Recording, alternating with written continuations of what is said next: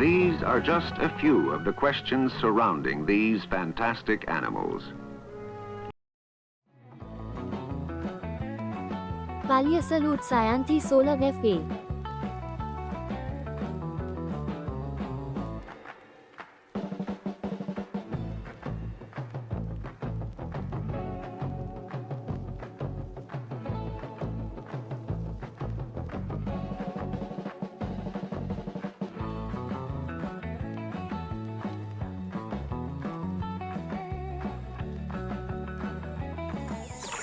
But those claws on the wings are, once again, invaluable.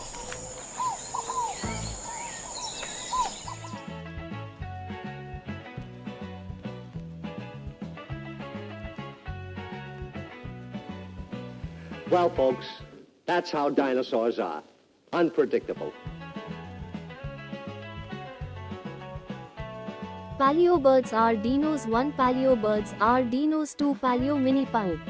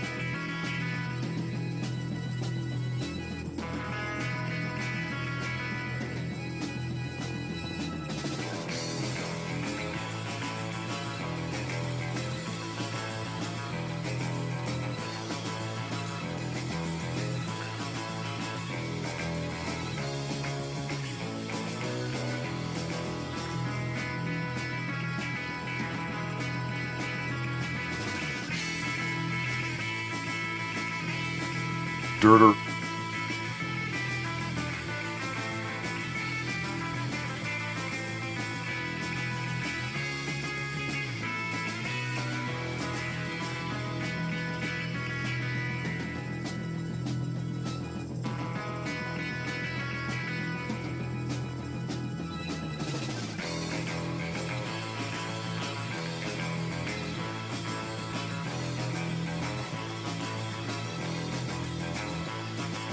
Dirter.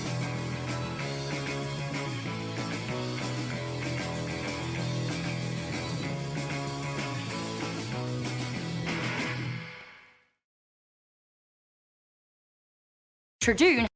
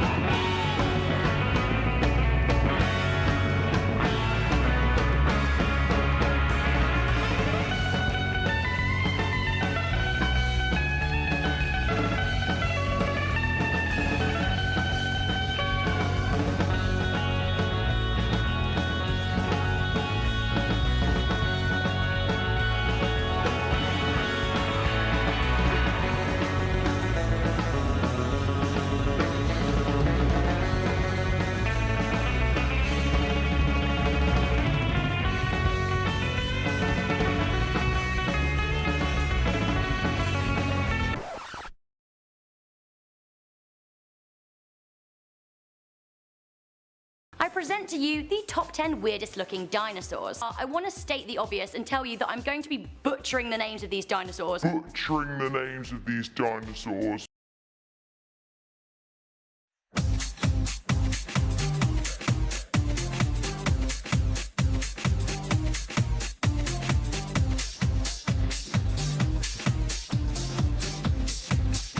In at number 8, we have the Tradoon. Tradoon.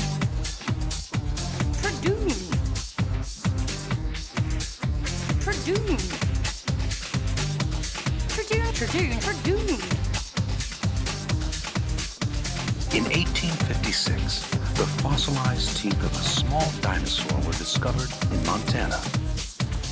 The species was aptly named Troodon, which means wounding teeth. Tradoon.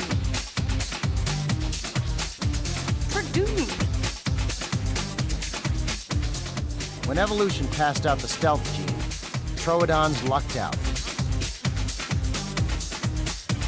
Tradoon.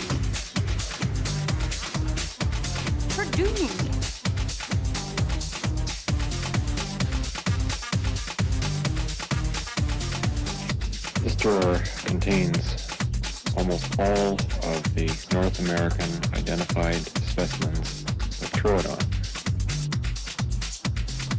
Troodon was every inch the predator, with razor-sharp serrated teeth and large, hook-like claws.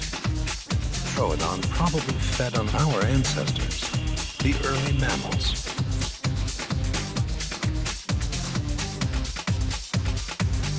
Troodon may have posed a greater threat to mammals than any other predator on Earth. The Troodon was suddenly cut down in its prime.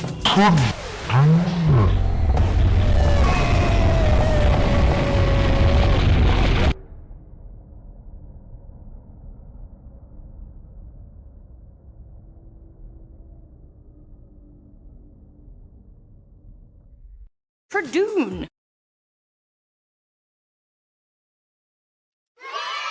Well, hello, everybody, and welcome back to Paleontologizing. How's everybody doing? It is Tuesday, April 7th, 2026, and I'm not that late today. I am, didn't end up going to Berkeley.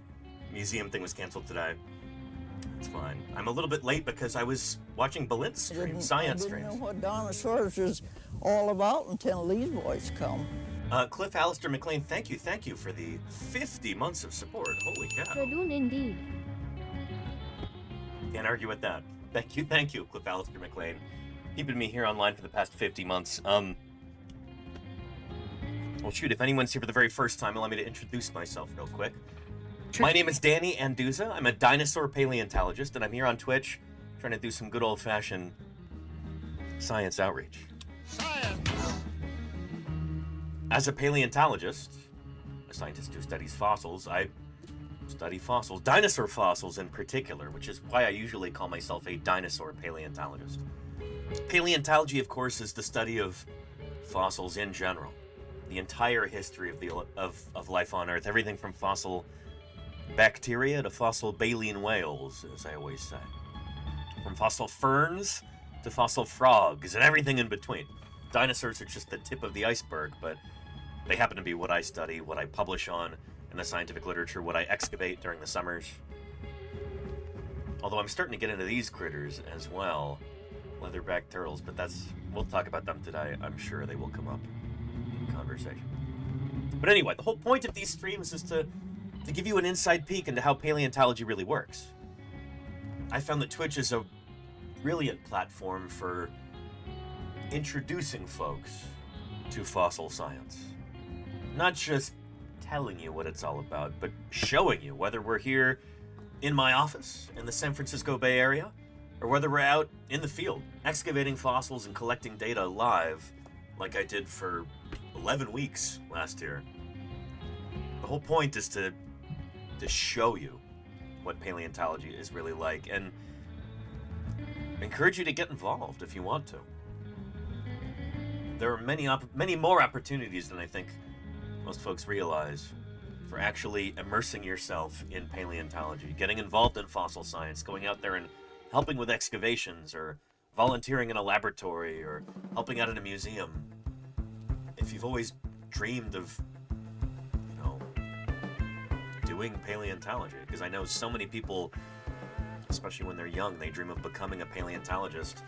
Just because that didn't happen to be your career path in life doesn't mean that you can't still do that. So anyway, enough yapping. We've got a fun stream tonight. We're going to be doing some more Wheel of Fossil News, I suspect, but first, we'll do some Metazoa. I'm sure we'll do some Q&A.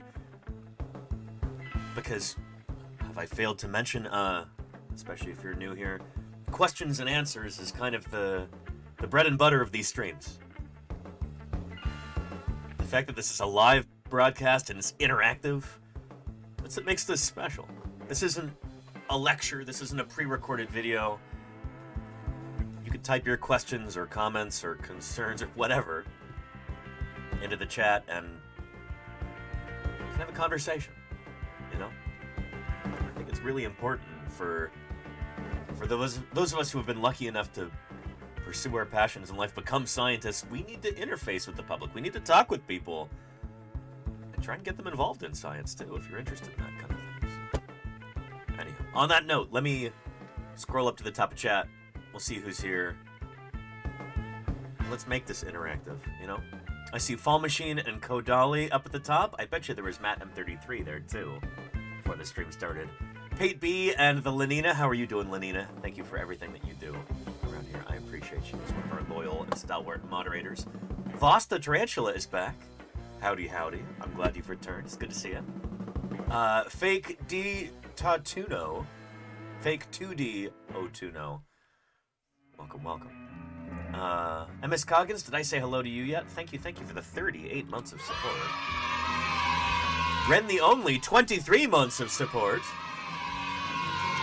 Dinororia, Maxwell, Paxton Frozen, Yak, and it then did Dark Muppeteer. Golganek, I hope you're having a good day, Golganek. It's good to see you. It's a snazzy NASA badge you've got there. I didn't know you worked for NASA, Golganek. That's really cool. Oh, and hello, Sweetie Pie. Shark Geek, how was your day going? Now the dinosaurs rule. And Embederico. Emberdeco, rather. Sorry. Thank you for the follow. Welcome to Paleontologizing. It's good to have you here. Eminette and Kay's Kuchin. Undead Kara. And Lily Dark. Lumia Rose. And Murph. Murph, I hope you're having an excellent day, too. It's good to see you, as always. Charlie's Dragon. What's shaking with you? Everyone fed on early mammals. Yeah, it's true, Charlie's Dragon. They were kind of near the bottom of the trophic totem pole, so to speak. And hang on, what is this? Thank you, Sweetie Pie, for silhouetting that for us.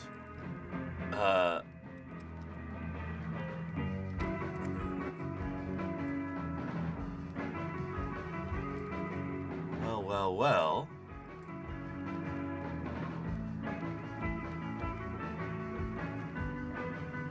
Hang on, this is not working properly.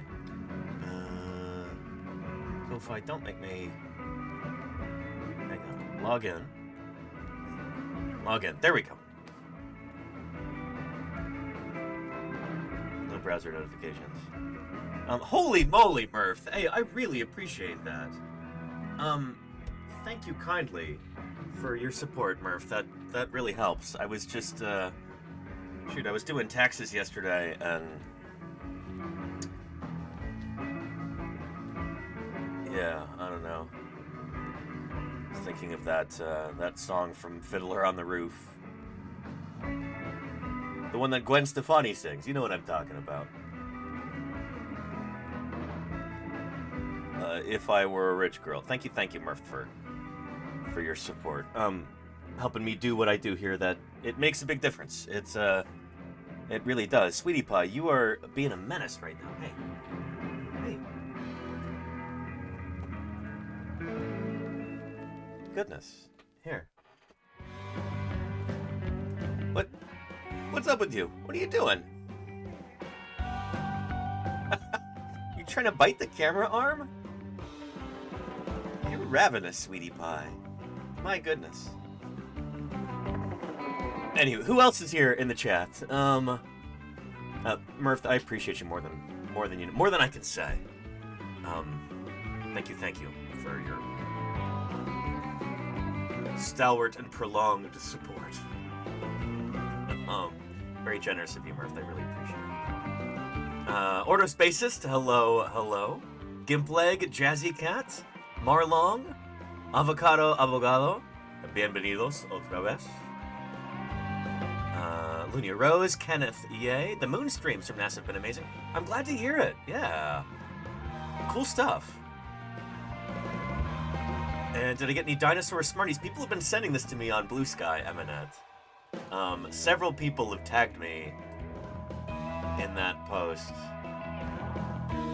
Where was that? There we go.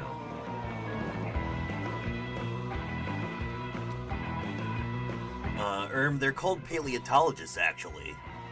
Nestle Dinosaur Smarties. Oh boy. What makes them dinosaur themed? I'm not sure I understand. What's the deal with this? Huh. I'm not sure I get that. What do you think, sweetie pie? Do you have any insight to offer? No? Okay. It's like, I'm not an ideas cat. I'm more of an ownership class kind of cat.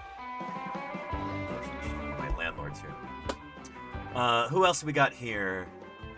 Elway Wannabe, hello, greetings to you too. Lady Red Fox PhD has returned. Good to see you again. Thank you for joining us. Little Pink Pony, did I say hello to you yet? Welcome, Little Pink Pony.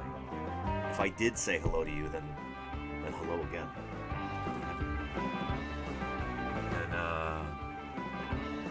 yeah. Just slap the word dinosaur on anything to make it cooler. I mean, it's not a bad strategy, Charlie's Dragon. It does make things cooler. You know, like when people... Here.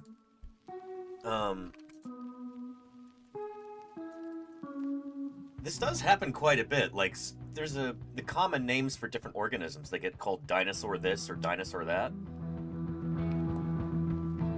This is a kind of flowering plant that gets called dinosaur food for some reason. I don't know why. Somebody, I guess, doing a taste test to try and decipher this mystery. There's a kind of ray-finned fish called a dinosaur bichir.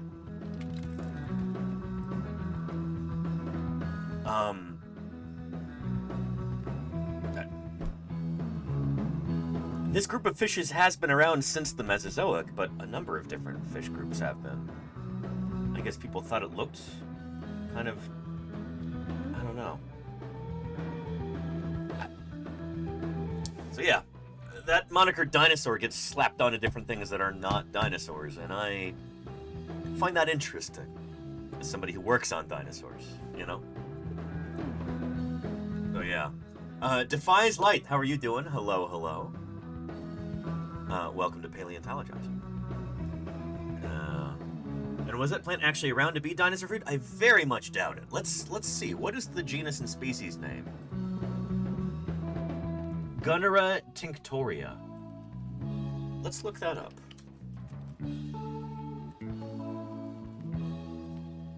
Species of flowering plant. Given that it is an angiosperm, a flowering plant, I think the odds that any plant from this family was around during the time of the dinosaurs, very small chance.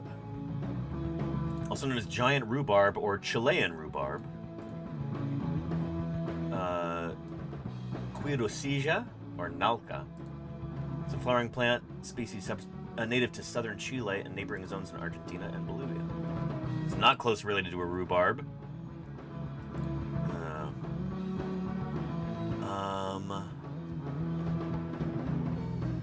Let's take a look at this critter. Because again, critters don't have to be animals. That's kind of my term that I use so I don't have to say organism.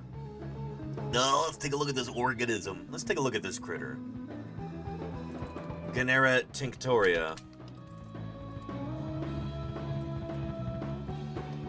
Let's take a look at it on our Tree of Life.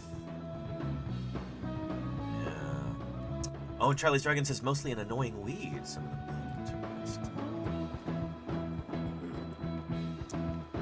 Let's see when they diverge from some of their relatives, some of the other plants in this larger clade. Wow, it's really nested in there, isn't it? This is a highly speciose group. Okay. Chilean Gunnera, aka dinosaur food.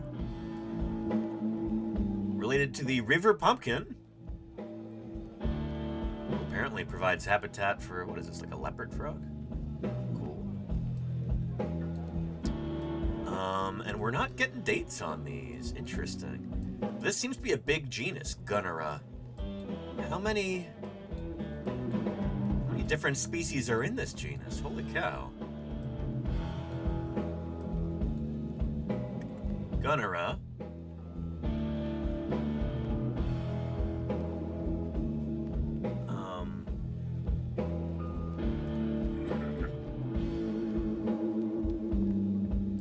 Yeah, we don't have dates on these, so I don't know when. It might not be known when these guys diverged from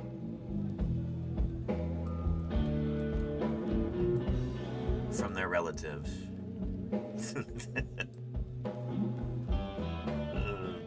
Pretty good name there.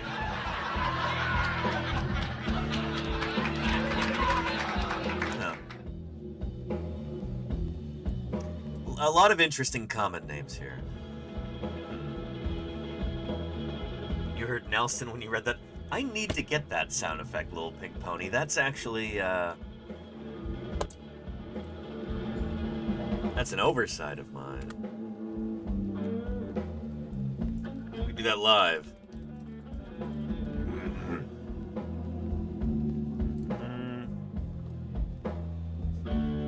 It'd help if I'd have the sound on, right? Hang on a second. Let's get this set up properly.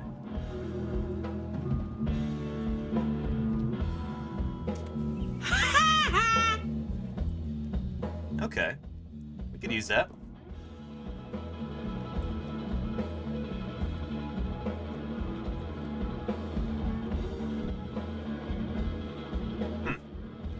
Oh yeah. I really kind of did, Little Big Pony. This is that was a keen observation on your part. Let's get this file downloaded and added to the soundboard. Which one of these keys is still open? That one is. That one is too. Gotta have them ribs. That one's not. Yes! I like turtles.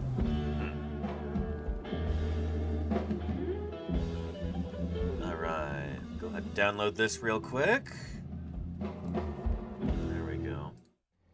MP3. Bear with me, everybody, while I take care of this. It'll be worth it.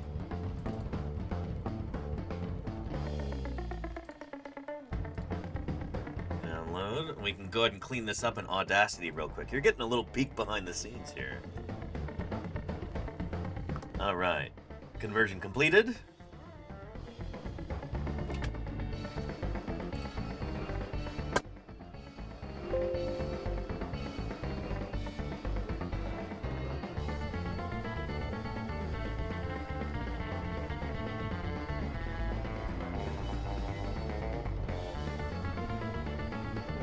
Sound effects and etc. Nelson, haha.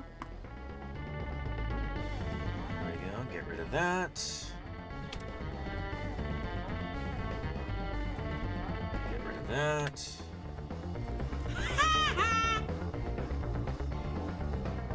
Let's amplify it.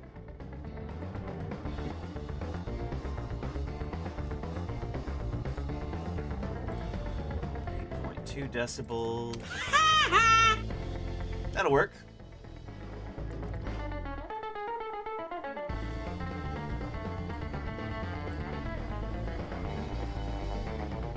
We'll replace the original file with this, just for simplicity's sake. Open open up our soundboard here.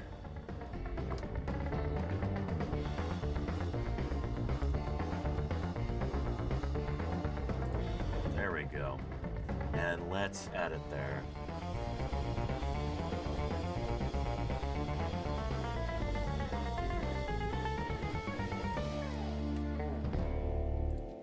Oil.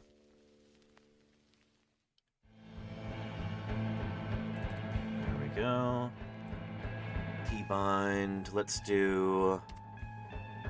There we go.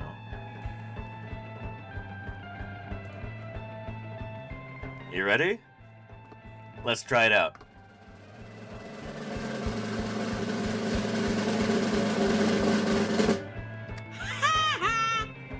All right. It's in the repertoire now. Excellent. Good stuff. Yeah. Anyway, I appreciate you sticking with me through that little interlude there. On today's stream, we're going to be taking a look at the Wheel of Fossil News, which includes a lot of different natural history news today. I might even add a few more things to it, but we'll see what we get through today. And we'll be doing Metazoa, lots of natural history Q&A, all that good stuff, so I'm glad you're here. Yeah. I used to use it to make ringtones too. I like that, Lady Red Fox. Good stuff. Yeah. Anywho. And Guttered Tinctoria is actually eaten raw, so calling a giant rhubarb or Chilean rhubarb isn't too wrong based on association. Still no relation to the true rhubarb, though. Let's take a look at that Charlie's Dragon. I'm a little curious.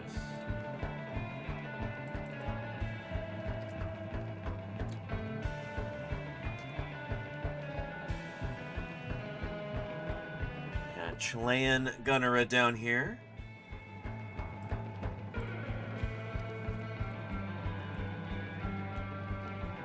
There we go. And rhubarb. It's funny, I was at the store with Lordy this morning, and we were looking for rhubarb and couldn't find it. But yeah, holy cow, so they are not close relatives. It seems like rhubarb is more closely related to things like oaks, which is interesting. Yeah. Fascinating stuff. Yeah. I showed this last week, but I think it's worth showing again. Just the very beginning of it. If you're interested in plants and how they're related to one another, here's a nice little primer on this. Did you know an oak tree is way more closely related to a pumpkin than they are to pine trees? Yep. Look, here are the oaks next to the pumpkins, and here are the pine trees all the way over here. Before I made this map, I thought that all of the trees evolved from each other. Nope. But it turns out the concept of a tree has evolved throughout history multiple times. Throughout prehistory, even. Sorry, I'm being nitpicky about this. In this Map of Plants video, I'm going to look at all of the different kinds of plants on Earth and how they're all related to each other. And I made this video with the help of the experts at the Royal Botanic Gardens, Kew, here in London. Very cool stuff. I'll give you a link. It's good stuff. Several of the plant people in chat have told me that the base of the tree, you know, some of this stuff may no longer be, I guess plant phylogeny has kind of moved past this point, so this is no longer considered super accurate. Down here are things like red algae, green algae. But, and plants are tricky to classify oftentimes. They do all kinds of weird and wacky things. But, for the most part, this will give you a good sense for what are the different groups of plants, how are they related to one another, when did they evolve, all that good stuff. So if you've always wanted to know a thing or two about plants, honestly, that's a great place to get started. Take a look. That, and also...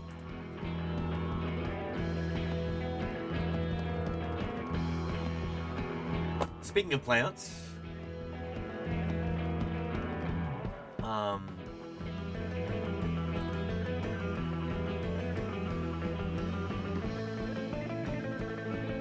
share this with you real quick. What was that? There's an excellent little short from Crime Pays, but Botany Doesn't, which is a phenomenal channel on YouTube. This guy, Tony Santori, is very much a botanist, but not necessarily in the way that you might think of when you think of botanists.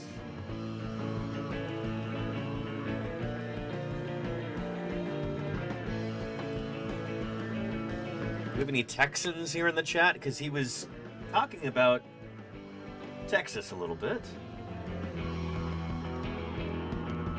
And how he feels like people in Texas should be a little bit more appreciative of their native plants. Here we go. I love this. This is one of these rare videos where the language is, you know, clean enough that we can use it here on this channel. But here's a little introduction to this guy. If you're interested in plants, you probably already know about this guy, but he's great. And there you go, Lady Frederick. Yeah. Talking about how proud it is, etc. Well, then why do you plant all this non-native garbage? Why are you planting crepe myrtles? They evolved in you know, more mesic forests in Asia. Why would you plant those here? Thank you. That's very sweet. He's a sweet dog. But that's not his dog. I understand, you know. I forget his dog's name, but his dog is always hanging out with him in his videos. This is somebody else's dog who's like interrupting. And I don't think it's not like, it's never malicious. It's just ignorance. It's, okay, well, we're going to tell you why this is cool. Like, why this is cool. This isn't weeds. This isn't brush. This is stuff that evolved here, that is specialized here. Why? Because it's evolved here over hundreds of thousands of years. Trying to plant crepe myrtles or Kentucky bluegrass or whatever garbage from somewhere else is an uphill battle. It doesn't make any sense. Look at this, man. This is not soil. This is like porous calcareous rock. All right, so not only is it like mechanically really hard to grow in because there's no soil, it's chemically really hard to grow in too.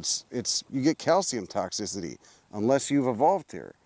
You know, like this Stillingia has a giant root in the ground. Cleanliness is, we're really rocky here. It gets 100 degrees here and it sometimes won't rain for a few weeks and everything dies because you're basically growing on concrete. But this thing has evolved this big tuberous root that goes a foot or two into the ground. And, you know, if it goes through a drought, it just says, all right, whatever, I'll just close up shop, roll down the shutters and wait it out. And then it does that, and then it gets some more rain, then it sends these up again, and it's good to go. And also, you know, like this Galphimia, this has specialist bees that pollinate it. They're not getting nectar, they're not getting... So this is, I love this because he's speaking my language, you know? A botanist and a paleontologist and an evolutionary biologist and a geneticist and like a zoologist, we can all have a conversation about this kind of thing because this is the sort of thing we all get excited about. We all study evolution and how different organisms adapt to their environments. This is the sort of thing that I really want people to appreciate, you know?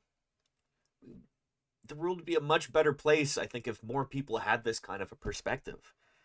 They would have more appreciation for their natural surroundings.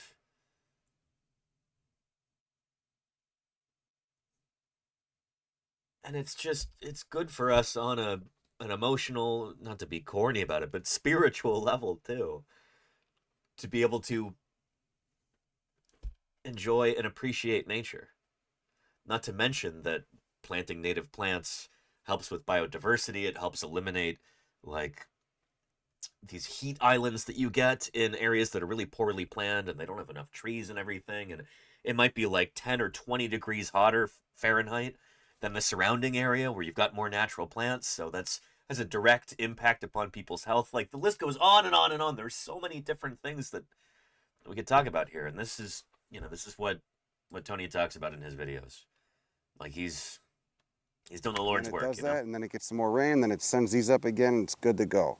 And also, you know, like this Galphimia, this has specialist bees that pollinate it. They're not getting nectar, they're not getting pollen, they're getting oils. There you go, iocane, exactly.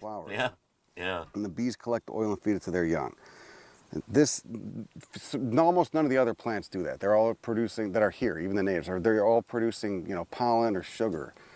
right? But so you get rid of this thing because, you know, someone who doesn't know how important it is just bulldozes the land and wants to put in Kentucky bluegrass and crepe myrtles and oleander. Well, now you've not only wiped out this plant, you've wiped out the bee that depends on it and maybe some other cool insects that depend on that, some parasitoid wasps and maybe some other birds that depend on it, and so on and so on. It just keeps going up. And soon you've just created the equivalent of a Dollar General, you know, just this monotonous, homogenized, sterilized store, you know, in your backyard. And it's all just because people don't know how to appreciate this. I don't know how you could look at this and think it's just weeds, but there's people out there that do that, you know? Whereas I look at like crepe myrtles and most like strip mall landscaping and I'm like, that's garbage. Like that, if a bulldozer went over that, I wouldn't care. That'd be hilarious, you know? This is the stuff that's, because there's context for it. All this stuff is dope. It's all cool. It's all specific to Texas. It's all specific to the Edwards Plateau. Yeah, there you go. I would show you some more of his videos, but you know, he's not shy about cussing, which cool, you know. I'm usually not either in everyday life, but we've dug ourselves into a very nice, very comfortable, and I think beneficial rut here on Paleontologizing, where we do have a family-friendly language policy. It's just easier this way, honestly, and that's the path we're on. We're going to stick with that. It doesn't mean I can't recommend you this phenomenal channel. Crime pays, but botany doesn't. This guy knows what's up. Go subscribe on YouTube if that sounds interesting to you. Iacane says, I've effectively turned my front yard into an orchard with currently 4 different types of fruit. Going to add to that at least 1 more this year. That's awesome. Yeah, I've been working with Lordy here at the house to select some additional native plants that we can put outside that'll attract different pollinators, bees and flies and wasps and butterflies and birds and maybe even bats eventually. We've got big plans for this kind of thing. We're starting off kind of small right now, but we're going to be changing our landscape so that it's plants that actually evolved right here in the San Francisco Bay Area. Things that over thousands of generations, they have beautifully adapted themselves to this particular climate. And so they're just going to require a lot less maintenance than something that's ornamental and, you know, isn't from here and, you know, you get a particularly hot or cold day and it just dies off. No. You want stuff that's going to survive because it belongs here, it literally evolved here, and it'll be a benefit for all these other critters that we have around us. We have skunks in our backyard, which I think is incredibly cool, because I see them out there sometimes, digging around and frolicking with one another. They haven't sprayed yet, so we've known about them for months and months and haven't had any issues. But those skunks will keep down the rat populations and the mouse populations around them, because they eat those critters. Like, they're beneficial to have around. And they aerate the soil by digging little holes and stuff like that. And it's just cool to see, you know? These creatures were around for skunks in particular, like a few million years before human beings showed up on this landscape. This is their home. And the idea that they feel at home here in our backyard nowadays, I think is really cool. Shows that we're doing something right, you know? Anyway.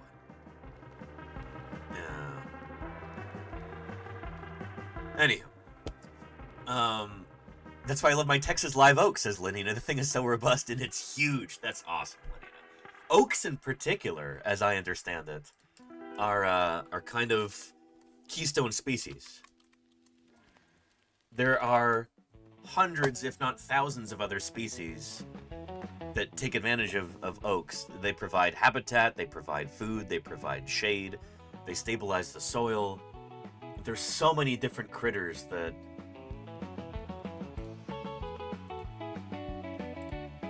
rely on oaks, you know? This diagram here says 2,300 species. Sure, yeah. And it's not just animals, but it's other plants, it's fungi, it's microorganisms. Yeah. Oaks are not my favorite trees. I honestly think they're kind of ugly. I grew up around a lot of oaks here in coastal California. But what they lack in beauty, at least in my opinion, they make up for in ecological importance.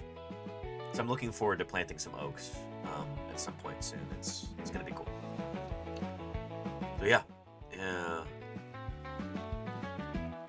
Anyhow, Golganik says, Mephidids, the skunk family, are good for you. It's all there in black and white. There you go, Golganik. Yeah. And Trader Tots, nice NASA badge there you go, by the way. I'm converting my urban yard to native gardens. That is so cool. So cool seeing the birds, wildlife, and bumblebees, and butterflies and moths. It's so important, you know?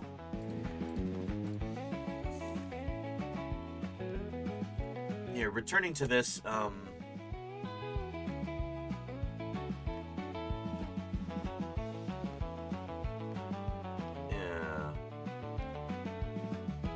Here, I'll show you a trailer for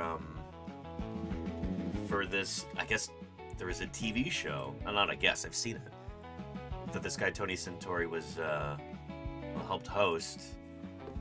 That kind of encapsulates what we're talking about here. Chicagoland, with its tight-knit, walkable neighborhoods, this is my native habitat, where the front lawns are about the size of your front room, give or take. If you want to slaughter the most grandiose of lawns, you gotta venture out into the suburbs. Okay, buddy. Okay, buddy. Drive like somebody who would drive one of these trucks. I guess it's against my gentle nature. This office parks. Oh. Ooh. Yeah, we're entering the zone now. This was always the landscape of bleakness here, man. I appreciate the We finally reached this woodsy enclave in the outer ring of suburban Chicago. And so Willowbrook, you know, I think it was an unincorporated town for a while. You'll notice there's no sidewalks here. Yeah, this should all be prairie. Look at all these lawns. Look at it, it's like a damn golf course. This looks like it'd be a pain in the ass to mow, man. That'd be a nice come on, lawn. language. Look at that. Look how big that thing is. Look, that thing's enormous, man. Dang, it's huge. This is unreal. Come on, guys, try harder. You can do better. Just do better. You know, I'm really disappointed. This is a nice neighborhood until somebody calls the cops on you. I don't see anybody with the native plant lawn. No, I don't. This is like at the very, going on out very precipice of what we can show here. But yeah, the whole premise of that show is they help people out who want to. Yeah, who want to actually do something good for their neighborhood. Here's another trailer. He put me in Frank's little house. You know that little spot he's got? Just before it's time to start ripping up turf, a couple of elderly neighbors passing by spot something in the grass. Oh my, there you go, do you see that? Is that St. Anthony? The instant I seen it, I knew what it was. Oh my God, it's a saintly vision. We're part of an online community. We were just passing by on our way home from the grocery store, Seen this amazing apparition. And it has the patron saint of lost things. God put him here to guide us, I think. You know what the biggest sign is that we're lost? All the grass. I see a lot of grass. This lawn was clearly placed in a central location so many could see it, so it could be a signal to everyone and be led on a new path away from lawns. We had a lightning storm that evidently struck here about 7 or 8 times, and it happened to be in the face of St. Anthony. And I know a miracle. This is just like Our Lady of the Kennedy Expressway. It's a Chicago tradition. It's a Chicago phenomenon. Our Lady of the Diner on Archer that appeared in a pancake batter, and Our Lady of the Hash Browns at the Golden Nugget on Western. Also Our Lady of the Beach Sands, Our Lady of the Rusted Wheel. I went and saw that in 1989. And this is the exact same thing. The two old ladies had so much faith in the apparition of the lawn. One must also have faith in nature and bring it back. Didn't know what to do with our yard. We were kind of lost. Well, many in the Midwest are lost. It's really tragic, you know, just a catastrophe. The lawn represents our lost connection to the natural world. So, of course, St. Anthony, the patron saint of lost things, is who appeared here in Willowbrook. Let the yard transformation begin. Plant the seed. make it contagious. And then eventually, you know, you slowly start to see this kind of mindset that's embodied by the lawn start to wither and die. There you go. Anyway, it's cool to see somebody who does have kind of a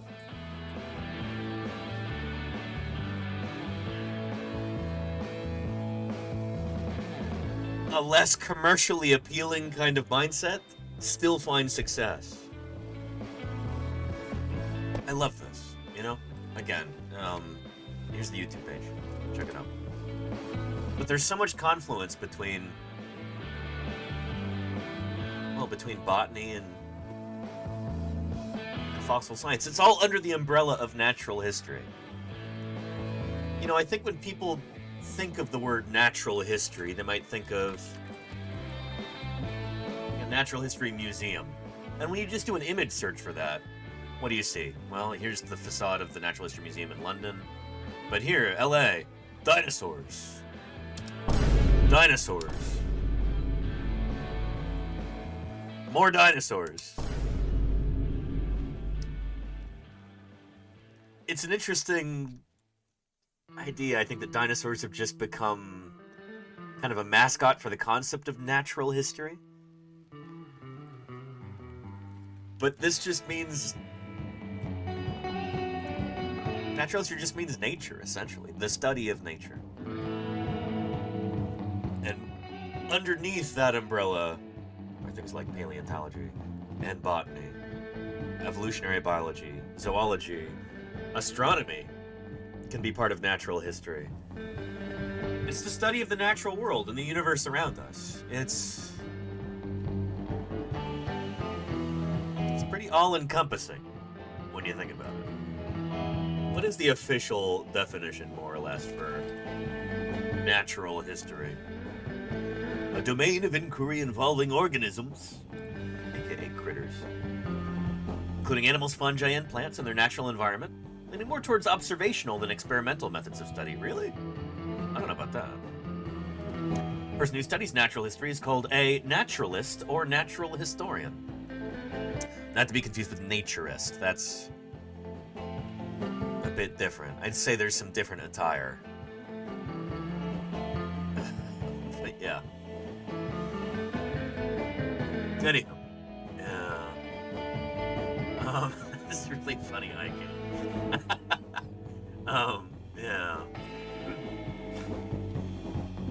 Snowdinchi says the trees separating us as a crop field, separating us from a crop field, all got cut down, and some sort of impossible to remove ivy absolutely took over. Oh boy.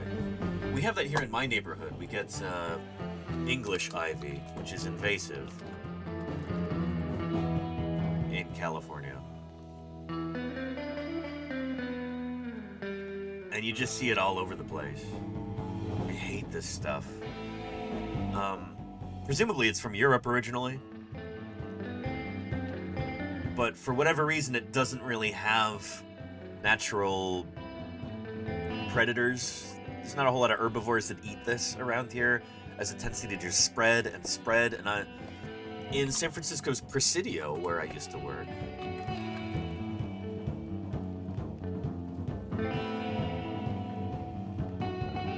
you get these meadows and everything just gets taken over by this suffocating invasive ivy. It's a real problem. Yeah.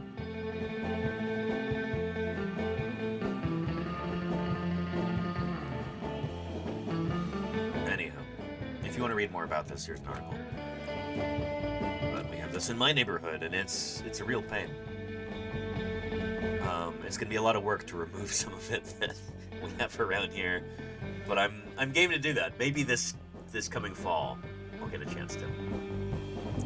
Yeah. And we get that too in Atlanta. I believe it. Yeah. And Dirter Busted, I did not know naturalist was a term. I think people have called me one, and I just thought they made it up. It's kind of the old name for a scientist. So, like, back in the days of old Chucky D, Charles Darwin, we didn't really have terms like biologist, zoologist, paleontologist. You might just be called a naturalist, and it's kind of irritating to me that so many of these pictures of Darwin are like of him as an old, bald, bearded guy, when like he did his most important work when he was younger. In many ways, I think this is how we should remember him. He's still going bald, though. Lots of people do when they're younger. But anyway, the term naturalist, it does almost feel a little antiquated, almost Victorian. But I think it's nice because it doesn't necessarily imply that that's your full-time job or that you're part of academia or that... I feel like anybody can be a naturalist, regardless of your day job or your background. I feel like it's more of a... It's more descriptive rather than prescriptive in a way, if that makes sense. Naturalist sounds borderline witchy, says I. Interesting. I think of it as being very...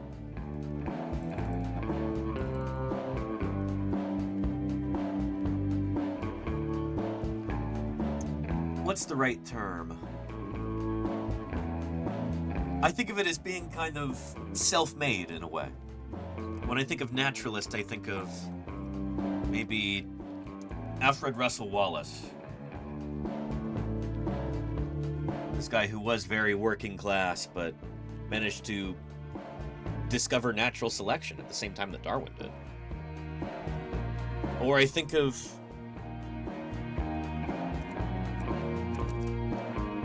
Mary Anning, you know, the mother of paleontology, as she's sometimes called.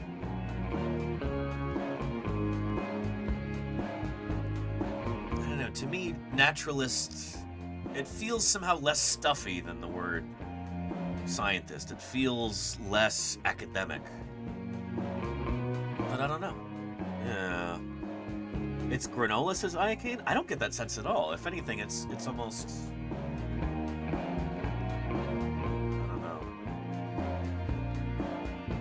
Yeah, I don't think I have that same kind of connotation in my mind. But yeah.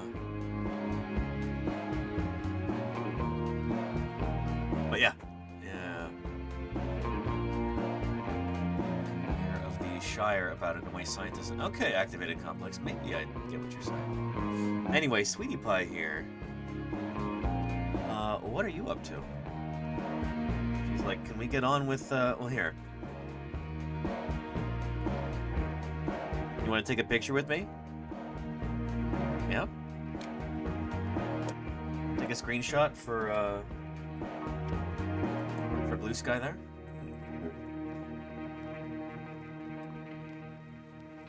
There we go. Nice.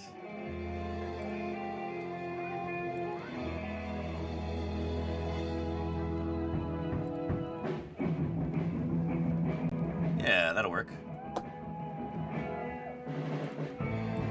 Let's let people know that we're live. We can do some Metazoa, do some Q&A, do some fossil news. Yeah.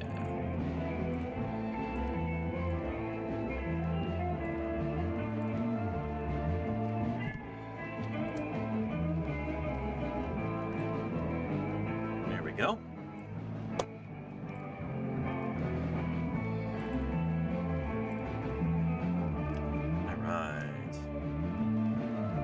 Anyhow. Gary Ankela says, if something were unnatural, then it would be unobservable, right? Naturalist jives with me? Maybe, yeah.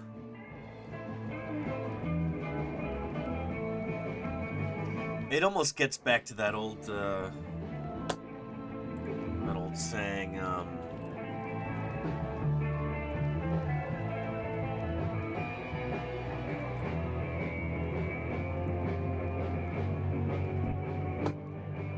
supposedly uttered by Socrates at his trial for impiety and corrupting youth.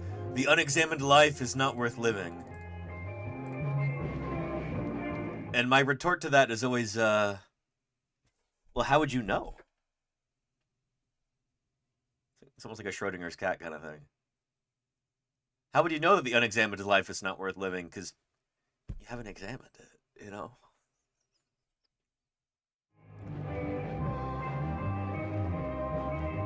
If a tree falls in the woods and it is unexamined, did it really fall? I don't know. Anywho, yeah. What do you think?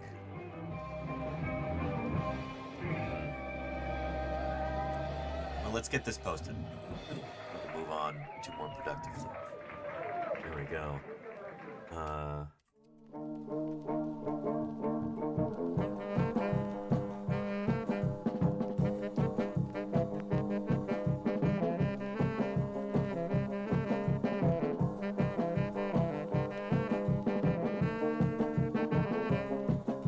I'm not gonna say giant stupid ammonite. A giant weird paperclip ammonite.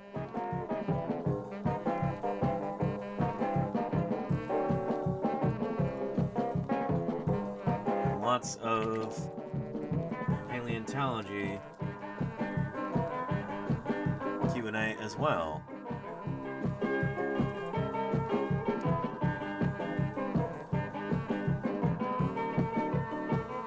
Join us and jump in the chat at twitch.tv/Paleontologizing. There we go.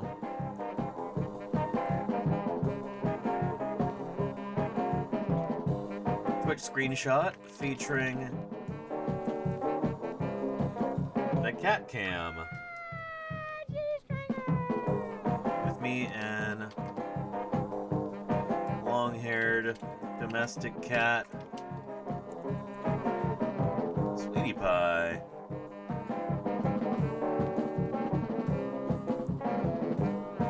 In front of my office wall. Behind us are a life-size 3D print of a giant Ice Age beaver skull, as well as a leatherback turtle model, which we assembled yesterday.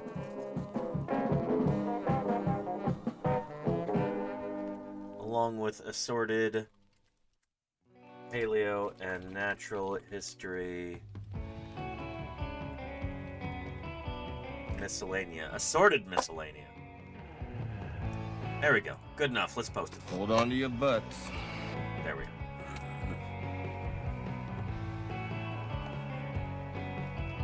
Here's a link to that post right there, if you'd like to interact with that in any way. Oh, and we got to post it. We're live. Shoot, I didn't even do that.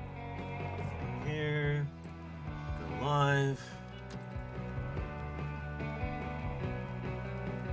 Paleontologizing. And there we go. Excellent. Yeah.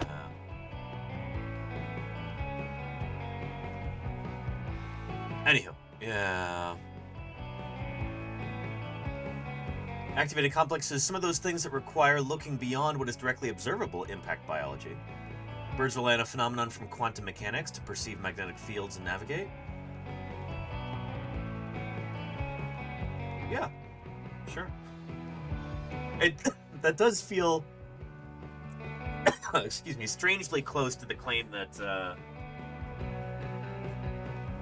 dogs are incredibly intelligent animals because they have to be able to do complex calculus in order to be able to catch a ball.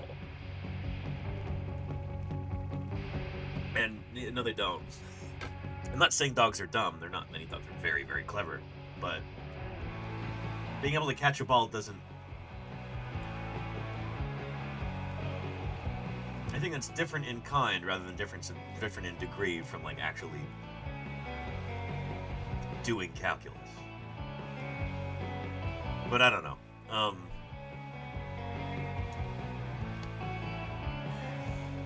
What are we even talking about?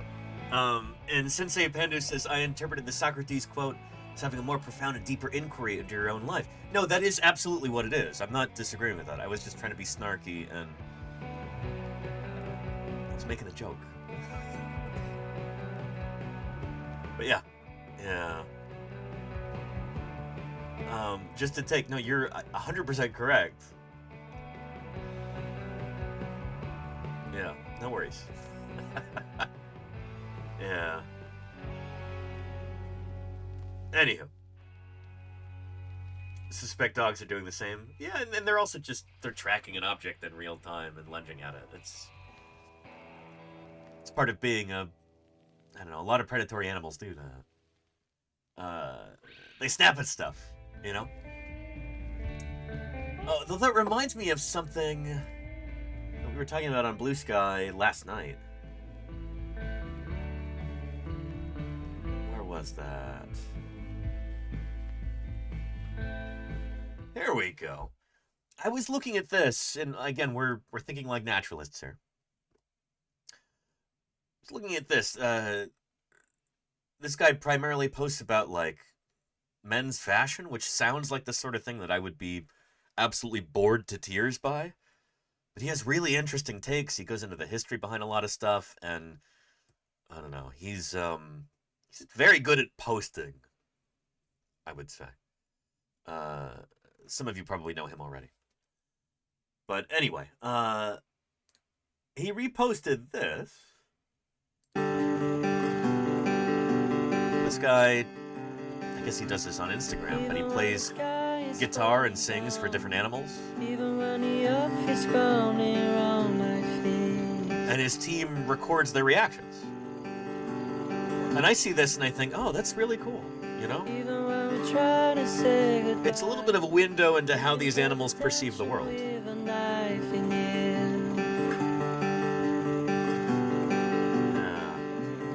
Workwear is a legend. He's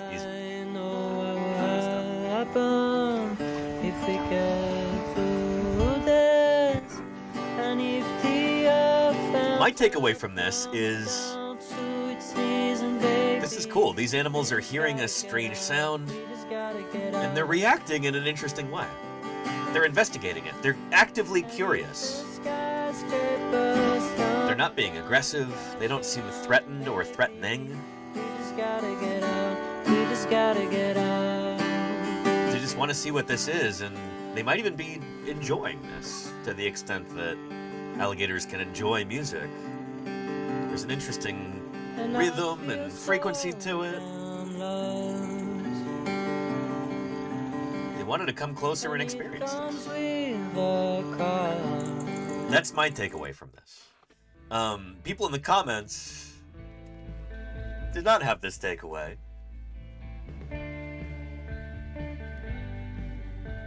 Yeah, so many people were... Yeah, love this new genre of just before they got eaten videos. Dinner and a show. Dinner is the show. Yeah, as a native Floridian, this man needs to back away slowly. Yeah, the music's pretty good. You want a snack? Yeah, he sounds delicious. These are animals in a zoo. They're already very well fed.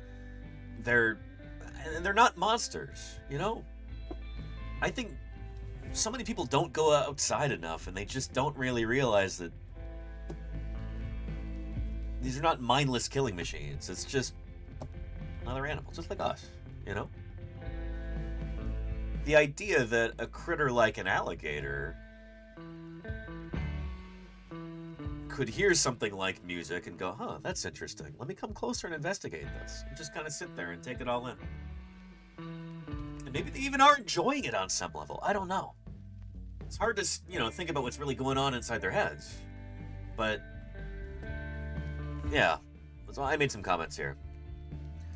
I said, folks shouldn't be so surprised by this. I guess this is before I read all the comments. People just joking about, oh yeah, these are bloodthirsty monsters. They're just going to eat that guy. So crocodilians are more closely related to birds than they are to, say, lizards. And they're much more behaviorally sophisticated than most people might assume. And this guy here, he says, I found myself imagining what they were thinking of this weirdly rhythmic noise. I decided maybe it was a bit like how I listen to birdsong, beautiful and soothing, even if I have no idea what it means. So if they have some shared traits with birds, maybe my whimsy is more apt than I'd expected. I said, I think you're onto something. It's well documented that crocs use complex vocalizations. I don't know actually how complex they are. Maybe they're simple by vocalization standards, but they do use vocalizations to communicate. So the birdsong analogy seems appropriate. So there's definitely some anthropomorphizing in this clip, but I think it makes the point well. I'll show this to you. This is a different species of alligator. It's a caiman.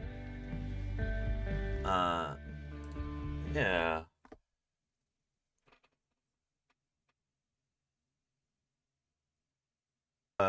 Gary Ankela says Tom Hanks is a gem. I saw part of this series when I was on a plane.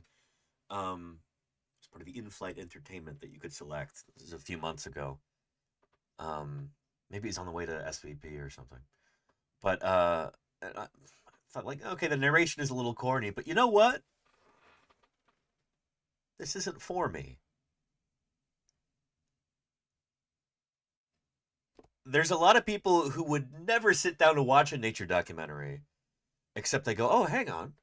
I like Tom Hanks. I'll watch this. You know, it's funny because after I had seen that, I was talking with my mom on the phone maybe a few weeks or months later, and she's like, yeah, I've been watching this nature documentary with Tom Hanks. I really like it. Like, Mom, you're watching a nature documentary? Holy cow. So again, maybe not for me. I'm not the intended audience, but there's a lot of people who will watch this because it's Tom Hanks, and that makes me happy. You know, like, you're reaching people who would otherwise not be reached.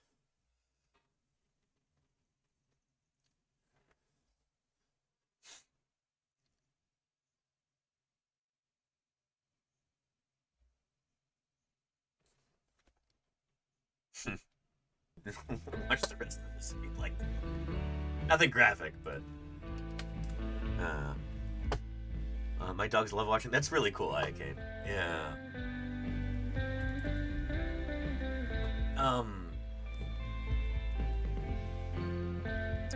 Was it a trombone or a tuba from that video? Was it trombone? Oh, here we go.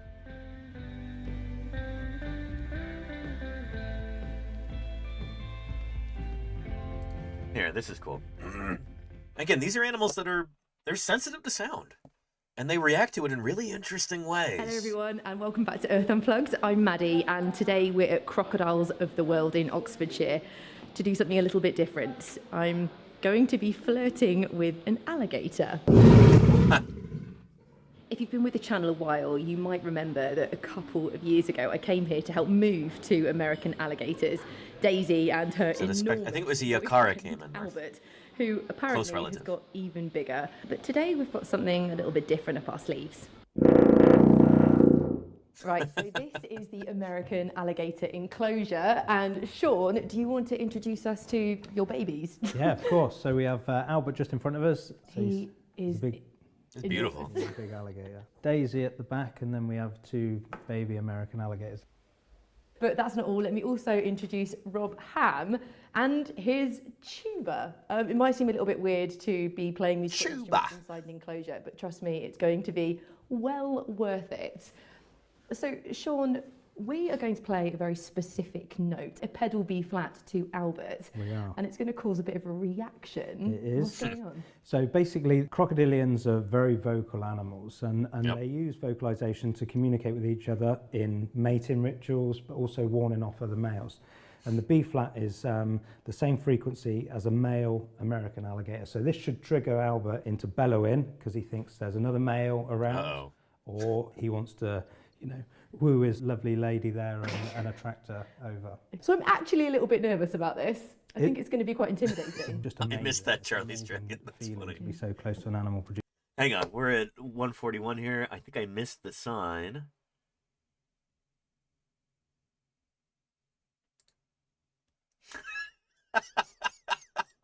Alligators love kids. but they're hard to digest, so please do not climb the barriers or walls. Sage advice. Feeling to be so close to an animal producing this noise. Rob, are you ready? Yeah. I reckon we should do it. Cool. I think they're ready. Right. 3, 2, 1.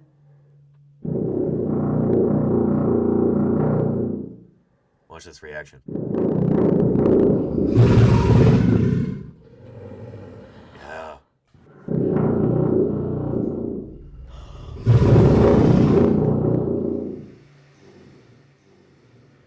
That is amazing. You can see like the water rippling. On his back.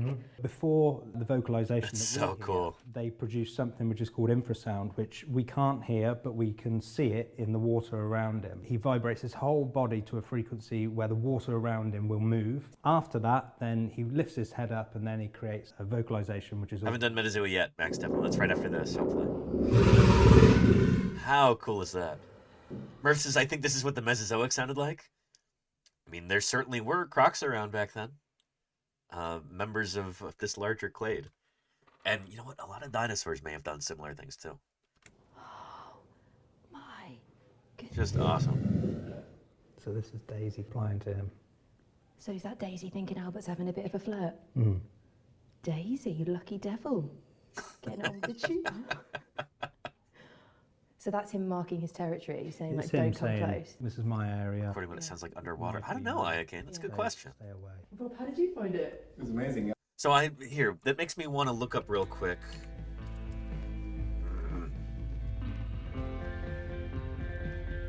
Alligator infrasound on, say, Google Scholar here. Looking at the literature. Underwater sound locating capability in the American alligator.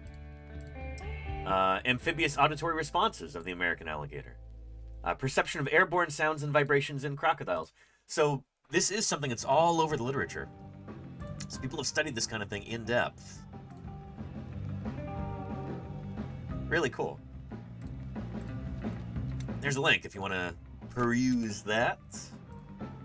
Yeah, I suppose it was like we're talking. Did you think so? Because one after the other, I play and then I get the response back. It's really a strange experience to be that close to it. Cross-species communication. All right, Rob, when you're ready.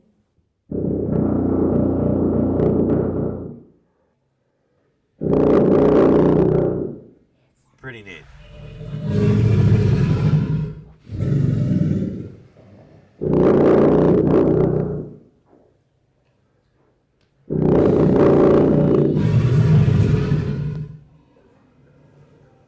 That's pretty exhausting for Rob doing that for that amount of time.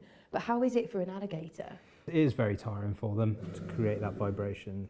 His body goes completely rigid and it takes so much energy to produce that infrasound. So, you know, it's not something they do all day, every day through the breeding season. It's not quite like birdsong in that regard.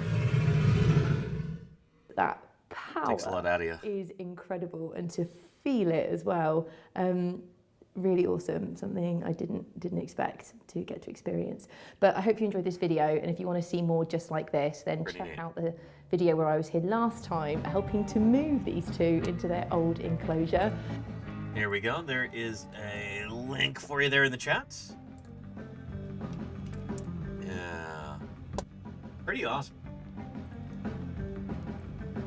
What a cool critter. And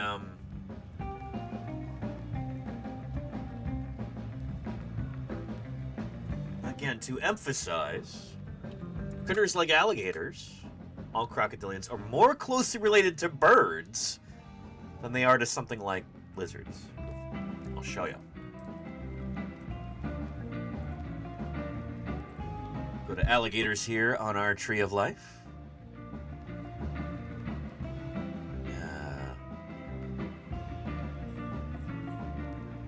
American alligator is Alligator mississippiensis right there.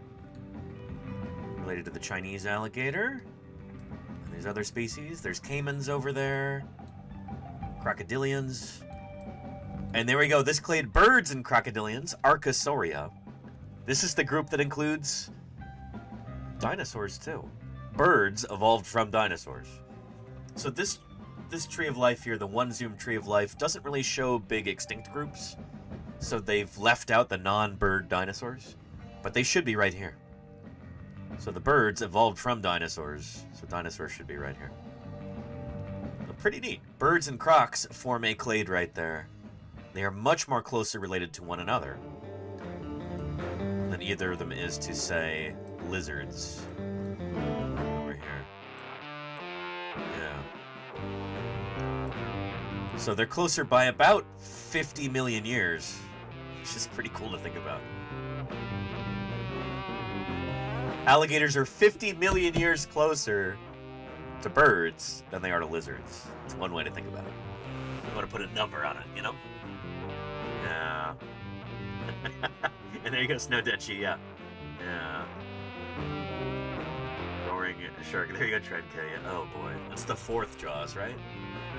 I've seen the end of that. It was terrible. Yeah. And pigeons. Yeah, pigeons. Underappreciated birds, Trent K. Yeah. Anyway, speaking of phylogeny like this, let's get into metazoa. This is my daily excuse to talk about phylogeny, to talk about the relatedness of all living things on Earth. Because as far as we know, all life forms on our planet are descended from a single common ancestor. There is one primordial life form that gave rise to everything else on our planet today, which is why everything has DNA. All living things have a genetic code like that. You can use that knowledge to beat this game. Metazoa is a daily animal guessing challenge. Every day there is a new animal to try and guess. So, fortunately, it's not all life here, but just animals. Metazoa here. So, only 1.4 million species. We've got 20 guesses to try and figure out today's species. Let's dive in and do it. Hold on to your butts. So the way that this works is we type a guess into here, any kind of animal. This will show us the most exclusive evolutionary group that includes our guess and the mystery animal. So if we get really close, it'll be a really small group. If we're really far away, it'll be a really broad group.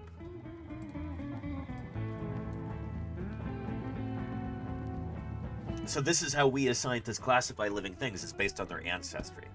Critters that are more closely related to one another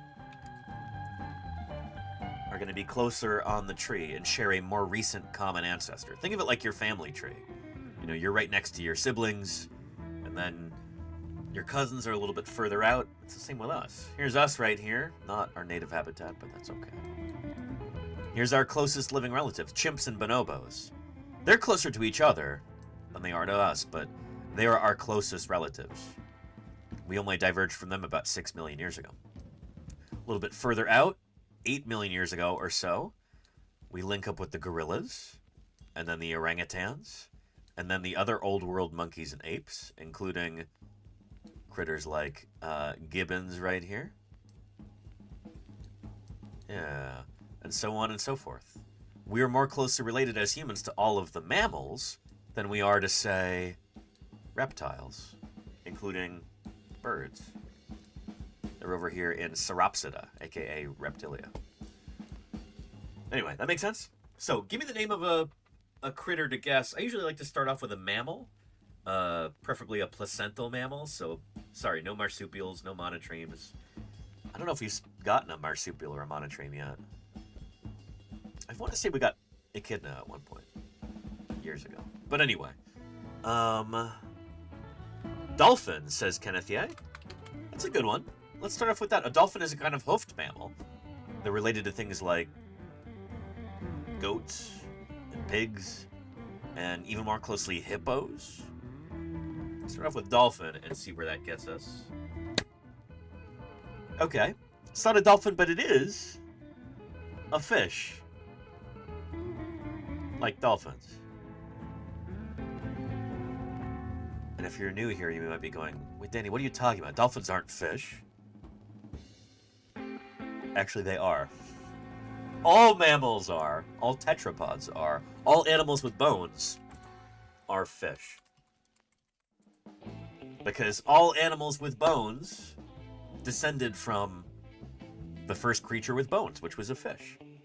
So all of the land animals today that have bones, we call tetrapods, reptiles, amphibians, and mammals, they all evolved from a critter that looked a lot like this. A lobe-finned fish that came up onto the land. So let's zoom out from here. Here's the reptiles, here's the mammals. Together they form a group called the amniotes, which are a kind of tetrapod along with the amphibians. And then you get to lungfishes and tetrapods. And then lobe-finned fishes, including tetrapods. All of these animals are a kind of lobe-finned fish. This is because they evolved from a lobe-finned fish. Thus they are, by definition, a lobe-finned fish. Anyway. And then they're part of bony vertebrates, Euteliostomi, also known as the bony fish. Outside of the bony fish, you get the cartilaginous fishes. These are fish with cartilage skeletons. Sharks, rays, they're relatives. But we're not talking about them. Our critter is a bony vertebrate, a bony fish, Euteliostomi or osteichthyes. And so this tells us that our critter is not going to be a lobe-finned fish, because we guessed dolphin, and dolphin is part of this group. We guessed dolphin, and Metazua says, nope, not a dolphin. Best I can do for you today is osteichthyes, the bony fishes. But it's not a tetrapod, or else it would have said tetrapod. So our critter's got to be some kind of ray-finned fish. These are the fishes that you think of when you hear the word fish. This is tuna and trout and clownfish, anglerfish, eels, etc. They're all ray-finned fishes. So is barracuda a bony fish? It is indeed, Max Devlin.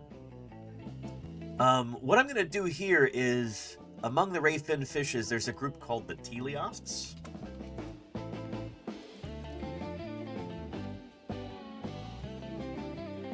And ever since the Cretaceous period, this has been the most speciose group of bony fishes. Of ray-finned fishes, rather. Yeah, here we go. So during the age of dinosaurs, you had a lot of these guys were more common. Things like sturgeon, gar, and bowfin, and bichir. These guys were pretty common during the age of dinosaurs. But then, during the Cretaceous, this group here, the teleosts, they explode in diversity. It's really crazy just how much they radiate out, how much more diverse they become. There's thousands and thousands of species of these guys nowadays. So here, just to show you, for all of the ray-finned fishes, 34,000 species, give or take. Let's look up teleosts. Out of those 34,000 species, 34,000 of them are teleosts. This is the vast, vast, vast majority of ray-finned fishes alive today are teleosts. This is a tremendously successful group. They just went absolutely bonkers in the late Cretaceous, and then I guess they did pretty well when the asteroid hit. A bunch of them survived, and they diversified like crazy afterward too, so nearly all of our ray-finned fishes today are teleosts. Chances are our critter here is going to be a teleost. It is a ray-finned fish. It's probably going to be a teleost. So let's try and be clever about this. I'll try something like... Let's try maybe catfish. They're kind of otophysin. Let's try that. We're just kind of... Let's feel this out a little bit. Catfish. Okay, our critter is a teleost, and it is part of Clupiocephala, but it's not a catfish. Here's the Clupiocephalans here. There's still over 33,000 species. Holy cow. This is tricky because, well, let's see if it's a percomorph. Percomorphs are a big group within the teleosts. There's the percomorphs. These are perches and their relatives. And there's over 18,000 species. Let's see if it's one of them. Let's try maybe, let's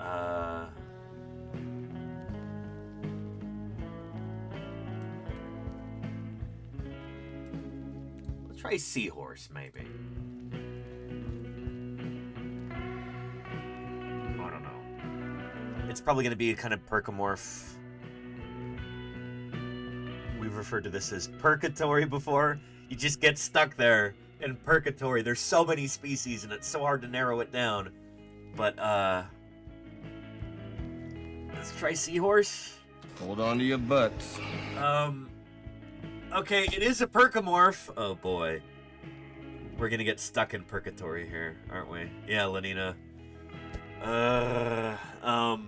And we've already used 3 guesses. We could be here a while. Shoot!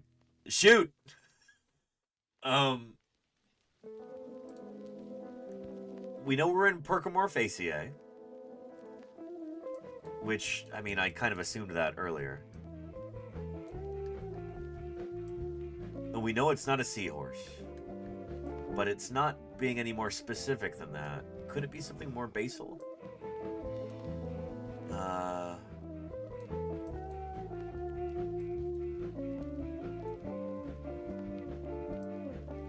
Let's try tuna, I guess?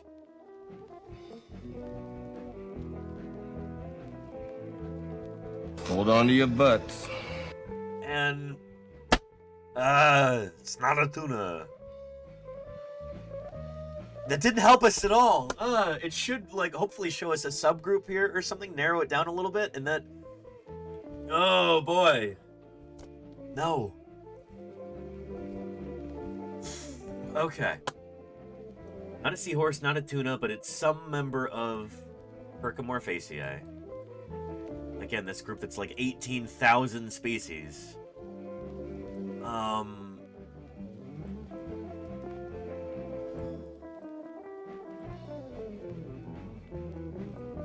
Goodness, there's so many different things it could be. Let's try something like... bass, maybe?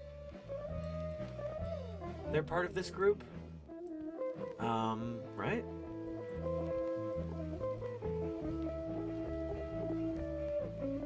Micropterus is the genus name? Yeah, they're over here. Let's try that.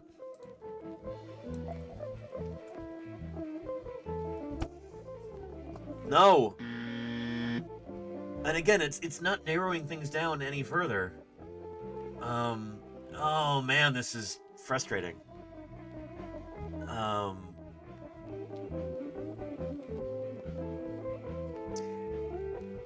Casey says, oh no, too many fish. I mean, it wouldn't be a problem if it would just show us these...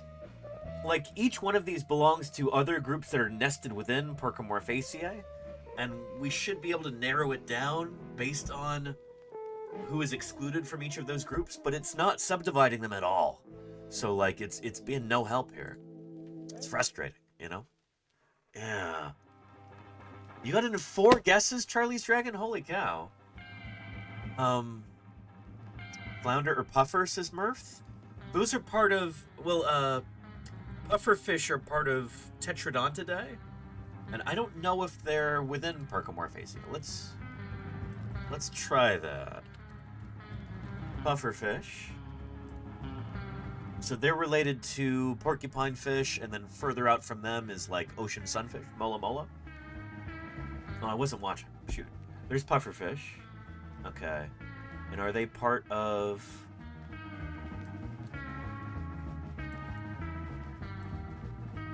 Percomorphaceae? Not paying attention. They are, I think.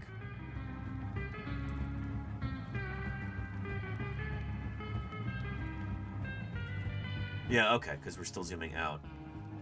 Ooh, boy. Okay, we could try... Pufferfish. Worth a shot? Hold on to your butts.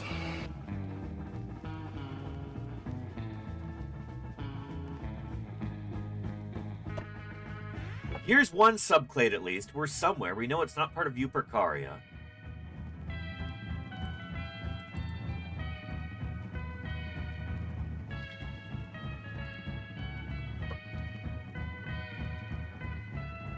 Which it doesn't even show up on the one zoom tree of life. I'm gonna go to Wikipedia. Eupercaria is... Oh boy. This is frustrating because the Metazoa tree and the one zoom tree of life are not in agreement. They're built in different ways. Like they've got a different arrangement to the branches, which probably reflects that there's some dispute among phylogeneticists about how these different critters are related to one another.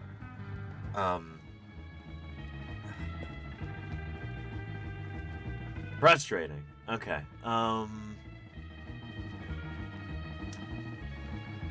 Pufferfishes are part of Tetrodontoidea. Tetrodontiformes. Which is part of... There we go. Eupercaria. So we know it's not part of this. So it's not going to be a rockfish.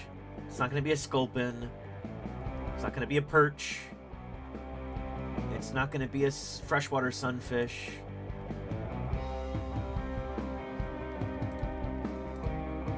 Okay, so we could ignore this clade. It's not part of this. But it could still be something like an archer fish or a dolphin fish. Do they have dolphin fish? They don't. Also called Dorado or Mahi Mahi. Nope, they don't have any of those. Other names for the same group. It could be a snakehead. Do they have snakeheads? They don't. Okay. We tried tuna already and it said no.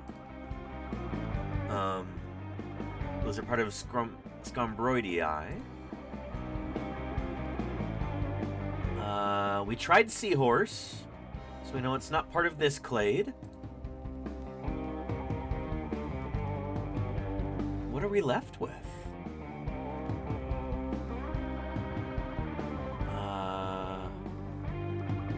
Armored sticklebacks, like we have in our backdrop today. There's a stickleback right there. Really important fish, experimentally for evolutionary biologists. We'll get into that another time. But, it could be a barracuda? Carangiformes. Could be a remora. That would be cool. Do they have remora? No. I feel like we had barracuda pretty recently because because I remember playing the song. Isn't it a Blondie song? Who sings that song? Barracuda. What about a fire eel? Oh boy, Murph. Oh no. That was so frustrating when that really got us that time. It took forever to get to that. And it's therefore likely that we're here today because, by the luck of the draw, dinosaurs who had been dominant over mammals in ordinary times got felled in a mass extinction. Nebraska Farmer, thank you for the 11 months of support. I really appreciate that, Prime. Thank you, thank you. I know, maybe you don't feel like that costs you anything. You get a free Prime every month, but I really appreciate it. It helps me continue to do this science outreach day in and day out. It's, yeah. Heart saying Barracuda. Thank you, Eminette. Okay. Appreciate that. And where would moray eel fall or anglerfish, says Ravon? That's a good question. Eel pouts, cusk eels, eel blennies. Yeah, so I don't think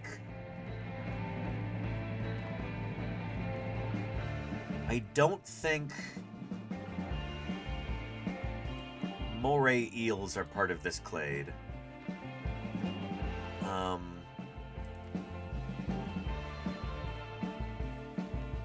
eel. No, that's from outside. Okay. So it's not going to be a moray eel. Could it be an anglerfish, though? Let's try that. Oh! Perhaps. Perhaps. Rayvon, you might be onto something there.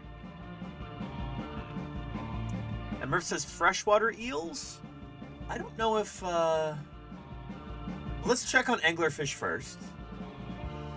Because again, our critter is not part of Eupercaria, but it is a percomorph. So...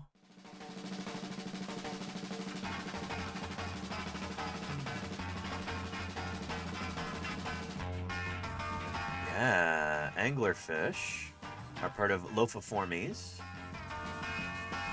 But, oh, but this is part of Eupercaria, so it's not going to be an anglerfish. Yeah. I don't think it could be. Unless there's some controversy over where Lophiformes falls out on the tree. Which could be the case. Okay, let's look.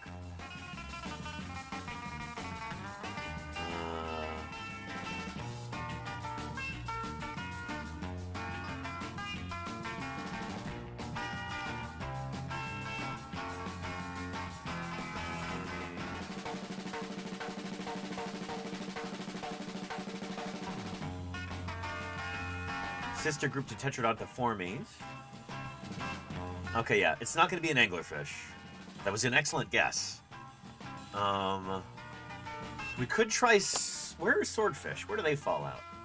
Long tab.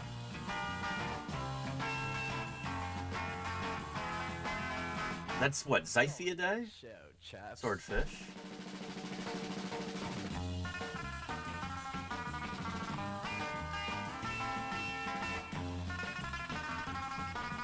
Oh, interesting. Could it be?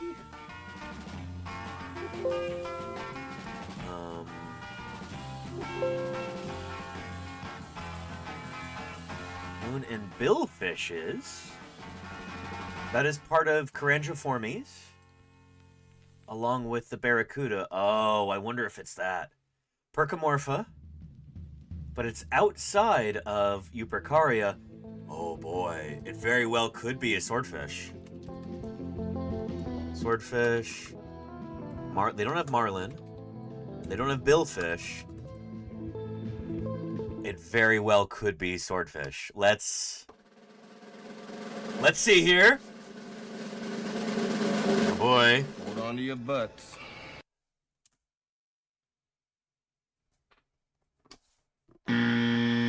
No!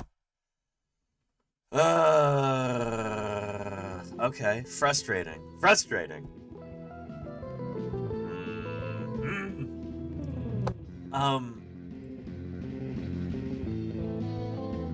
Shoot. What else do we have here? So, not a billfish, not a swordfish, not a member of this family.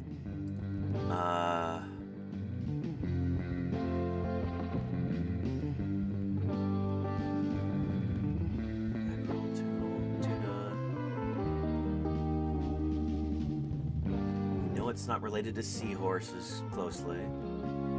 Swamp eels? Freshwater eel-like fishes. I don't think true eels are part of this group. Flying fishes? Do they have that? Flying fish. Well, well, well. Naderfield says, why not try barracuda? I feel like we had barracuda just the other week. And I don't think they repeat that frequently. We've already used 7 guesses. This is bad news for my average here. But flying fish might do it. And that would be really fun to talk about, so I hope it's part of this glade. Yeah, this is outside of Eupercaria. Oh boy, it very well could be. Let's give it a shot. on to your butts. Almost. It's a close relative. This is that's a Garibaldi, right? This is our California state marine fish. Ovalentaria. Oh boy.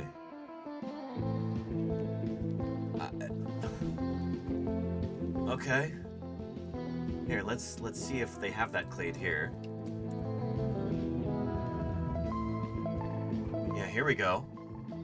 The escape from purgatory begins. Exactly, Petrodactylus. Yeah. We're on our way. Guppy. They might have that.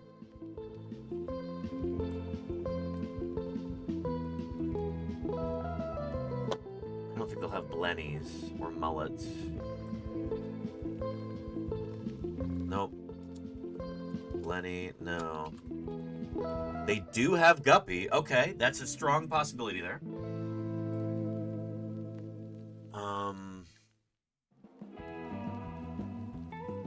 Mosquito fish. Needlefishes. Hang on, needlefishes. Killifish.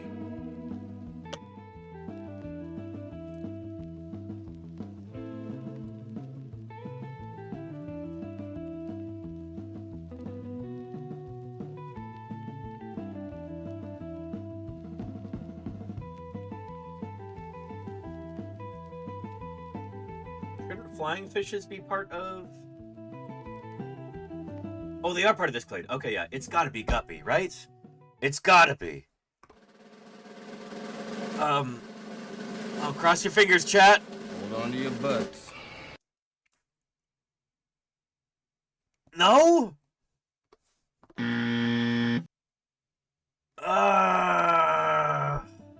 This is the worst I've done in a long time. Holy cow. Look how convoluted this tree is getting, too. This is bad. We try and do it in fewer than 5 guesses every day. 5 or fewer. I'm up to 9 so far. This is going to be the 10th guess. This is the worst I've done in a long time. So we know it's part of Ovalentaria, but it's not part of Atherenomorphae. Okay.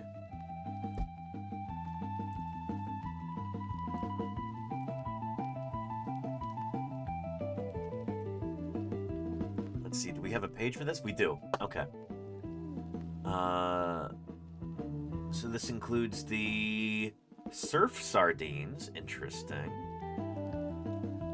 But is that the sardines that are like, you know, sardine fishery? African lampreys, cichlids. Do we have cichlids? Those are such important fishes, they should be in here. They don't have cichlids. Darn.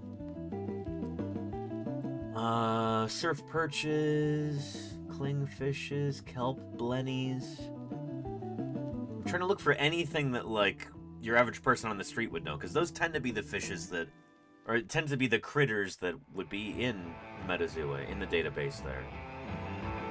American lamprey. Oh, lamp eyes, not lampreys. Lampreys are not part of this group. They don't even have jaws. Top minnows? Flying fishes. And hang on, so we know that it's not part of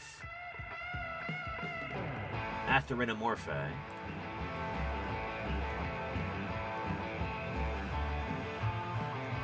So we know it's not part of that clade. So we can ignore all of these guys. Sorry, needlefish, flying fish. We know it's not a flying fish. Pupfishes? I wonder if it could be like the devil's hole pupfish. That would actually be quite appropriate.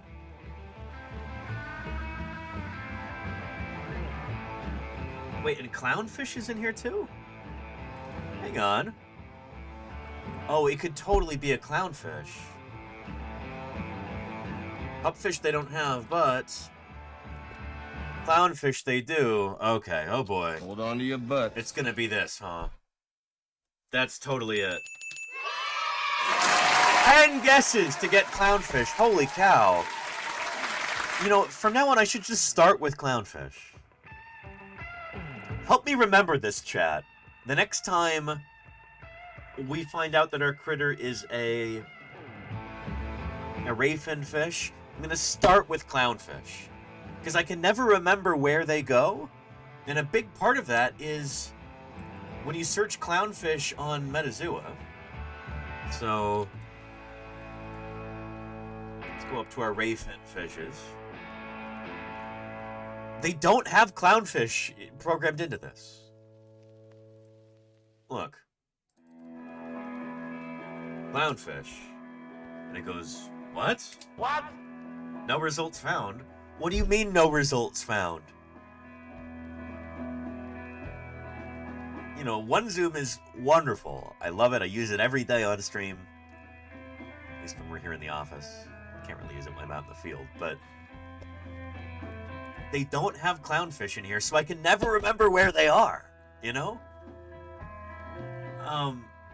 You have to, like, look up the genus and species.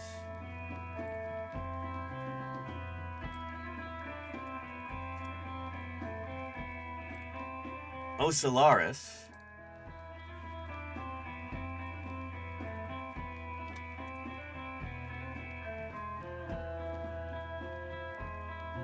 And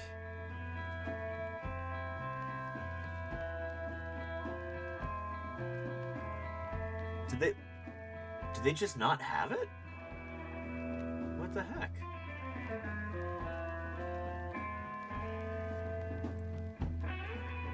Oh no, hang on. Sorry. I was looking for this. That's the species name. I thought it was the genus name. My mistake. Here we go. There we go. They don't have common names for any of these. It's like they never finished this part. They never programmed it in. They only have the genus and species names. You type in clownfish and it doesn't know what you're talking about. Yeah. No common name? What? What? Nonsense. It's called a clownfish. What are you talking about? This is a rare one zoom L here. Anywho, let's learn about these critters. I'm actually kind of curious to see what this does to my average real quick. So, copy.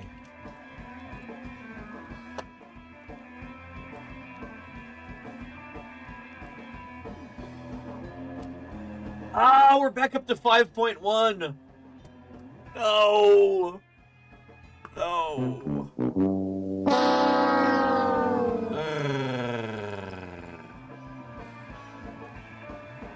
Oh well. Oh well. I'm not even gonna post that. I'm ashamed. Don't tell anybody, Chad.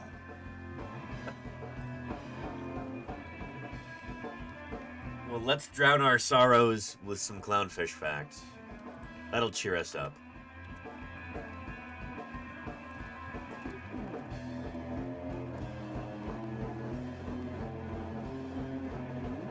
There we go. Animal Fact Files always does good work. And there you go, Casey. Yeah, I hope so. Find out today. Okay. Oh boy. Yeah, that was pretty bad. But believe it or not, that movie actually put clownfish on the map. Supposedly, after that movie released, the demand for clownfish in home aquariums went up by 300%. Hang on, wasn't there a major plot point in that movie that you shouldn't take fish out of the wild and put them in a home aquarium? Or worse yet, a dentist's office aquarium?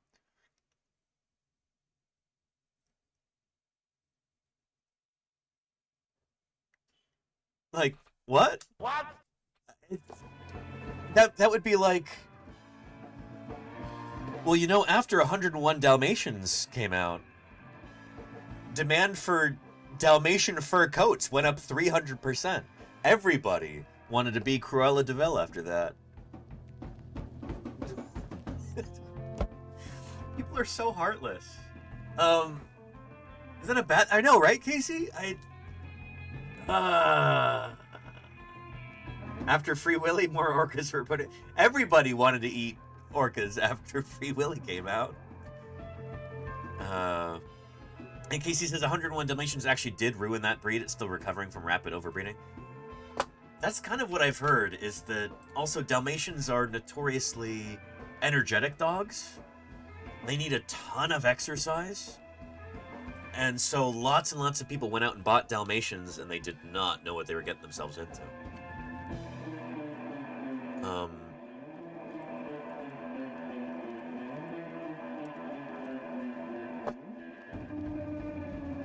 Yeah.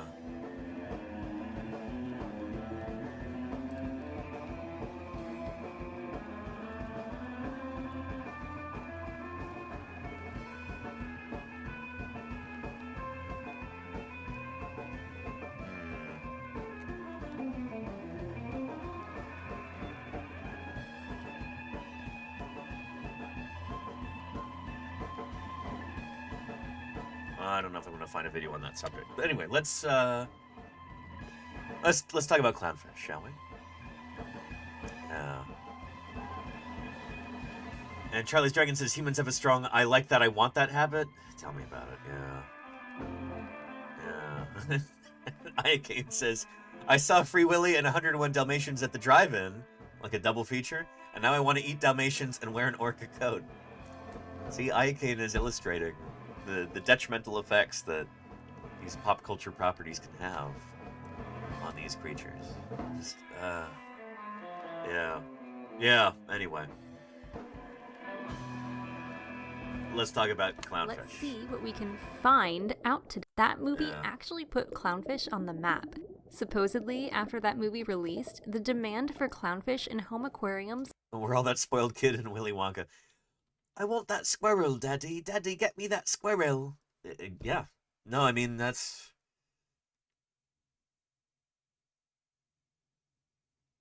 That is a real thing, isn't it? Oh, boy. You know, Roald Dahl, he knew what he was talking about. Went up by 300%. But seriously, guys, like, there were a lot of other fish featured in that movie. Also, just saying, Nemo and Marlin aren't even clownfish. Okay, sure, they're technically clownfish because they belong to the family of clownfish, but the common name for the kind of fish Nemo and Marlin are is false clownfish. I didn't know that. Did you know this, chat? False clownfish? I would look it up on OneZoom, but we have demonstrated that there's no common names for this entire clade. They just somehow left that out. So let's look it up on... Yeah, there we go. Yeah, Ocellaris clownfish, also known as the false clownfish. Or common clownfish. Okay. Interesting. So, yeah, take that, science. There are approximately 30 species of clownfish, and they don't all look like our friends from Finding Nemo. Some are even blue, and that's like the complete opposite side of the color spectrum. Clownfish are also known as anemone fish, and that's because they live in anemones. But I hate trying to say that word, so we're just going to say that clownfish... That probably is the case, Casey, yeah. George. Technically speaking, there are more than 1,000 species of Georges in the world, but only about 10 host clownfish. Normally, a George would kill any fish that comes... I'm sorry, what? What's the George thing? I missed this. I was monitoring chat and... Oh. She has difficulty pronouncing the word anemone. So she's going to call them Georges? And that's because they live in anemones. But I hate trying to say that word, so we're just going to say that clownfish live in... How about George? Technically speaking, there are more than 1,000 species of Georges in the world, but only about 10 host clownfish. Normally, a George would kill any fish that comes in contact with it due to its stinging cells called nematocysts, found in the George's tentacles. But, for some reason that scientists still don't completely understand, the Georges don't sting clownfish. The most commonly accepted theory is that clownfish coat themselves in a mucus that protects them from the stings of George.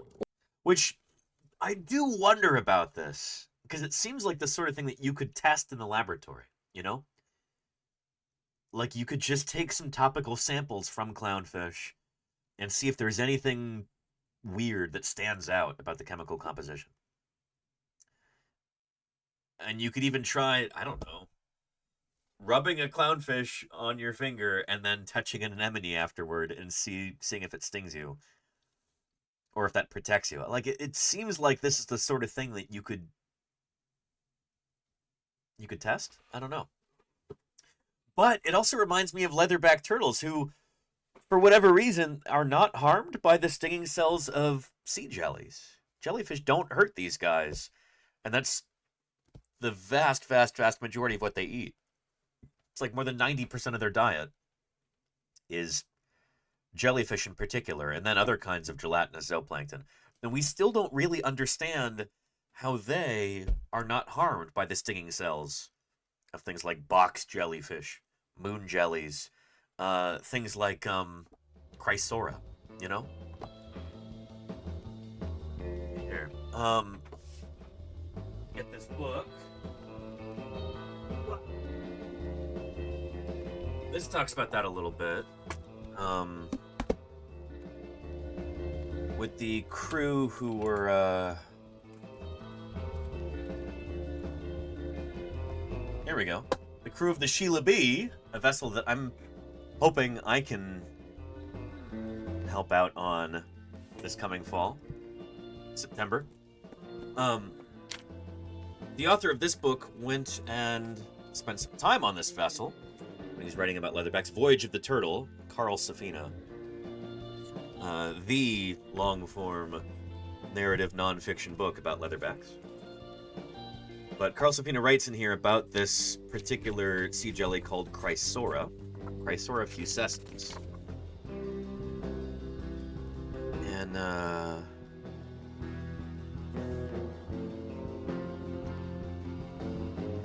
sea nettle. It's also called the sea nettle, looking in the index here. But these are notoriously nasty invertebrates.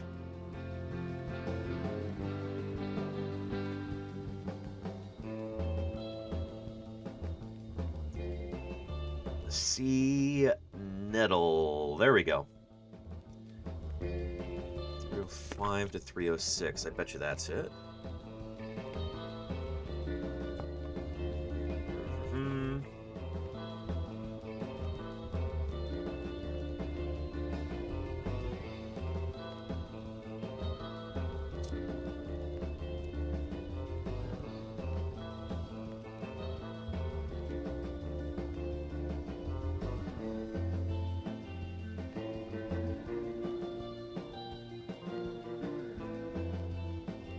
Darn it. I'm looking for the little part of this where he talks about how venomous they are. The stinging cells of these critters that leatherbacks eat are just phenomenally dangerous. Or irritating, at least. They're very dangerous to their prey, very irritating to people.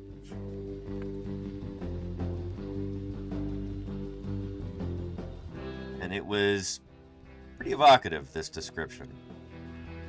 So bear with me as I find this.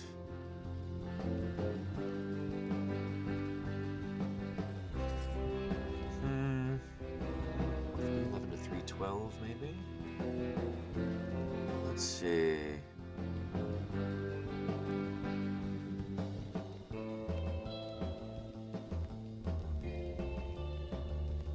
It's gonna be earlier than that.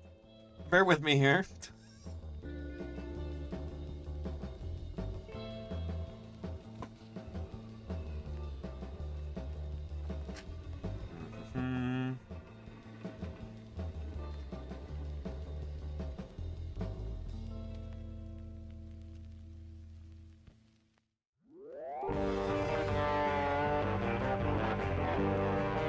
I'll try one more page, page 296, and we'll see if it's there. But this has to do with how we still don't really understand how some of these organisms are able to withstand the venom of critters like that. The stinging cells of, say, anemones or these sea jellies, these sea nettles as they're called.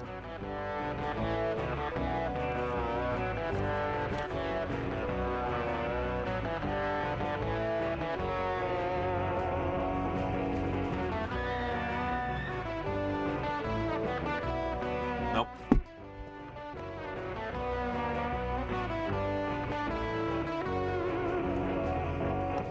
Anyway, the clip or the portion of the book that I was trying to find for you is a description of these and how fishermen hate these critters because they get caught in the nets, they weigh everything down, and then they have a tendency to disassemble when you pull the net up. And so, yeah, there was one person who they got some of the bits of tentacle on their arm when this thing fell apart in the net, and their whole arm turned red, and then they got these really bad welts and their skin started to peel off, and another person, she got it in her eye, and they were terrible. She went blind for a while, apparently. Camaro King, thank you for the 1,500 bits, by the way. Really appreciate that, Camaro King. Thank you, thank you. Yeah. So this is a critter that, you absolutely do not want to encounter. You don't want your skin to come in contact with this animal. And yet leatherback turtles, they'll eat these by the bushel full. By the barrel? By the basket full? They eat a lot of them.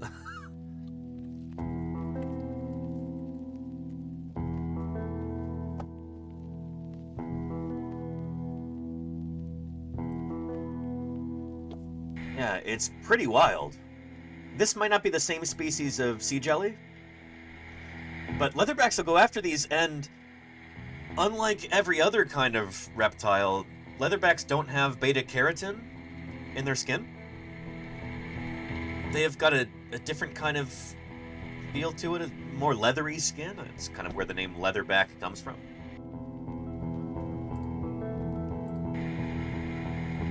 And what's wild is they go after these critters head first. So you're ingesting these animals and you're slurping down all of these stinging cells, and somehow they're just kind of immune to that venom, it seems, or something about their bodies don't activate the stinging cells or something. And again, when you're going at these animals head first, you look at how the tentacles kind of wrap around the head. You're gonna get this in your eyes. How are they not harmed by that? We still don't really know. That's wild. Spice tolerance is emptied main. Venom immunity or something? As far as I know, we still don't really know. It's wild to think about. And it's similar to clownfish here. How in the world did they not get killed by these anemones? How? I feel like this could be important to understand. I feel like there could be some kind of medical breakthrough just waiting to be discovered in the biology of these animals. Something important and interesting, The Georges don't. And Murph says it's more like mini harpoons, more than just poison. Yeah, I mean, that's the thing about, here.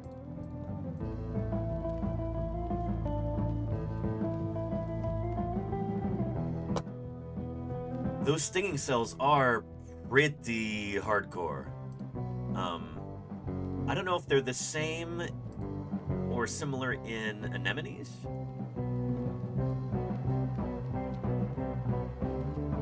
But yeah. Here. Are 95% water and very low in calories. So to maintain a healthy weight, the average 500 kilogram leatherback needs to eat roughly 400 kilograms of jellyfish every day. That's bonkers, by the way. I bet most of the people here in the chat don't even eat 200 kilograms of jellyfish every day. These guys are eating double that, you know? That's roughly the same weight as a grand piano. Nuts. And while some sea turtle species have been documented selectively eating their prey's protein-rich gonads, leatherbacks eat jellyfish whole, mowing down huge swaths of unsuspecting jellies. Normally, jellyfish aren't quite this defenseless. Most species have tentacles covered in cells called cnidocytes, which contain cnidocytes, nematocysts. I think it's the same kind of.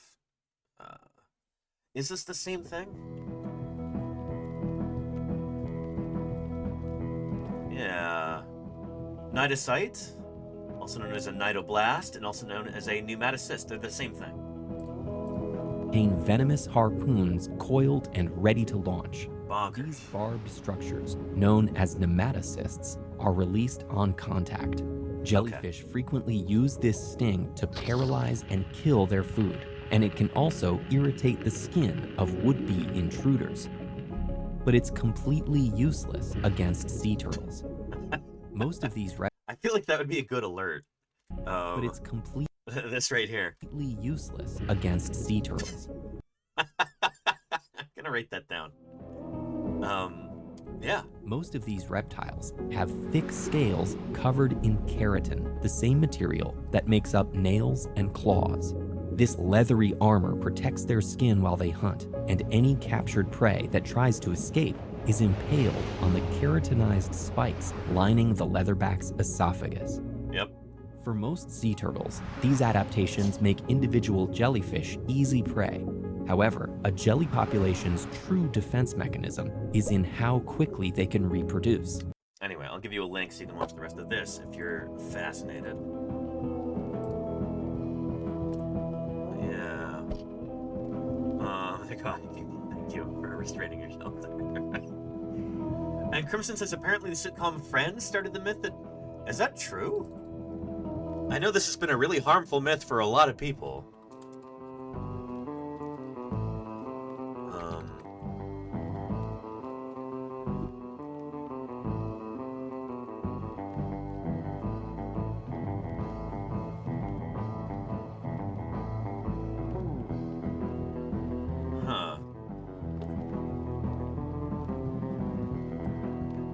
Anyway, if you find a source to cite about that, I'd love to see it there. Maybe your friends popularized it? Yeah, that doesn't sound like something that the writers would come up with on their own, but they could definitely have popularized a myth that wasn't quite as pervasive at the time, I suppose. I don't know. Yeah. Doesn't it make it worse? Yeah, so apparently... Yeah, here. Let's... I guess we gotta look up a video about this now.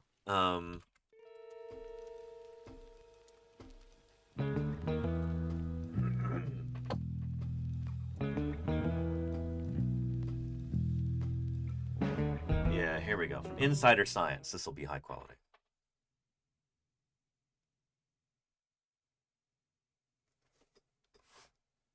Come on, YouTube. You can do it. And I agree with you. Yeah. You've just been stung by a jellyfish. Uh-oh. What do you do? What do you do, chat? First of all, do not pee on it. Oh boy. Here's why. Jellyfish tentacles are covered with venomous cells, like we just saw. These almost harpoon-like. When triggered, the cells release needlepoint nematocysts. And as Mirth was saying, this is extraordinarily fast, how they do this. These hold venom that they inject into the victim, like little harpoons. A 3-foot-long tentacle easily has 500,000 poisonous cells. Oof. But not all of them fire on contact. There you go. After a sting, you're still covered in the dormant nematocysts. They're just there waiting to fire. Peeing on or scratching the wound will trigger them, causing more pain. So yeah, you don't want to do that. If you've been stung, first get out of the water. Pour vinegar over the wound. There you go. So, like, I've seen photos of beaches in Australia.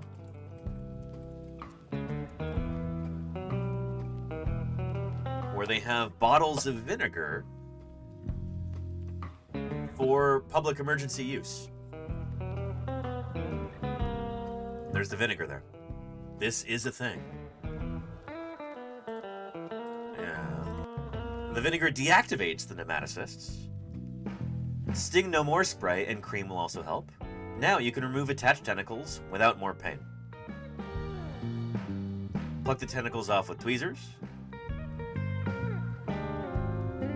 Afterward, immerse the wound in hot water for 45 minutes.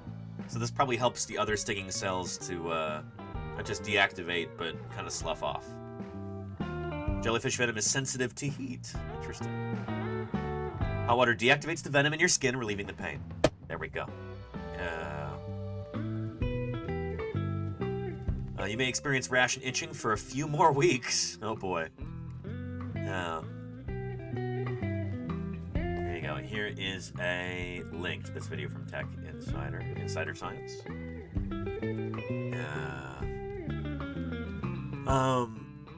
Will lessen the sting when you get stung, says Snowdenshi.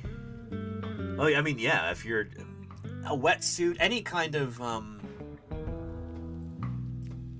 barrier between yourself and those stinging cells, I think, will lessen the amount that you get stung in the first place. Yeah. Anywho. Yeah.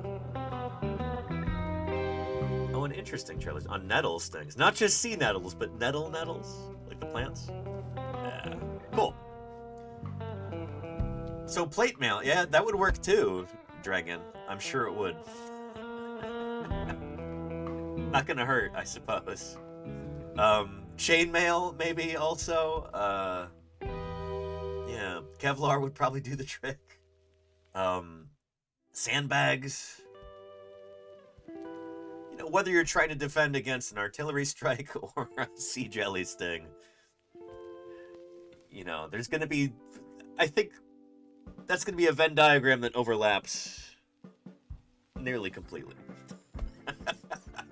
Not going in the water, Nightfall Red, that might not help you against artillery shells, but yeah. Might make swimming harder. Yeah, your risk of drowning might go up. But, you know, life is about compromises, isn't it? Anyway, back to clownfish, and how in the world did they avoid being harmed by anemones? Like, how does that work? For some reason that scientists still don't completely understand, the Georges don't sting clownfish.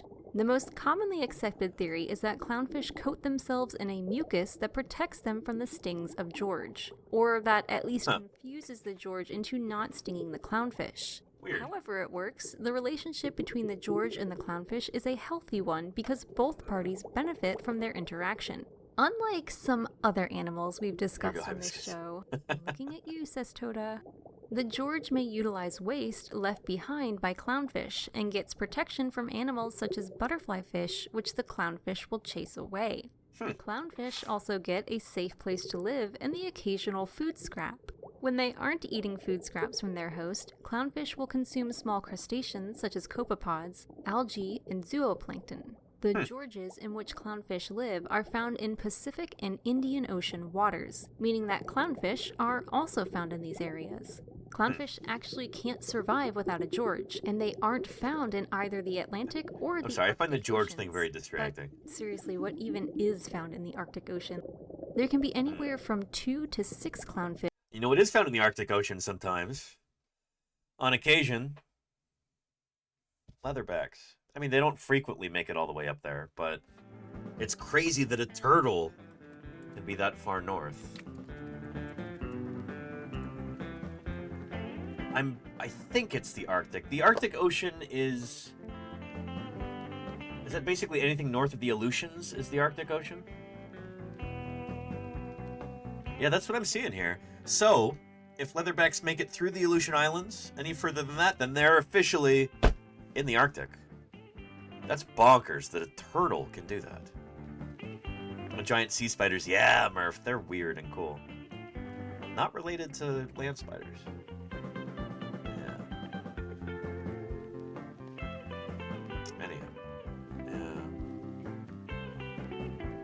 Wild. What even is found in the Arctic Ocean?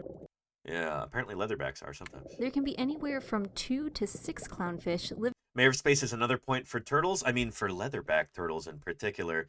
That's the thing, is that they're so weird and cool and different from other turtle species, which is no knock on turtles or anything. Turtles are incredible animals. But, leatherbacks are unique in so many ways. It's just incredible. Living in a single gorge, and the way they live is fascinating. Clownfish are all born as males. We talked about this a little bit when I did my career care fundraiser. But yeah, this is true. It's called, what do we call this? It's like sequential heterogeneandry or something like that.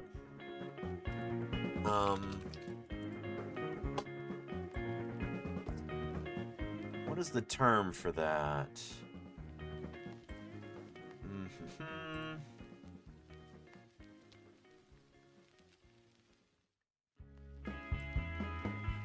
Let's see. What is that called?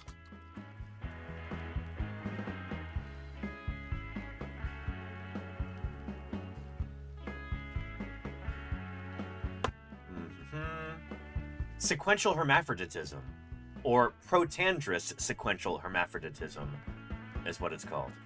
And there's an interesting article about this on the Understanding Evolution website, which is phenomenal, and I really need to recommend this website more often. But, yeah, really interesting stuff. It's called Life Finds a Way. There you go. Mayor Space, yeah. Really cool. I talked about this a bit when we did our career care fundraiser back in, was that October?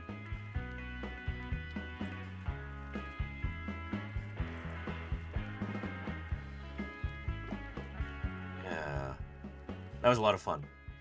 But had a bunch of different critters in the backdrop who do all kinds of really interesting things with regard to their biological sex. Oh, including stuff like this, gynandromorphism, where, yeah, you get critters who are born half male, half female like this. It happens.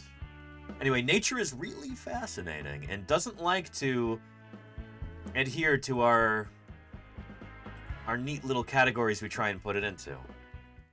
I guess there's no audio for this, but, yeah, indeed, life finds a way.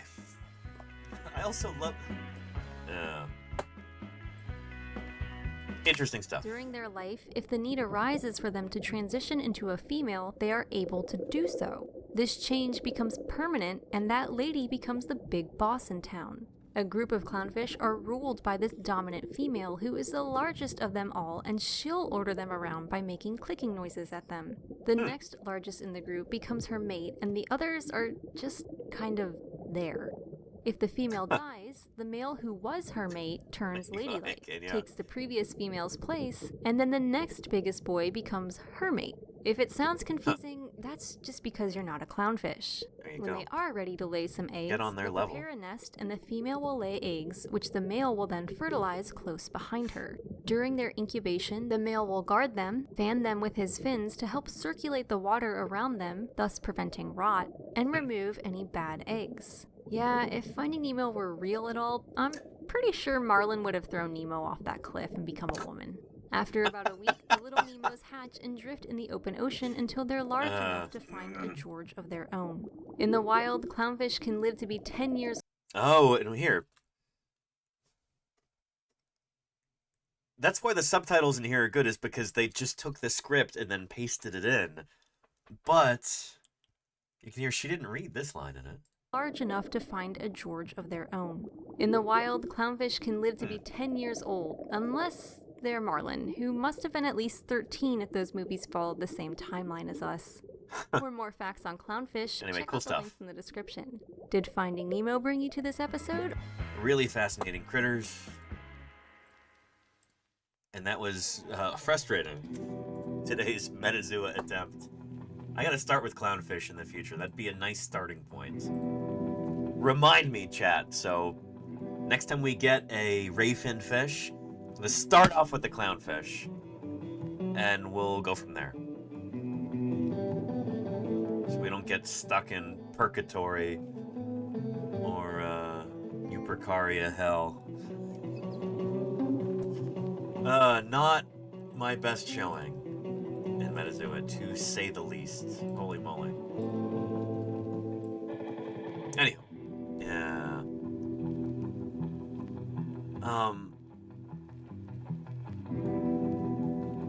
Yeah, good stuff.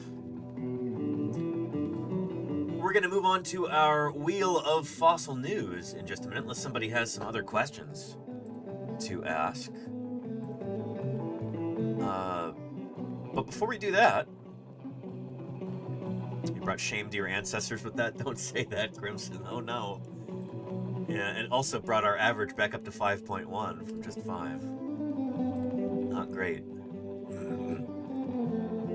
But yeah, before we get to our Wheel of News here, and have you ever gotten one try? I have, Anakin, Gabriel. In fact, I can show you. We've recorded that. Where was that? 6 guesses. Yeah, there we go. I got it in one guess. What was it this day? It might have been human. It might have been Homo sapiens.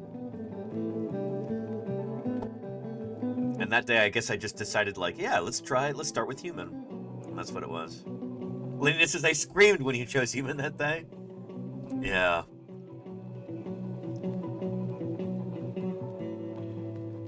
Anywho, that's probably what helped us get down to 5.0 from a 5.1 average.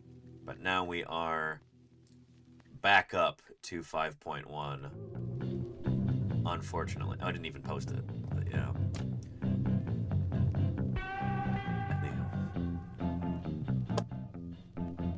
We are going to get into some fossil news here. Our Wheel of News. But first, let's go run to the bathroom. Luckily, there's no sea jelly stings. I'm gonna try and treat. Again, don't do that. But here, should I play the Japanese leatherback video that I mistranslated for everyone while I'm running to the little paleontologist room? Let's do that. Let's appreciate these incredible critters with a video that I took from the internet and then did my best to translate despite not speaking or understanding Japanese. And it'll give me just enough time to run to the bathroom. I'll be right back. Enjoy. オサガメは太平洋や大西洋、インド洋に地中海などいろんなところに住むウミガメの仲間で、日本でも時々見つかったりすることがあります。大きさは大きいものだと2メートル以上、重さ500キロ以上と、身近なものだと自動販売機と同じくらいの、ウミガメどころか今生きているカメの中では一番大きい、すごいでかいカメです。しかも、一番は大きさだけでなく、泳ぐ速さもウミガメで一番速くて、潜る深さも1000メートル以上と、これまた一番深くて、泳ぐ距離も1万2000キロと、記録尽くしのとんでもないカメだったりします。そんなオサガメは、見た目が非常に特徴的で、形は上から見ると他のカメに比べて細長い流線形で、頭からお尻の方にかけてケールがある。モーターボートをひっくり返したような形になっていて、それのおかげで水の抵抗が少なく速く泳げるのではと考えられています。そしてもう一つ、見た目の大きな特徴として、他のカメのような硬い甲羅がないっていうのもあります。オサガメの甲羅は細かい骨が集まってアスファルト舗装されたみたいになった上を皮膚が覆っていて、硬いゴムのような弾力性を持っています。この弾力性のおかげで水深1000メートル以上潜っても水圧に耐えることができるというわけです。ちなみに、こういった特徴から、オサガメは英語だとレザーバックタートルもしくはレザーバックシータートルって言いますが。There we go. What an incredible creature, and how lucky we are to share our planet with this animal today.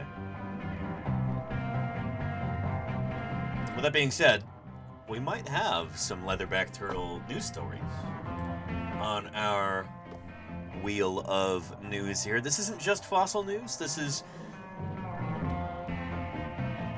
natural history news in general. Living species, extinct species, species that are in need of conservation today. It's good stuff. Yeah. Without further ado, let's get into that, and let's play our very short fossil news video stinger as I get this ready.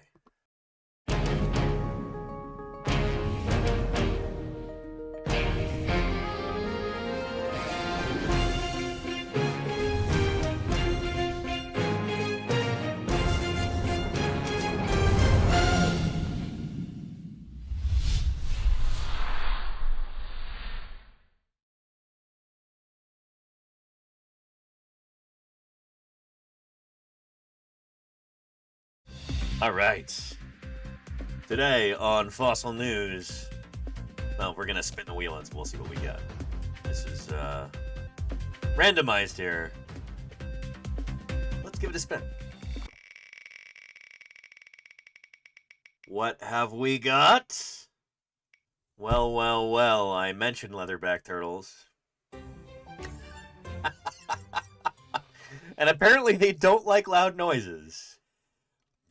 That's the thing, is in order to make these headlines fit onto the wheel, I've got to shorten them, truncate them to the point where they almost don't make sense. But this has been really important because, well, here, we talked about this a while ago. Bycatch is a huge problem for these animals, and it's one of the reasons why they are endangered. Is they are all too frequently caught in nets. People who are after other kinds of marine life. Here's a link to that playlist if you want to take a look. But some bright people decided, hey, maybe we can come up with a technological solution to this. To prevent these critters from being caught in these nets so frequently. If it's in this or if it's in a different one, but there's a team that went out there and they were trying to test the hearing on these critters. See if they could come up with a technological solution. Maybe like a sound emitter, a pinger, so to speak, that would keep them from, well, would get them to avoid these nets. Okay.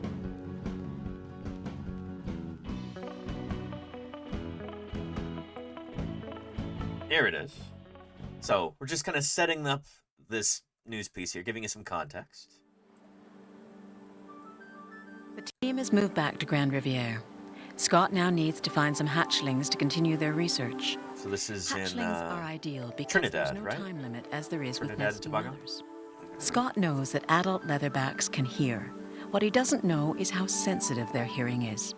If the team can find this out from the hatchlings, they'll have made an important leap forward in using this knowledge to develop ways of keeping leatherbacks safe in the oceans. Oh, the hatchling.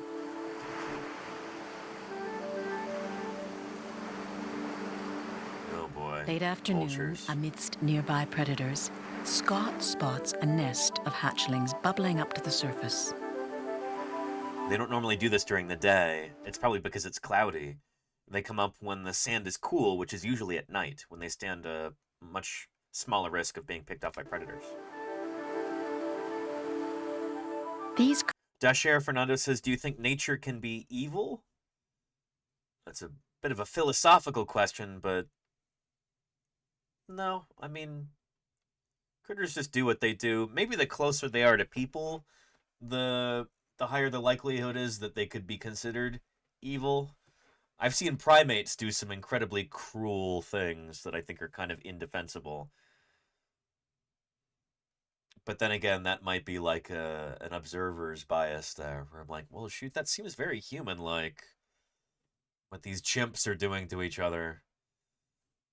But I don't know. I think of evil being the domain of humans in particular. And I tend to define it based on harm. But I'm not going to get... I don't want to get into like a really big philosophical, moral discussion about this right now. We've got some natural history news to cover here. Creatures know only one thing: to move quickly to the No worries, horizon of the ocean. Yeah, it's a serious, 80 like, good hatchlings question. rush at once. Only one You know, the person asked that to might be Rhacodactylus, actually. Who knows a good deal more about philosophy than I do. Let's give a shout out to Reiko there. female just might survive into adulthood to return to this beach to lay eggs when she matures in 20 years' time. And there you go, Casey. Yes. Yeah. Agreed. Casey says, our ability to contemplate morality is why it's our responsibility to protect this place, meaning Earth, and the beings that inhabit it. Amen, Casey. Amen. Yeah. Including critters like leatherback turtles, you know?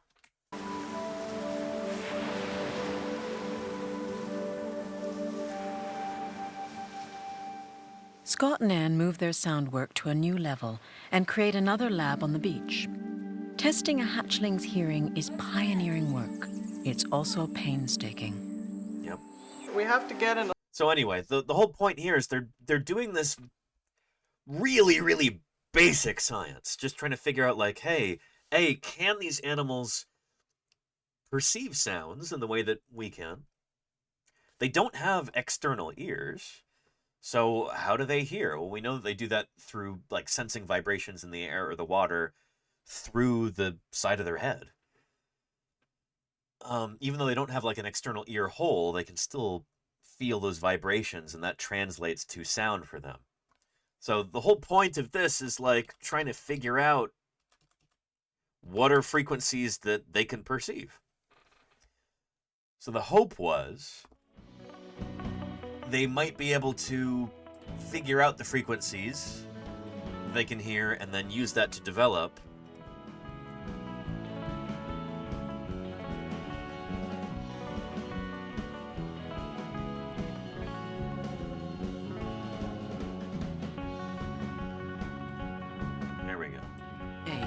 help stem the loss of the leatherback. I'm in Trinidad to look at how we might find ways of keeping turtles away from fishing nets. One of the ways in which we are addressing the problem is to look at their hearing. If we can understand what sounds leatherbacks don't like, maybe we can find a way to develop a sonic device that will repel turtles from fishing gear. Yep. And I remember I think I asked Dr. Weinekin about this when we interviewed her. Am I remembering correctly? Let's check on that.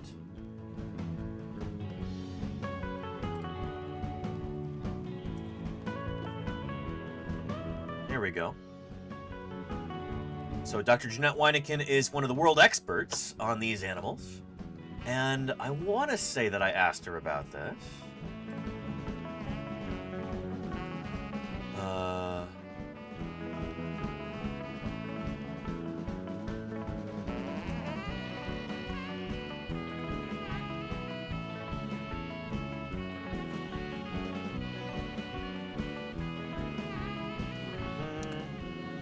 The word hearing. No. Let's try ear. No. Acoustic.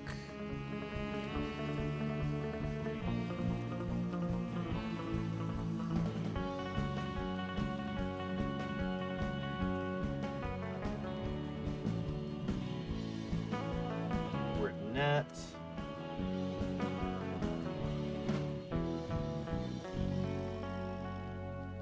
There we go. Yeah. This is exactly what I'm glad I asked about this. Yeah. And that reminds me of, I was watching an older documentary a while back where there were some researchers, I think Scott Eckert might have been one of them, but they were trying to figure out if there was some kind of sonic device that they could attach to fishing nets in order to keep leatherbacks from getting caught in these gill nets. Do you know... I guess I'm segueing into leatherback conservation and what we can do to help protect these animals. Did that ever go anywhere, or did that whole project just kind of... I don't think the sonic stuff has worked out. You know, we did some work in the lab. When I say we, my husband also works with leatherbacks, and his graduate student did as well. And when we got when we get them in there trying to raise them up, let's make them work because they're expensive to raise. They cost, you know, they used to say $1,000 a turtle to raise, just for 3 months or something like that, and it's kind of at this point, and we're now looking at like $1,500 a turtle. So it's an effort, and then most of that is because they're eating, you know, this high volume, low calorie prey, and you know, so that you have to feed them multiple times a day, and it has to be clean, and I mean, it's just, and they're normally out in blue water, and you have to keep them tethered, and all these fun things. Tethered swimming. So anyway, yes, for them. We try to learn as much as we can from them. And one of the things we were trying to find out was, you know, there was for a long time there was a lot of concern about the longline fisheries up in, you know, off of Massachusetts and you know, welcome Nordic Gale. Good to have Canada, and you know, so the bycatch in those areas were primarily young loggerheads. And when I say young, the size versus adults, and leatherbacks, and a lot of the leatherbacks were not hooked in the mouth. They're foul hooked, which made it seem like, well, those long lines, a lot of them have lights on them. So were they being caught because they were attracted to the lights, or were they being caught because they were attracted to the bait? And I don't know that we ever got a really good answer on that. But there were some lights that were less attractive to them than others. So we were testing little guys in the lab and extrapolating up from there. And yeah, so that was, you know, so the short answer is, you know, gill nets certainly are a problem, especially off of like French Guiana and Suriname in that area. And you know, more, you know, when you're starting to go north, there's entanglement in lobster pots. The good news, there's so many different threats that these animals face. You know, I'll give you a link so you can watch the rest of this if you'd like to. But what an honor to be able to interview Dr. Jeanette Weineken about this, and really looking forward to hopefully meeting up with her again in Florida, visiting her lab, and taking you along for some special streams. But that brings us to our news story here, which I have oversimplified with the headline, "Leatherbacks don't like loud noises." But here we go. Shh! Wild leatherback turtles don't like loud noises, new study reports. Well, that seems oversimplified too.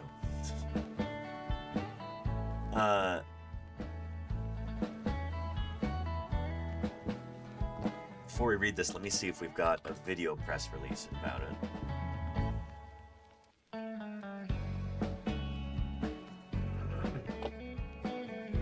Just want to check real quick.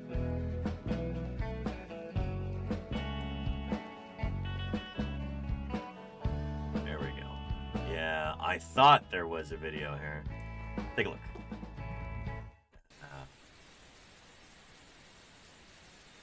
Leatherback sea turtle responds to underwater noise is the title of this video. So you see all these kind of commensal fishes who are hanging out? They're waiting for little pieces of sea jellies and stuff, any scraps that the leatherback might leave behind as it's feeding on these sea jellies. Those zebra fishes or pilot fishes? But here you have, what do you call this? What's the name for that in audio circles? It's not a sonogram, right? Histogram, something? But this affects their behavior when they hear these noises. Turns out they don't like it very much. Sonogram, thank you, Ayake.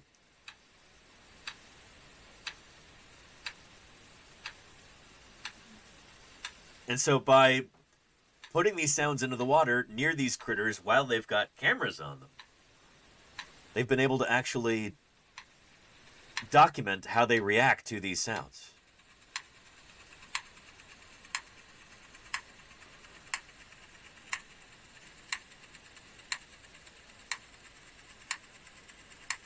And what is this camera on? It's on the back of a leatherback turtle. One of these guys. So there's a camera on its back.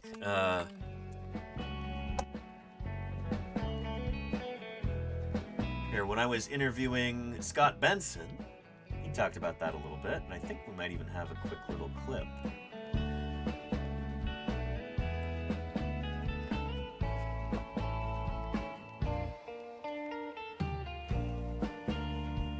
So right now in the Western Pacific, which is the population we've been talking about, we haven't been talking about the Eastern one, which is even worse condition in terms of its...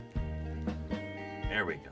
We also sample them remotely with a camera that's attached with suction cups. And what this allows us to do is to look at the type of jellies that they're eating.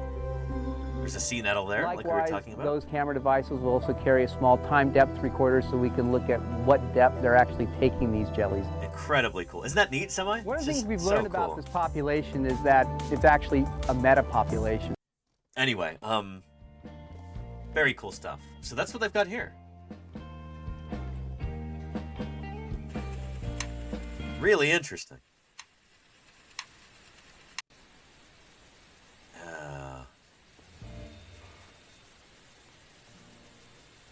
So, a few species, our press release goes, other than the rat, the cockroach, and the human being, are able to traverse the globe, adapting to ever-shifting conditions in climate and habitat. Leatherback sea turtles are one of these species, populating every ocean, save for the Arctic and Antarctic, and they actually do venture a little bit into the Arctic and Antarctic. They don't like to hang out there, but as I understand it, they do actually... Well, I'm not 100% sure about the Antarctic. Let's look at that real quick. Where do you draw the boundary between, say, the South Atlantic and the Antarctic Ocean? According to this, Southern Ocean, Antarctic Circle, Southern Islands of New Zealand. Okay, so maybe not quite into the Antarctic Ocean proper, but close to it. So nearly all of the world's oceans. They populate every ocean save for the Arctic and the Antarctic. Yet one of the first studies of wild leatherback turtle behavior found that they don't care for active construction sites. Here we go. A recent federally funded study found that loud noises associated with offshore wind development could impact leatherback sea turtles' habitats. Or sea turtles' habits and habitats, I guess. Causing them to temporarily avoid certain areas and even spend less time looking for food. The finding comes on the heels of an earlier study that found that while leatherback turtles overlap very little with offshore wind-lease areas, they spend more time near the coast when they're vulnerable to deadly boat strikes. Ugh. The world's largest turtle, at a whopping 1,000 pounds on average. The leatherback sea turtle gets their name from their tough, rubbery skin that might resemble a cool jacket. I suppose so. With an Atlantic migratory zone that extends from the Caribbean to Nova Scotia and beyond, the endangered species can travel up to 10,000 miles a year in order of their main food source, jellyfish. But although they can travel far for food, their nesting habitat, where they breed and lay their eggs, has become scarcer and scarcer over the past 3 generations, leaving the sturdy turtle vulnerable to extinction. These guys are just kind of pressed in from all sides. It's loss of habitat, fishing bycatch, egg poaching, plastic pollution, climate change. They really just can't catch a break, you know? To study the effects of loud noises on leatherback sea turtles, Samir Patel had to get up close and personal with his subject. You're kind of laying on this surfboard or diving board above the water, and the turtle is swimming below you, and you have to stick this tag on the turtle while it's coming up for air, said Patel. So that is exactly what Scott Benson is doing here in this clip. What kind of depths it might be diving to. We also sample them remotely with a camera that's attached with suction cups. There you go. And what this allows us to do is Just to like look that. at So this is what they did in the Atlantic here, it looks like. Patel is senior research biologist at Coonamessett Farm Foundation, a marine research group based in Bournemouth. Patel applied the tags harmlessly with a suction cup, which can be popped off the turtles remotely when the experiment is done. That's neat that you can control it remotely. And yeah, here we go. Cool image here. There they are. There's the leatherback. Neat. Luckily, leatherback sea turtles have a very smooth, wet skin that makes it easy for a suction cup to stay on. For whatever reason, it also makes it unlikely for barnacles to stick. You'll notice that leatherbacks don't seem to be covered with as many barnacles as other species of sea turtle.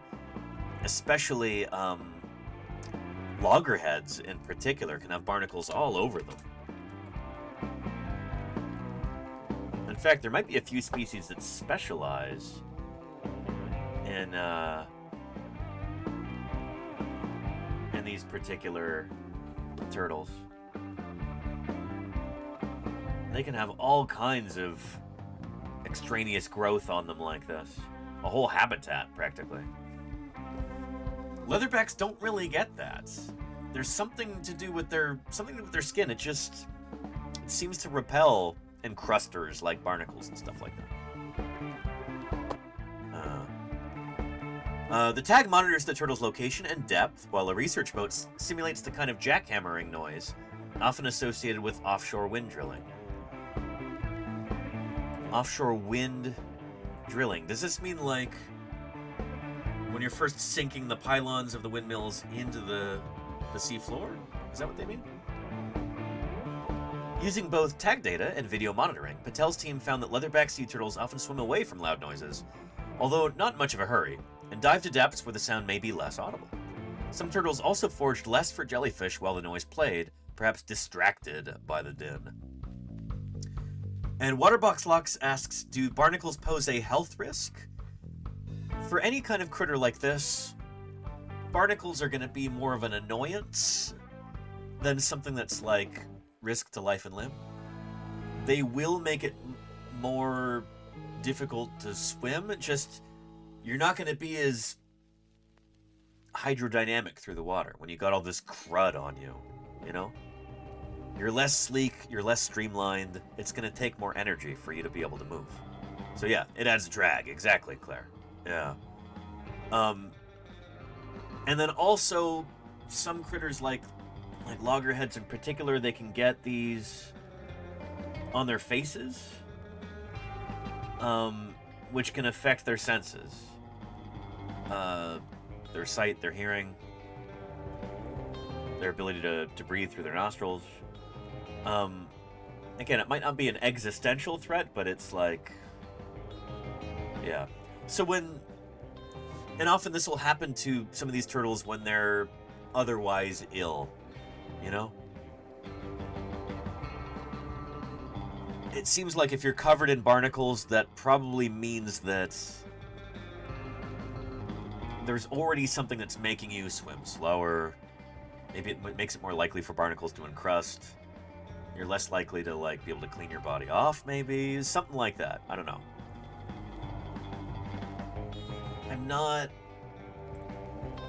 I don't know enough about this. But if you'd like to learn more about it,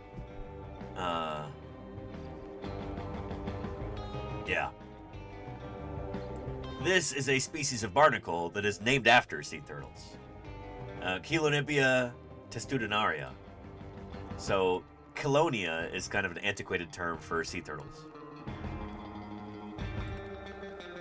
Actually, no, it's not antiquated. Coloniidae is the hard-shelled sea turtles, that family. Testudines is kind of an antiquated name for turtles.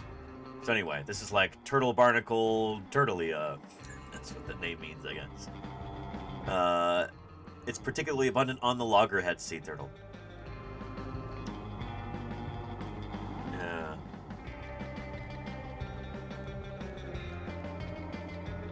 Anyhow. Oh, and there's different species. Oh, shoot. Calinabia caretta prefers hawksbill sea turtles as hosts, which is funny because that's misnamed. Caretta is the loggerhead.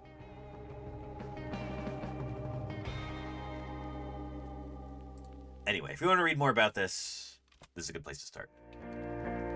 Yeah. Wonky Circle says it's weird because it is not technically a parasite, but it's also still a parasite. Kind of. I think this would be what we would call,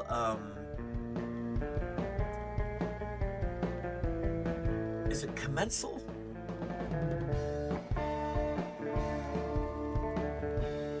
Commensalism. Beneficial symbiosis between species.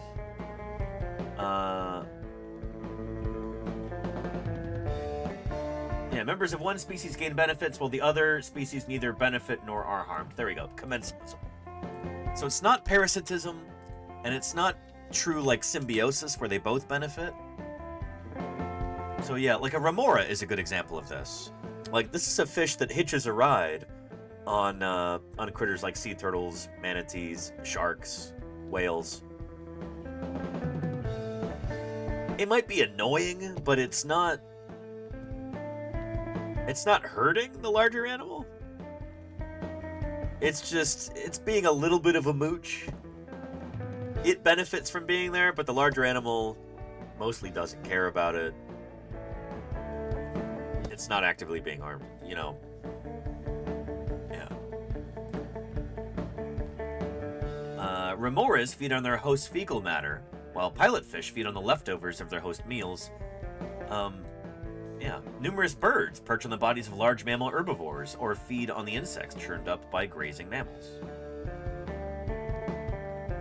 Yeah. And yeah, domestic and feral pigeons are considered commensals in human civilization. They don't really harm us, but they do benefit from being around us. That makes sense? Commensalism. Yeah. And it depends on how annoying it is, says Waterbox Flux. Yeah, good point. Yeah. Here, I wonder if we can find a quick video on commensalism, because this is an interesting topic to discuss.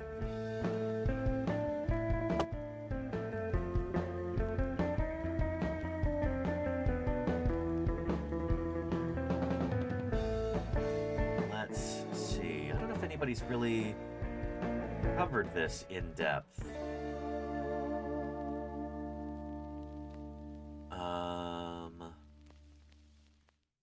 Let's take a look at... We'll roll the dice on this video and see if it's any good.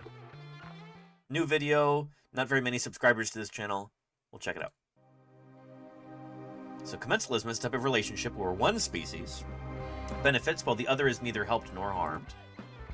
These interactions are common in nature and occur across land, sea, and even on the human body. Yeah. Anywho, well, I'll give you a link. We're not going to watch the whole thing.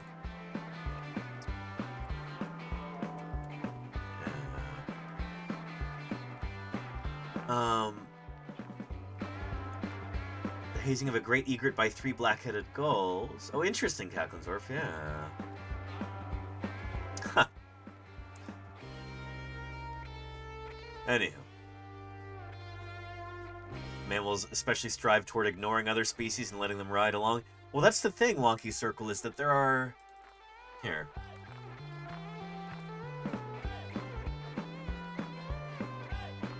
Birds like oxpeckers are really interesting. Where most of the time they actually benefit the big mammals that they hang out with. They'll eat ticks off of them and stuff, but sometimes they get a little cheeky, and if there's no ticks to eat, they'll just take a bite out of the Cape Buffalo or whatever, you know? The oxpecker, a small bird with a large part to play.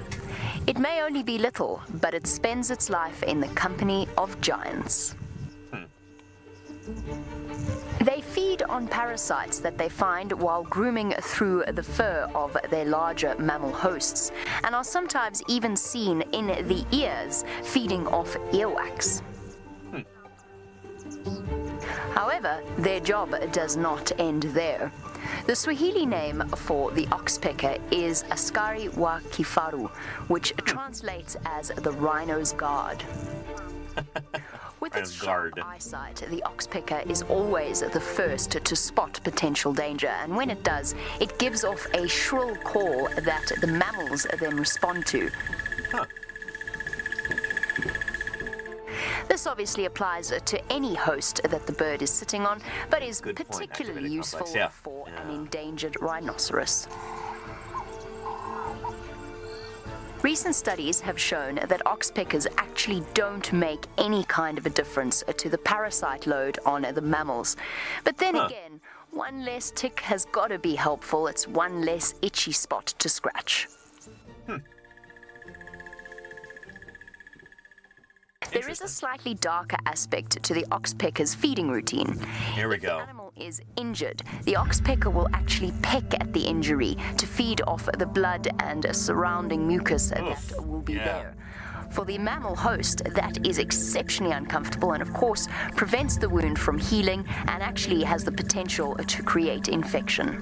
Yowza. I'm sorry for anybody. I was not expecting to show that. Yowza. Yeah. Apart from the slightly bloodthirsty aspect, the relationship between the oxpecker and its mammal hosts is usually quite a good one. Whether it is the lumbering rhinoceros or the small and agile oxpecker, each and every species has its part to play in the animal kingdom. Space, I know, right? Wild. Interesting. Continue your. So this is from Wild Earth, which used to stream here on Twitch. That was one of my favorite channels here, and they left. They now do their own thing, but they do these live streamed check-ins with animals in. Is it in Kruger National Park in South Africa? I'm not totally sure. Somebody can correct me if that's wrong. But I'm curious about that oxpecker study.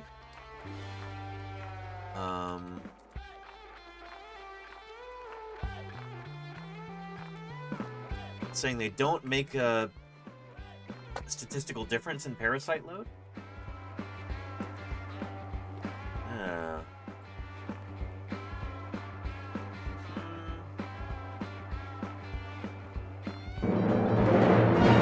Conditional mutualism. I like that phrase. Vibe Vixen, thank you for the follow. Welcome to Paleontologizing. Good to have you here.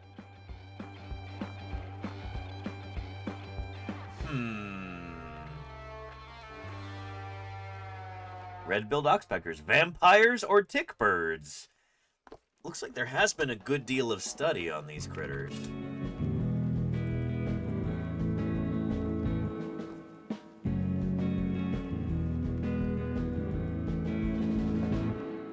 Oxpeckers do eat ticks, but often the ticks have already fed on the ungulate host, and no statistically significant link has been shown between oxpecker presence and reduced ectoparasite load. Interesting. So I guess the idea there is basically... this is the same study we just read you the title of from Google Scholar. So I guess what the researchers found here is that any of the ticks that these birds are eating have already fed. They've already sucked the blood out of their host. And so them getting eaten by the bird doesn't really make a difference to the host? Interesting. Interesting. Huh. Yeah, let's take a look at the abstract real quick, because this is fascinating. Many recent studies have shown that classic examples of mutualism, this is where you get two critters who seem to cooperate, both benefit from the arrangement, classic examples of mutualism are either far more complicated than originally believed, or that they are not mutualisms at all. Interesting. Red-billed oxpeckers, Buphagus erythrorhynchus, are just such an example of an adaptive story. These small birds feed almost exclusively on what they glean from the skin of large African mammals. The relationship is obligate for the birds, which means they need to do it. This is their job. They don't have another way of really making a living. This is how they survive. And it is generally assumed that the hosts benefit through a reduction in tick load. So that would seem to make sense. Like, hey, fewer ticks is a good thing, right? That's the thing about nature. And I'm always trying to get this point across, is sometimes our hubristic human common sense doesn't actually apply. Nature is often far more complex, complicated, intricate, and thus fascinating than we would imagine it to be. Don't assume that you know what's going on in nature. That's why we have science in the first place. We test ideas rather than making assumptions. Although widely accepted in the literature, this hypothesis, this theory, that this is a beneficial relationship for the mammals, has never really been tested in the field. I excluded oxpeckers from cattle as part of a controlled field experiment in Zimbabwe to test this idea. Changes in adult tick loads were unaffected by excluding the birds. So keeping these birds away from these big mammals did not make a difference in the number of ticks, apparently. In addition, oxpeckers significantly prolonged the healing time of wounds and removed earwax. These results suggest that the oxpecker-mammal relationship is more complex than was previously thought. And I feel like this last sentence here is almost being a little bit too cautious. I bet you if we were to talk to this researcher, Paul Weeks, he'd probably be like, yeah, these birds are actively harming these mammals. But sometimes when you're writing a scientific paper, you have to be more circumspect with your wording. Extraordinary claims require extraordinary evidence, so you've got to understate things a little bit in the scientific literature. That's usually how these things go. Very cool. Here's a link. I do not have access to this journal. There you go. Access denied. But if you want to read it, go to your local university library, or if you have access to this journal or whatever. Behavioral ecology. Cool. I might save this so I can read it, actually. I'll see if I can snag this when I go to Berkeley next, maybe.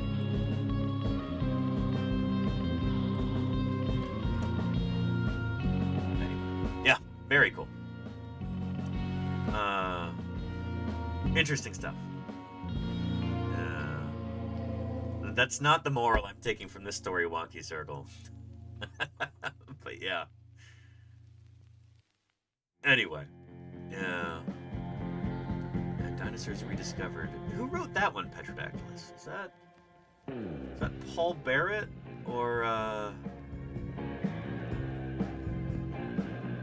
Darren Naish? That title sounds really familiar. Anywho, back to leatherbacks here. Commensalism. How did we get drawn down this rabbit hole in the first place? Oh, and Michael Benton. Oh, very cool, Petrodactylus. Here, I was just, there's a brand new talk by Michael Benton, most recent recipient of the prestigious Romer Simpson Medal from the Society of Vertebrate Paleontology. He gave a really cool talk here about what we know about dinosaur behavior. If human beings modify natural ecosystems, what are going to be the consequences? Take a look. If we remove red squirrels, if we remove badgers or whatever, what will be the longer term or the wider scale effect? And we can use the same software that we know works on the modern faunas. We can use it on these ancient faunas and make similar kinds of observations. Very cool stuff. Maybe bookmark that link for when you need your fossil science fix, especially when I'm not online, like maybe on the weekends. So yeah. And Wonky Circle says, I love Irishmen trying not to sound Irish. I think Mike Benton is Scottish.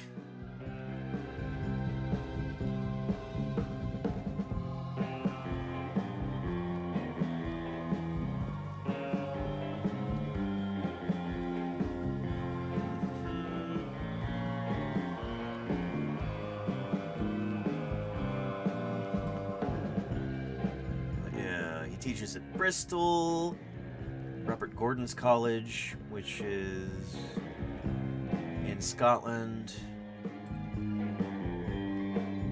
Newcastle University.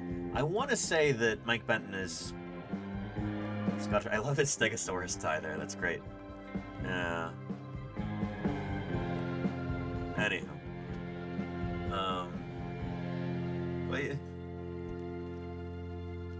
I feel bad, like, being snarky about this, because I've got tremendous respect for Mike Benton.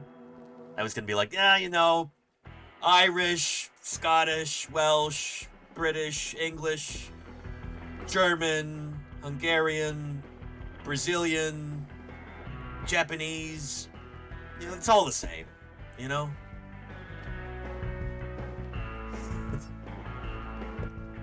In a sense, it is. If you want to be cute about it, like...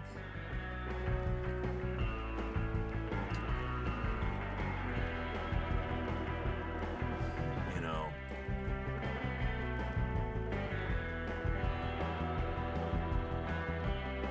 We're all from Africa originally, you know? It's all the same thing. Let's be cute about it. All human... It's true, Waterbox Locks. It really is. Yeah. Anyhow. But yeah. Yeah. Back to leatherback turtles. Shoot. Too far afield here. Oh, but check out that talk by Mike Benton. It's good. If you want to be brought up to date on what the current understanding is and thinking is on dinosaur behavior, that is a phenomenal primer. Like, you kind of can't do any better than that. That's excellent.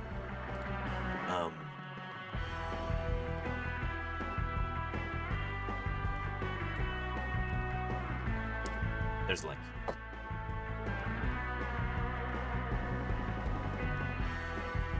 The study marks one of the first observations of leatherback sea turtle behavior in the wild, Patel said. The suction cup tagging system, once thought ridiculous looking, allowed Patel to tag the turtles without capturing them, which can often stun or traumatize the turtles and lead to erratic or unusual behaviors. This is one of these perennial problems when you're trying to study natural behavior in an organism. How do you do that without changing their behavior? How do you study a critter without making it act weird, you know? This is minimally invasive, you know? You go up to it, you stick a suction cup on the back. They mostly don't notice. They don't seem to care that much. It's a good way to do that. The result is a more true-to-life slice of leatherback sea turtle behavior, but Patel acknowledged that he would need to learn a lot more about how the loud noises impacted turtles before his information could be used for, say, offshore wind regulation or other regulations on ocean noise. For one, the study only played the drill-like noises for an hour at most and did not explore the impacts of long-term exposure. So again, this is good science. You're recognizing the limitations here. You're not extrapolating too far based on limited data. You're saying, hey, this is what we found. It's intriguing. We need more information. Yeah. Are we blowing out their eardrums? Or are we just causing them to be like, I'm going to leave now, Patel said. It's two different scales of impact, but in management, an impact is an impact is an impact. There you go. And what a cool... what a cool figure here. Man, I love this. A little visual abstract. A, search. B, tag. You, stick the camera on there. C, pre, I guess. Oh, that's before you do the sound. Then you emit that sound. You see what they do afterward, and then you recover the camera. That's really cool. That's very cool. Rob, you don't need to salute the paleontologist. And Shelly Tonify, thank you for the follow. Welcome to Paleontologizing. It's good to have you here. Yeah, pseudo turtles. Oh, is this going to be a little bit about how leatherbacks are different from every other turtle on the planet? Oh, this is cool. Yeah. Not every study has the privilege of getting so close to a leatherback. Some, like another paper Patel recently co-authored and funded, have to rely on technology instead. Using machine learning modeling, lead scientist Mitchell Ryder from the Cooperative Institute for Marine and Atmospheric Studies at the University of Miami estimated where leatherback sea turtles might be based on where a small group of tagged turtles have been. So there's some guesswork there. People usually think of leatherbacks as an oceanic species, and they are. Yeah, they're highly pelagic. Ryder said they'll go out in the Gulf Stream, they'll go all over to Europe if they want to, whatever the currents might bring. So again, this is going from Florida to Europe. Imagine swimming that far. It's nuts.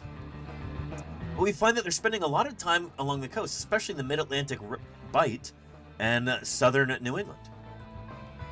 It's the search for sea jellies that's likely leading leatherbacks closer to the coast than scientists previously imagined, Ryder said. This makes them more susceptible to man-made hazards like vessel strikes and fishing gear entanglements. In New England, however, leatherbacks appear to venture where few boats can follow. The study found that leatherback turtles spend a considerable amount of their time around the Nantucket Shoals, an area of shallow, ever-shifting ocean bottom off the southeastern edge of Nantucket. The area is infamously difficult to navigate among New England boat captains, although some experienced surf clam fishermen brave the waters looking for catch. Relatively untouched by humans, Nantucket Shoals. Let's see what this looks like.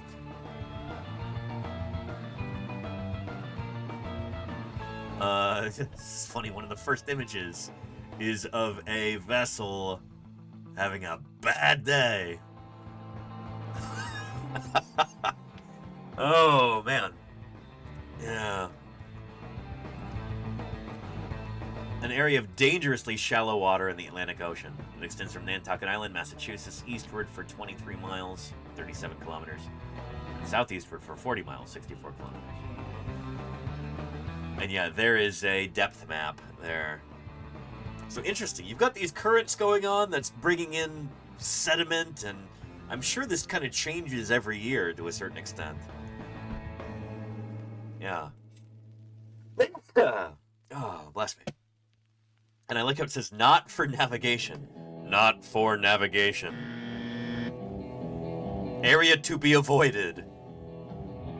Should be a big old skull and crossbones here. And thank you, Clara and Petrodactyls. Yeah. Huh.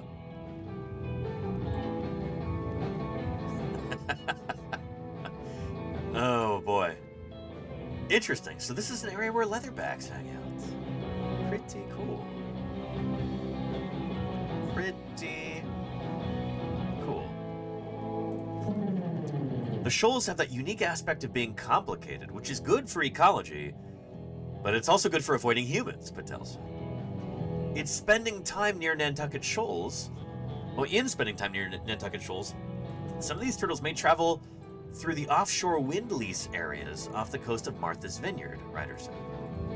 But at least according to the study, they don't appear to stick around.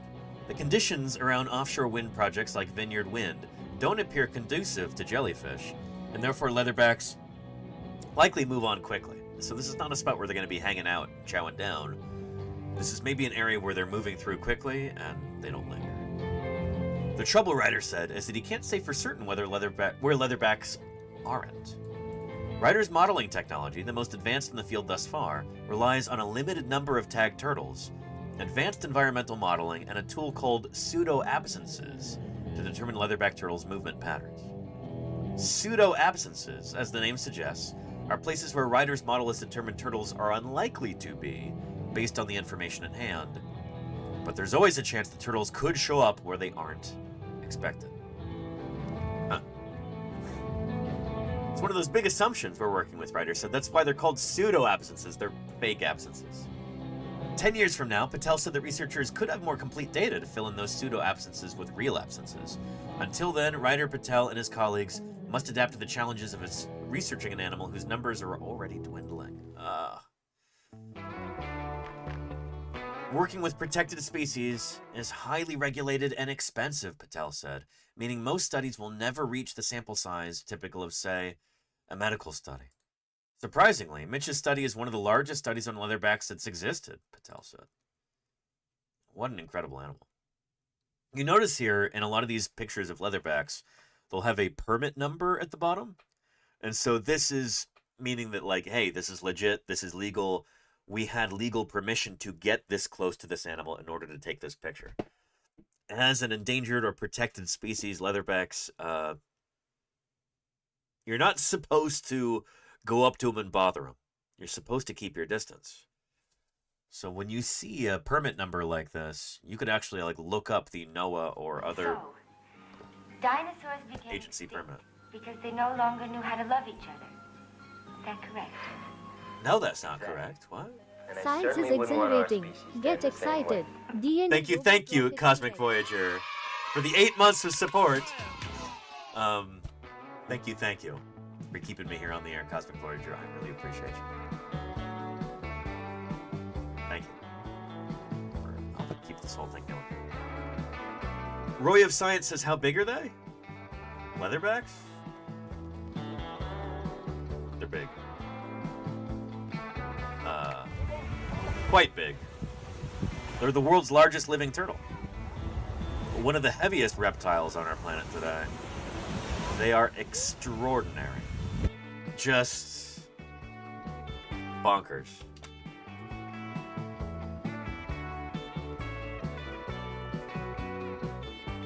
They can approach 2,000 pounds in weight. That's nearly a ton.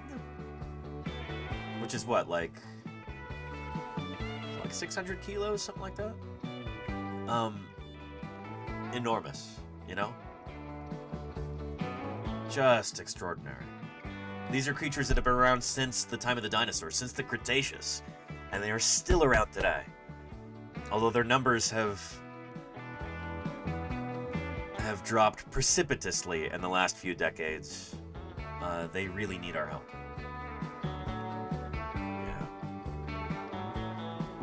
Anyhow, Roy of Science has never seen one then. They are extraordinary. They really are. Again, I almost feel the need to reintroduce these critters. Because I know if you're wondering about this, other people in the chat are going to be curious. They are just astonishing. This is really cool. This is in a little island off the main island of Puerto Rico called Vieques.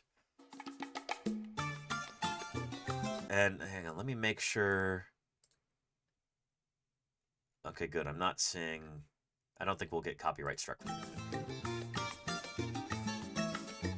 My name is Mark Morin-Brass from the Vieques Conservation and Historical Trust, and I just got to do one of the dreams that I always had in my life, to swim during the day with a leatherback turtle. And we're here. This is unheard of. For the United States Fish and Wildlife Service, who's going to tell you all about it. Yes, we had a leatherback nesting on the Navío Beach. So Mark called us to come and check it. We found that the turtle was nesting and lay about those quantity of nests, of eggs. So this is really weird to see daytime nesting like this, and Tatsu is correct to be like, daytime egg laying? Yeah. Yeah, she must have really been just ready to pop. She's like, I've got eggs, they gotta go now. Normally they'll wait for nighttime to do this, but their bodies produce a tremendous number of eggs. It's the highest volume of eggs of any animal on our planet. It's extraordinary, and they can lay hundreds of eggs throughout a nesting season. Usually between about 60 and 100 per nest, and they can do, I think, 4 or 5 or 6 per season, something like that. Just nuts. So we took the measurements on the information about the turtle and let it go. And from the sea turtle. And Charlie's Dragon says not any animal, any tetrapod, I think. No, I think it literally is any animal. Because I can't think of any non-tetrapod vertebrates or even any invertebrates that lay up a larger volume of eggs. I'm not talking about proportional to body size. I'm talking about absolute measurements here. So like the sheer mass of eggs, I think leatherbacks do take the cake. I think, I really think it is the highest mass of eggs in a lifetime or in a season, or I think kind of however you slice it, even per nest. Yeah.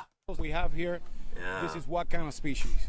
This is the leather. Oh, and not number of eggs. No, I mean, shoot, they're invertebrates that lay literally millions of eggs. This is mass, you know?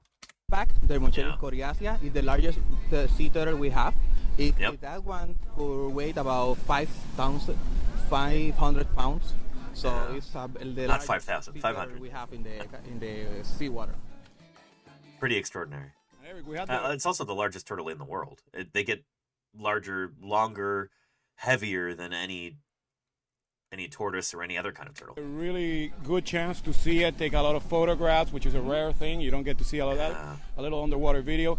But you also injected something into it. Yes, we put two kinds of mark. We put the inconel mark. It's a kind of piercing on the rear flipper. Yeah, so they get like a little, almost like a little dog tag. Flipper tag. So here it is on some other species of sea turtle. Here it is on, who is this, a green, I think?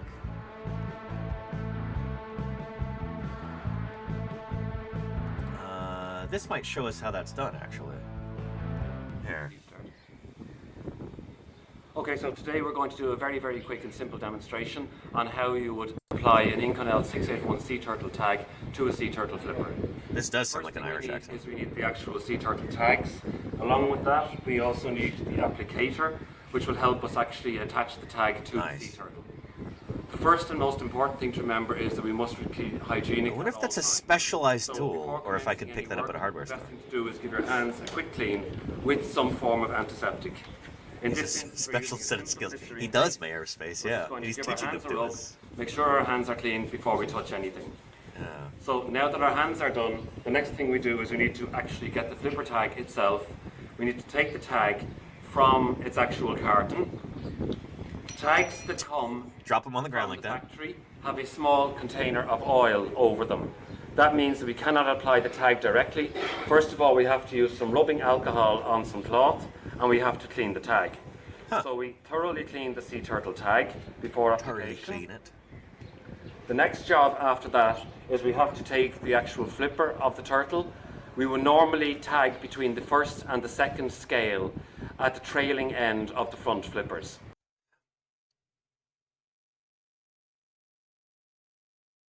What am I going to ask here, chat? Why would this not work on a leatherback?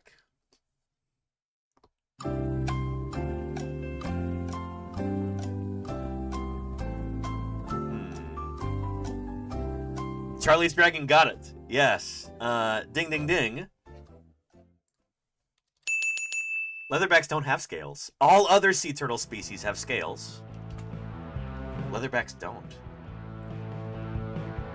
Their bodies don't produce that kind of If you're feeling keratin. a bit cheated, try blaming the dinosaurs. And thank you, Mr. Tibb, for the 100 bits. I appreciate that. Why did the early bird? Archaeopteryx catch the worm? Because it was an early bird. Mr. Tibb.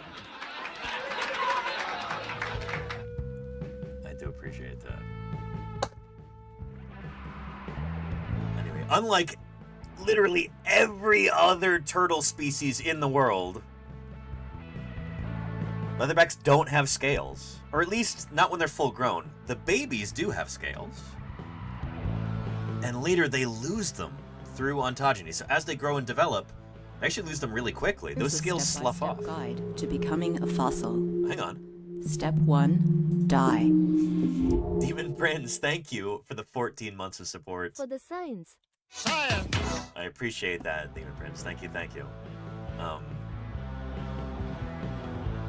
Thank you.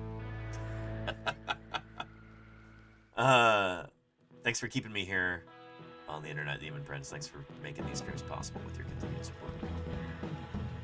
Mr. Tibbs says, real quick, from a long-time lurker,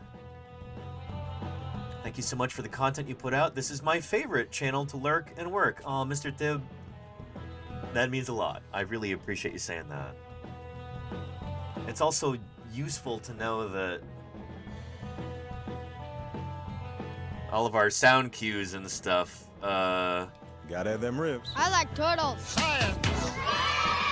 That these are not too distracting to work with. Oh, new one. I'm glad that that's not too obnoxious. That's good feedback, and I appreciate it. Thank you, Mr. Tim. Yeah, perfect amount of distraction. You'd love to hear it. Thank you, Mr. Tim. Appreciate you. And Roy of Science says, are turtles and tortoises closely related? Tortoises are a kind of turtle, Roy of Science. Which is a thing that, I don't know why, but people from Commonwealth countries, especially like the UK, I don't know if they're taught this incorrectly in schools, but like nearly every English person I've ever met seems to be confused about this unless they're a scientist. But tortoises are a kind of turtle. Here, I'll show you.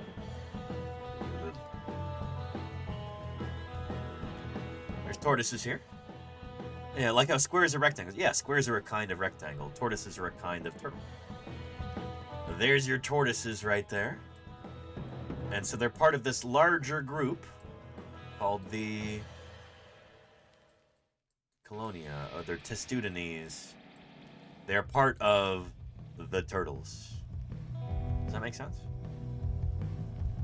Yeah. Anyhow, and hey, Nordic Gale, we try and keep things a little more on topic than that. Just let's get back to this.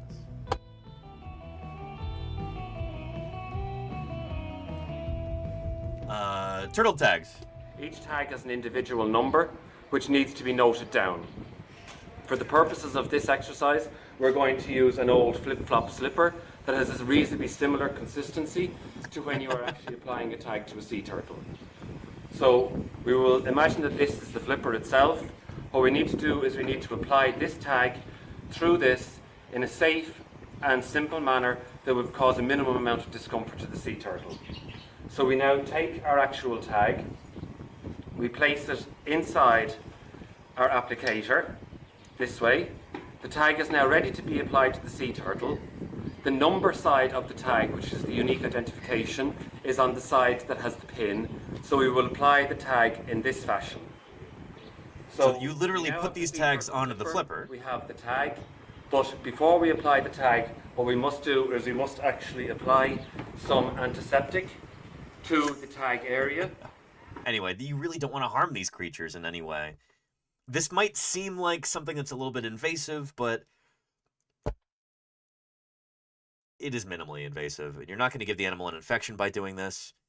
A lot of these critters have barnacles stuck to them and stuff like that, especially if they're not a leatherback. So, yeah. Anyway. 8 millimeters at the trailing edge of the tag, and we press down sharply and swiftly. And there you go, Gay. Exactly, Hibiscus, yeah. Yeah. And we will see that the tag is now applied. So I can see that my 50,000 a year has been well spent. Holy cow, Dinosaur Dave, thank you for the 30 months, or is it 53 months? Update on the elasmosaurid coming out of the ground in Richmond. They have a jaw. The majority of the lower jaw, including teeth sockets. Their teeth sockets are more crescent moon shaped, do not match Eromingosaurus, which are almost circular. This might be preservation deformation, but if it's not, this is probably a new elasmosaurid out of Australia. So far we have a lower jaw, almost complete neck, forward flipper and a handful of ribs. That flipper has a Chronosaurus bite mark in it. Very, very cool, Dinosaur Dave. That is awesome to hear. Here, I wonder if this is anywhere on the news yet. brief diversion from one marine reptile group, marine turtles, to another, Elasmosaurus.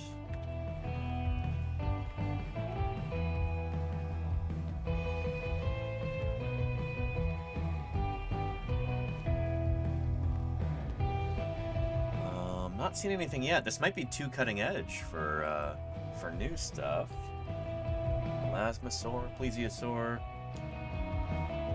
Yeah, nothing. Although there have been some really cool ones found in the past. I think I showed this image last time.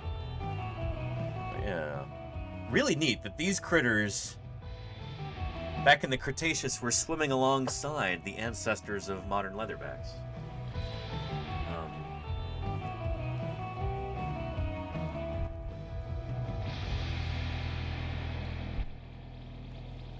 Yeah.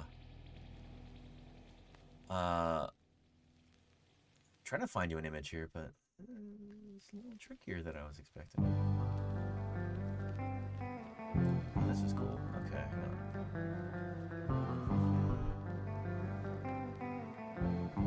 on. Interesting glug here. And, anyway. But yeah, cool stuff, Dinosaur Dave. Thank you. Yeah, I wish I could play the...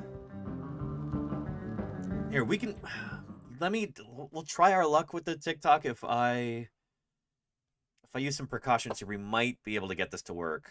Apologies if this means that the VOD doesn't work on YouTube later, but we're gonna give it a shot. Fun. There we go.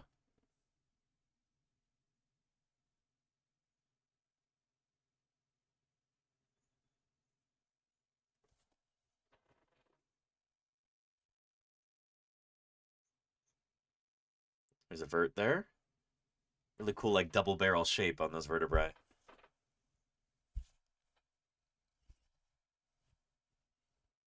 Goodness, they didn't try to jacket that? Huh. Nice.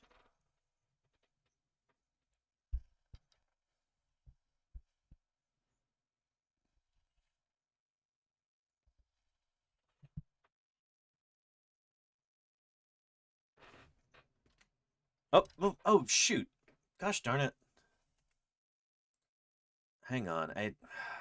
Spacebar skips to the next video? I don't know how TikTok works. This is frustrating. Can we fast forward to where we were? But we can't. Okay, whatever. Well, you've got the link, chat. You can look at it on your own if you'd like to. Apologies. I really just kind of can't. I can't stand TikTok as a platform. It just hurts my brain. But yeah. Museum is about a 15-minute drive from the dig site. Faster to extract and take to the... Okay, interesting. Cool. I'm glad it didn't fall apart. Anyway, MiniPie, you are on a tear right now. What are you doing?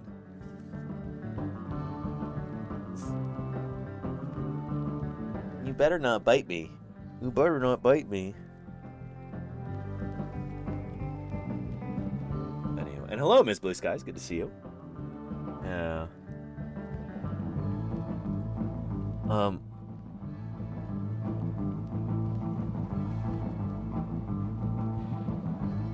What are you doing? All right, we got to pay the landlord here. He demands it. Then we can get back to what we were talking about.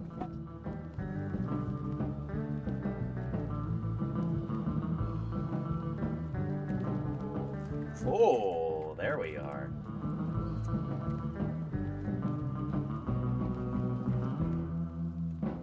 Oh, gotcha, Dinosaur. Cool. There we are.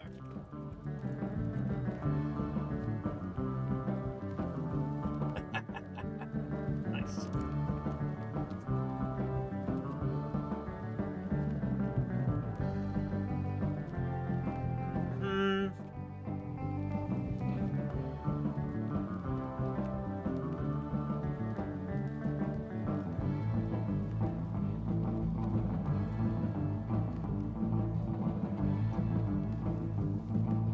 things that we've got to do in order to continue living here in this house. You got to pay respects to the landlords. You know, they demand it.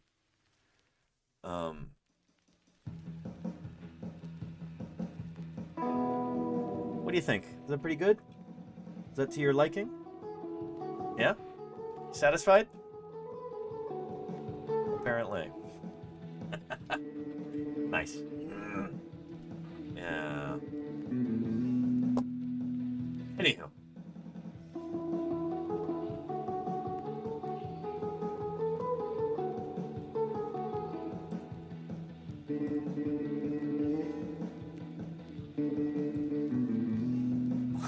We're like 3 videos deep, but let's continue with this. One mark is a pit tag. We put it inside of the most. So he was talking about the flipper tag that's applied to these critters, and this is used for identifying them. They've got a little number on the tag like you saw there in the other video. And here the tags have got these numbers, and so you can just tell at a glance, you know, if this turtle... Well, first of all, you know at a glance that this turtle has been tagged before because you see the tag. It's kind of like when there's a... I don't know. Say you open your front door and there's a cat there. And you're like, where did you come from? And the cat's wearing a collar? You're like, okay. You belong to somebody, or they belong to you. Maybe you're the landlord. I don't know. But you know that someone has encountered this cat before. It has people. It's the same with these turtles. So that's one of the reasons why you put these flipper tags on these turtles like this. Is so that you have that. But also, there's the pit tag, too. On the rear flipper. And one mark is a pit tag. We put it inside of the muzzle in the front of the front flipper. And leatherbacks like this, you know, they're ancient, they come out, but they usually don't come out during the day, right? No, it's not common. So this turtle maybe have a long time trying to come out to lay eggs during the night, but she couldn't make it, so she decided to come out during the day. And Fried Egg says, speaking of tagging, I got a fieldwork job in California. Congrats, Fried Egg. That's really exciting. Can you tell us what kinds of critters you're gonna be working with? That's awesome. And what are they doing with the eggs? We relocated the nest. We took the data from the nest. We are going to place the nest in a safety area because the turtle lay the eggs near the shore. The water. Yeah. So shoot, this man, this poor mama turtle. She was clearly she's like. Things did not go according to plan. She's nesting during the day, and she didn't go far enough up the beach, so during high tide, the nest would have drowned. So what they're doing is they're moving this nest further up the beach. The line. So we remove. And working with burrowing dinosaurs, burrowing owls. Very cool, Fried Egg. That's awesome. Very, very cool. Congrats. Up in the beach to be safe during the 65 days it takes to develop into turtles. And you have a lot of leatherbacks nesting in Vieques? For this season, it has been low. We have about 10 nests on all the area, but we hopefully have more during the season. We are starting the season. And this is an endangered creature. We don't have a lot left in the world. All the sea turtles are protected because they are considered an endangered species. But this is wild. What I wanted to show you here is this footage. Here's Mama Leatherback going back into the waves here, and we get underwater footage. This is like one of the only places I've ever seen this. Rare footage here. What do to protect the species? Don't disturb them. You just see how graceful they are in the water. Because if she can come out and see how the front flippers are used for propulsion and the back flippers are basically just like ailerons. They're almost like the elevators on an airplane. They're used for steering and for braking and stuff like that, but all the power comes from those four flippers. Get tangled with ropes and things like that. So keep it really is like they're flying underwater. If you see them nesting on the area, call the federal or in the state with the people that are in charge to work with it. It's Mark Martin Brass and Eric Bermudez from Vieques. Very cool. Yeah, what an extraordinary animal, you know? Just amazing. I'll give you a link here. In fact, I'll give you a link to the whole playlist. If you'd like to learn more about leatherbacks.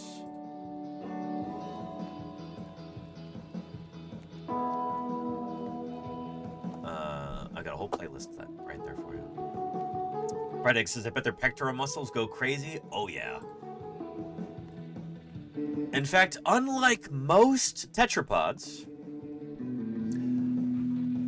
most critters who are descended from that first tetrapod to move up onto the land, something kind of like Tiktaalik, everybody who's a descendant from something like this, so all of the amphibians and the reptiles and the mammals, for nearly all of those creatures, there is one bone in the body that is the biggest. What is that? For the majority of tetrapods, what is usually the biggest bone in the body? It's also the biggest bone in our body. It's the biggest bone in, I think, every non-avian dinosaur species. It's the biggest bone in their body. What is it?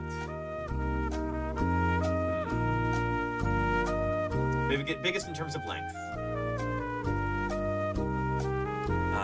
Length and diameter, mass, maybe? Yeah. Rampaging in an hang on. unsuspecting world. Living creatures from the dawn of time. What havoc will they wreak? What lives will they destroy? Mr. Lewis King. What panic and terror will they create? Welcome to Paleontologizing, Mr. Lewis King. It is wonderful to have you here. Thank you for joining us. How was your stream? How are all of those mischievous little mammals with their beady little eyes and their grabby little hands typing into the chat? Of course, I'm talking about the chatters. How are they all doing? Also, how are the rats? I know I make the same joke every time, but I appreciate every time you write in here, Mr. Lewis King. I hope you had an excellent stream. I hope you and chat and the rats all had a good time.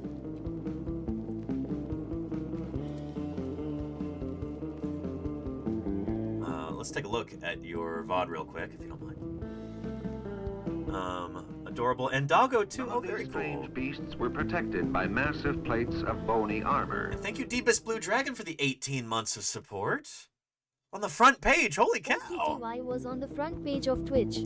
So many viewers, so many new friends. And I bring some of them to you now, along with the usual suspects.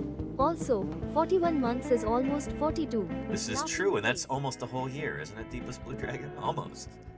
Thank you for your continued support. Thanks for keeping me here on the air. Good stuff. There, I don't know if the VOD is ready yet. It is right after this, but, oh, maybe. Super cool. If you are a fan of mammals like this, or like this, then check out Mr. Lewis King. Right. I'm sorry. All kinds of rat mischief. Please no kill. No. Good stuff. Is it an option for us to just stop licking Phil comments? It's a bit weird, girls. Do you not think it's a bit weird, girlies? Good stuff. Anyway, thank you for the raid. I really appreciate it. Let me introduce myself real quick, especially for anybody who might be new here. My name is Danny. I work on dinosaurs. Here's a little channel trailer to acquaint you with what we do around here. My name is Danny Anduza. I'm a dinosaur paleontologist, and this is Paleontologizing.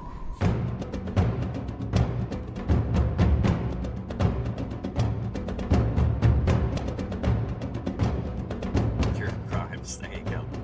Science isn't just test tubes and beakers and white lab coats. What we're doing out here is science, too. We're testing hypotheses by excavating these fossils. Join me for museum tours, interviews with other paleontologists, audience Q&A, 3D printing.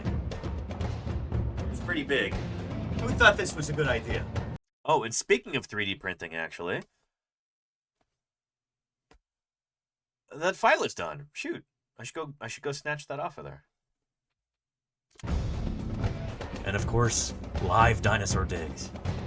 A limb bone from a new duck-billed dinosaur. I invite you to tune in and experience the adventure of fossil science. All right.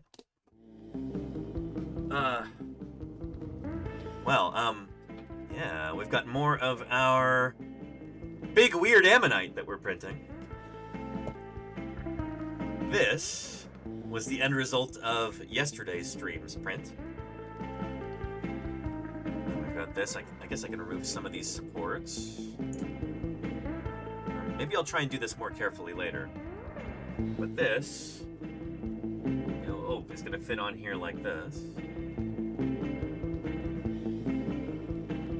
There we go. This is one of these big weird Cretaceous cephalopods called an ammonite. These guys went extinct after that massive asteroid impact about 66 million years ago. It is debated how long they survived after that. There's some suggestion that they may have actually survived a little tiny ways into the age of mammals, but yeah. Anyway, this particular one is Diplomoceras.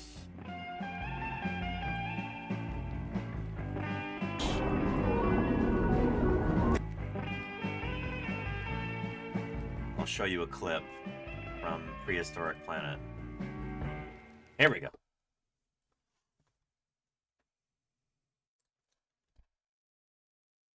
That's Baculites. Here's Diplomoceras.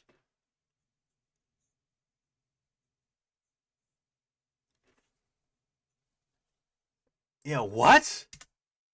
Why? Incredible animals. This is what I'm printing, more or less life-size. So many different kinds of weird ammonites from the Cretaceous.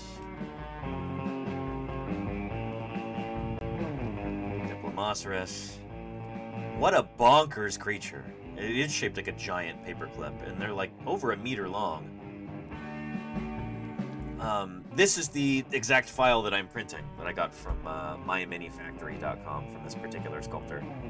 This is going to be really, really cool to be able to have in the backdrop of our stream one of these days. But it's going to require a lot more printing, because holy cow, is it big. This is not a small animal, you know? Mine's not going to be quite that big, because that would be a little ridiculous. But, yeah.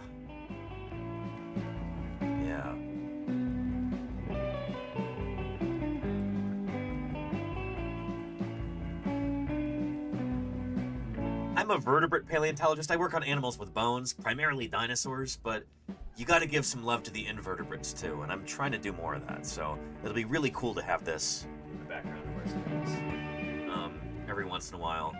And again, this will give you a sense for how big this thing is going to be. Yeah, can't wait. Can't wait. And Cacklin's Verve says, do we have conclusive evidence that it wasn't pressed into that shape post-mortem? Yes, because there's a bunch of specimens that have been found that look similar to this. And it's just kind of too perfect and precise to be like a post-death thing. We also know that the shell itself was really rigid.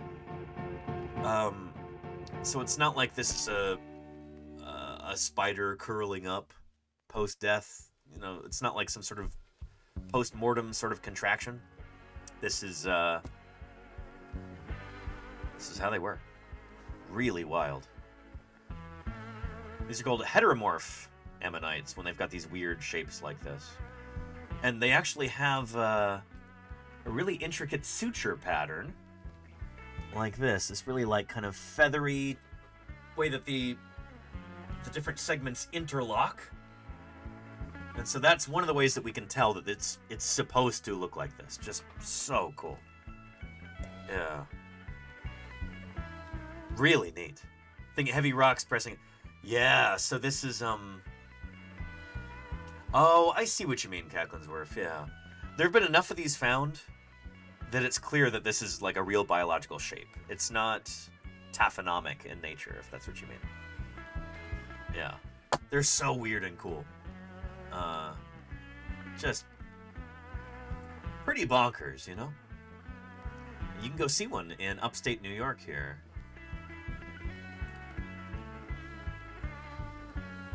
Here's a model on Sketchfab. Pretty extraordinary.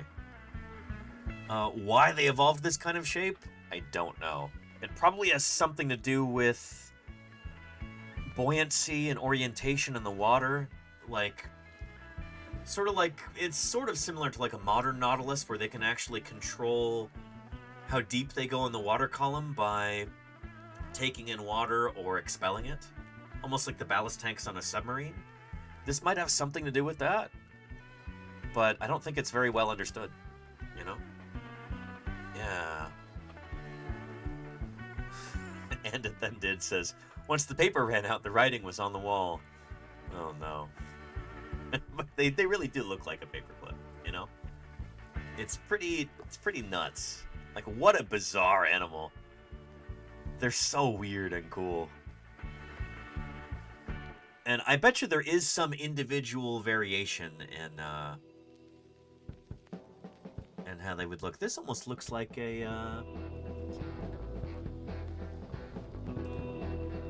is this Paleostream? No.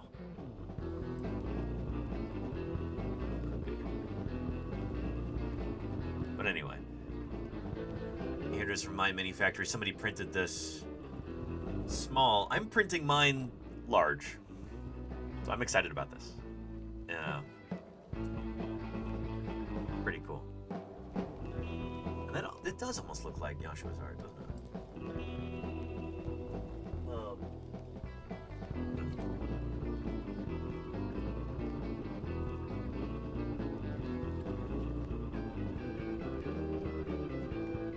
I don't know if he's ever done a Diplomacerus. I'm not seeing that when I do a quick image search, so it might have been somebody else with a similar style. I know he's got other people who watch his streams who their style has been heavily influenced by his own.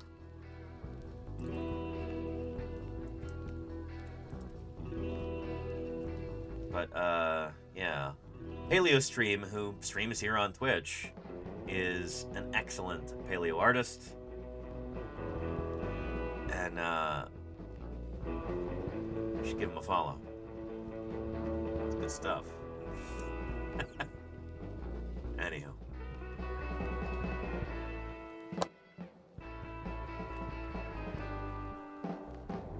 Where were we? Oh yeah, let's see. Paperclip that looks kind of like these critters. I was gonna make a joke about this today that, on Blue Sky, but it didn't quite seem appropriate. That, like, you know, one of these days we should really discover an ammonite that's shaped like that cool S from elementary school. You know, like this. Someday, inshallah. We really should get around to discovering one that looks like this.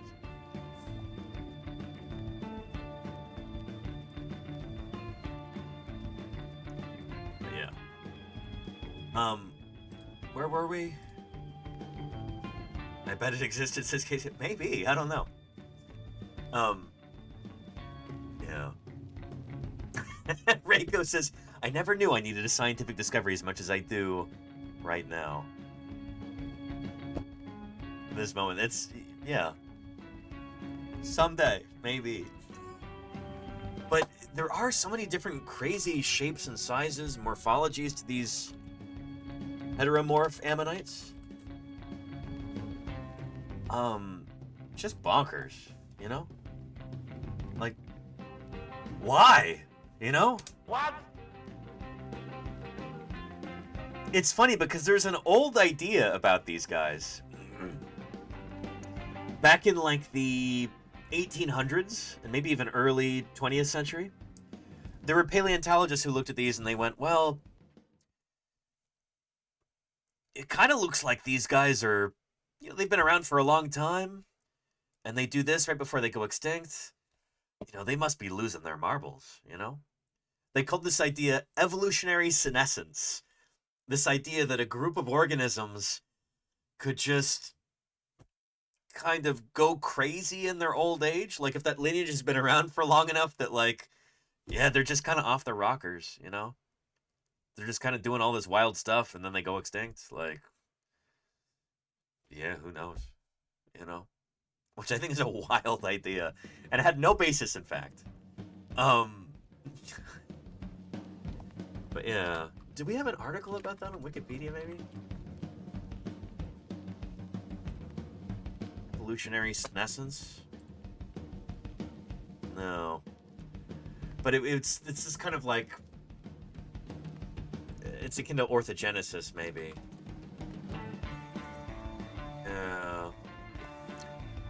An obsolete biological hypothesis that organisms have an innate tendency to evolve in a definite direction towards some goal, teleology, due to some internal mechanism or driving force.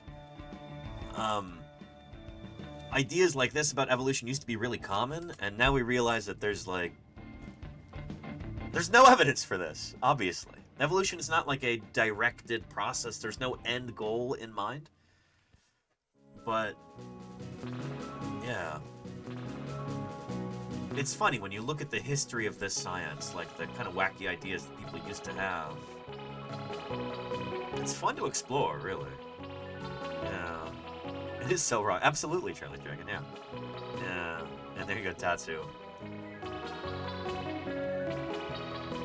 There is reason to think that, like, you would only get this later on, but that's because you just have sort of increased complexity over time. A lot of these shapes would not be possible without really complicated suture patterns between the chambers on these critters. So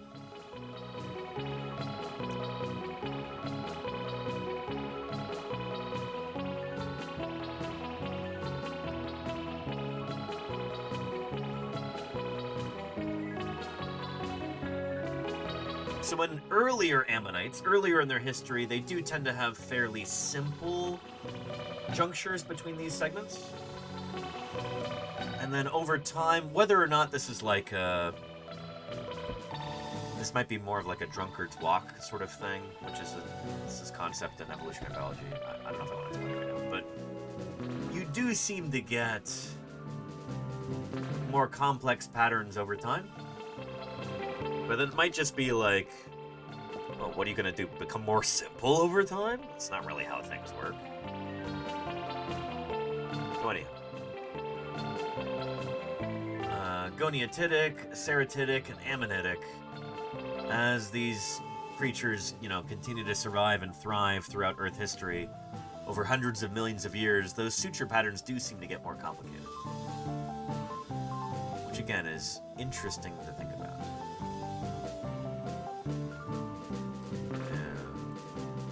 And with more complex patterns, you can get weirder and wackier shapes to your shell without it falling apart, you know? You get like a stronger juncture between these different segments. And so maybe that's what allows you to develop these crazy shapes like this? Yeah. Is this saying nautiloids? They do have simpler sutures, Claireberry, yeah. Yeah.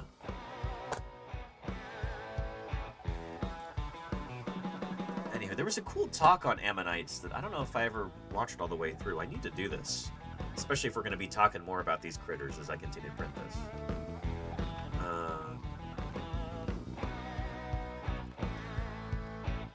Who gave that talk?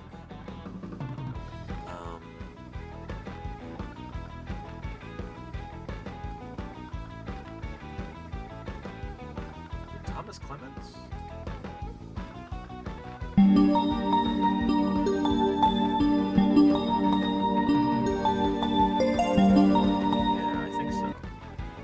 Fossils, just take a moment to think about how amazing the fossil cephalopods and fossil ammonites really are. And they're super weird, but they're really important for science, and they're really interesting animals. And I just want to say a big thank you to my friend, Franz Anthony. Yeah, I don't know if we... Here. Football ones, the spiky ones, the paperclip ones. Yeah. So, here, go back just a little bit. Very slowly. They lay multiple batches of eggs in their lifetime, and they lay their eggs on the seafloor. They don't. Their babies aren't in the. Here, I'm going to go back a little bit, but yeah, ammonoids versus nautiloids. This is important. Through an ammonite shell and through a nautilus's shell and smashing it to pieces. So the ammonites evolve, and they have much stronger shells, and they evolve slightly different characteristics. But interestingly, they also change their lifestyle. Yep. So what is the difference between an ammonite and a nautiloid, you might ask? Well, other than the number of limbs... So we still have nautilus around today. There's several species of these guys. Chambered nautilus is probably that's the common name that's probably best known to chatters, but they're really cool. They are at risk of extinction. People love to collect their shells because it is such a beautiful thing, but that is meaning that these critters are becoming overexploited, becoming more and more rare in their environments. Ugh. But yeah. We have to look at how they lived and their lifestyles. So again, those are nautiloids. Nautilus are still around today. Ammonites went extinct either at the very end of the late Cretaceous or very shortly thereafter, but they're no longer around today. Ammonites, we think, grew very quickly. They probably laid one batch of eggs at the end of their life, and their babies lived in the plankton. So that means that their babies, once they hatched, they became tiny, tiny little creatures, little tiny ammonites, and they lived at the surface of the water. And they're probably eating microscopic plants. And that's really useful because it allows you to basically live fast, die young kind of situation. Whereas nautiluses grow very slowly. They lay multiple batches of eggs in their lifetime, and they lay their eggs on the seafloor. Their babies aren't in the plankton. And this is a very interesting adaptation because we'll talk a little bit about this later, but these differences are very subtle between the two. But basically, that might be why these guys survived that asteroid impact at the end of the Cretaceous, and these guys didn't. Or if they did, it was just barely, and then they went extinct shortly thereafter. But these guys just kind of cruise on through. There are some species that went extinct at the end of the Cretaceous, but these guys were just devastated. The ammonites... yeah. Because ammonites grow so quickly and they have so many babies, they basically take over, I love that. and ammonites become the dominant cephalopods during this time period. Yeah. And like I said, they evolve into all these weird forms. You get the football ones, the spiky ones, the paperclip ones. Yeah. Anyway, I'll give you a link to this talk. Good stuff. There was another one too. I'll have to watch at some point.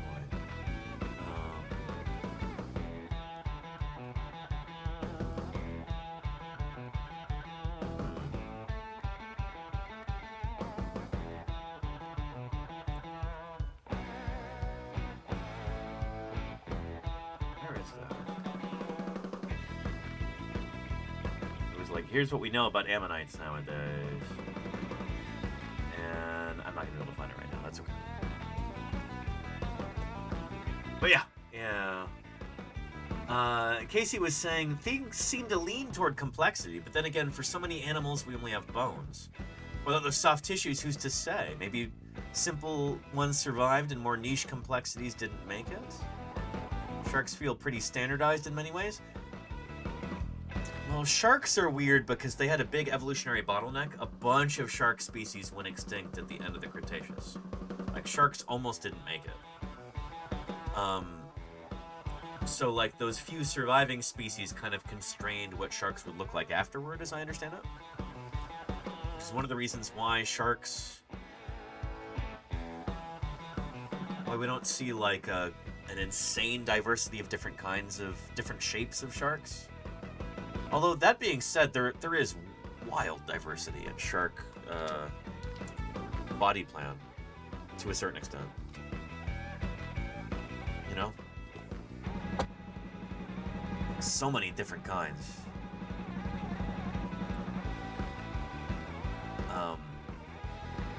Yeah. Both in size and in shape. But yeah. Anywho.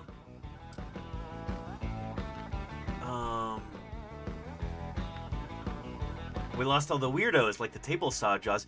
Yeah, they weren't actually sharks though. Helicoprion. We now realize that they're not true sharks. they're probably related to chimeras. So like modern ratfish, holocephalians, I think is the term. Yeah. Even though they're called, by some people, the buzzsaw shark, they went extinct at the end of the Permian, as I understand it. But yeah, shark-like cartilaginous fish, but not a shark. They're a member of the Eugenodontiformes, an extinct order of cartilaginous fish within the clade Holocephali. So these are the group that includes the chimeras and ratfish and critters like that. Anyhow, really weird. And they do predate sharks. Yeah, the modern, like what we call crown group sharks, they show up in what, like the Middle Jurassic or something like that? Sorry, Early Jurassic. The earliest confirmed modern sharks, members of clade Selachii, are known from the early Jurassic around 200 million years ago. So yeah. So sharks, true sharks, are not actually as old as the dinosaurs. Or at least they arose after the first dinosaurs did. So dinosaurs were already doing their thing on land by the time that the true sharks evolve. And then you get other close relatives of true sharks. I think things like hybodonts, which are not true sharks, but they're closely related.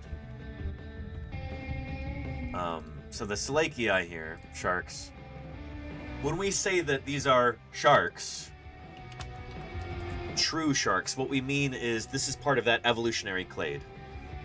So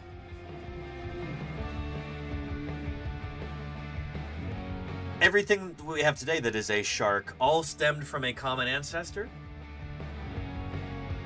And that common ancestor lived about 200 million years ago. So before that, you had these other branches like hybodonts and whatever Helicoprion is. Those diverged earlier. Those are groups that are now extinct. But all of the modern sharks, we can trace all these species back to a common ancestor. And that seems to be from the beginning of the Jurassic or maybe the late Triassic, depending on who you ask. So the true sharks are all of the ones that are alive today, traced back to their common ancestor, if that makes sense. Because I know I'm going to get a question about that. Yeah. And there you go, Gay Hibiscus. Yes. Yeah. And what is the most derived shark currently? Well, derived is such a squishy concept that, like, when we say derived, we mean furthest from the ancestral stock, furthest from, like, the base of the clade. But you can kind of spin clades around in different ways.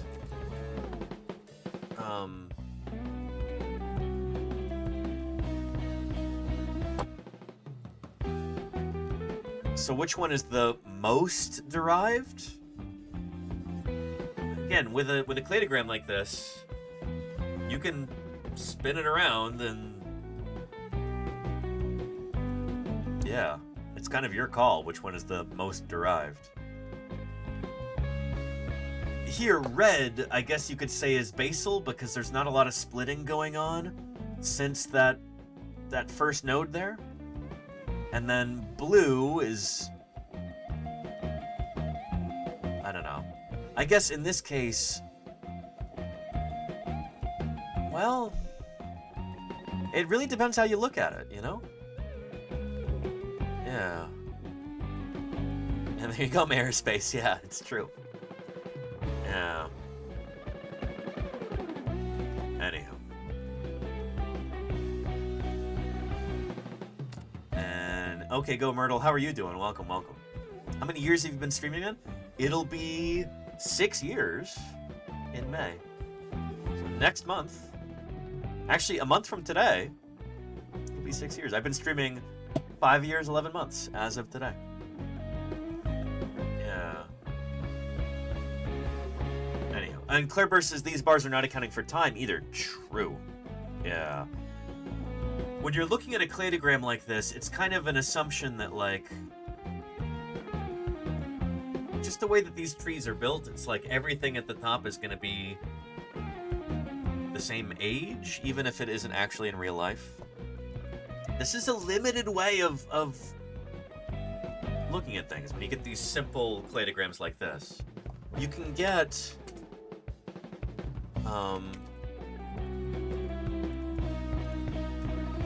cladograms that actually they account for time. What we call a time-calibrated cladogram. So here's one for some,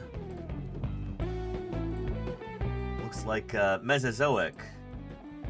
Yeah, Permian to, well, okay, Paleozoic, Permian to Triassic, early Mesozoic reptiles. Lepidosauromorphs, these are lizards and their relatives. These go all the way up to the present.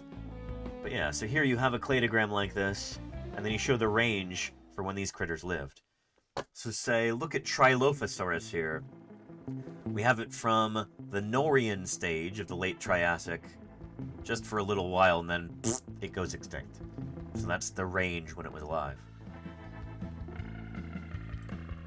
Oh yeah. There's a lot of different ways that you can draw these diagrams, and they can convey different kinds of information. Maybe I should call up my friend Jacob and ask if he still wants to do a special stream about this. We were talking about doing that on 4/20, April 20th. Because that happens to be the birthday of Willy Hennig, who was, I think, an entomologist, an insect scientist, who he's sort of the father of cladistics. The father of cladistics. The guy who kind of came up with this methodology for determining how different critters are related. But I don't know if I'm going to be streaming on that day. Because it looks like I'm coming back from Monterey now. I don't know. I'll ask Jacob if he wants to do a stream, maybe. Explaining this idea of cladistics.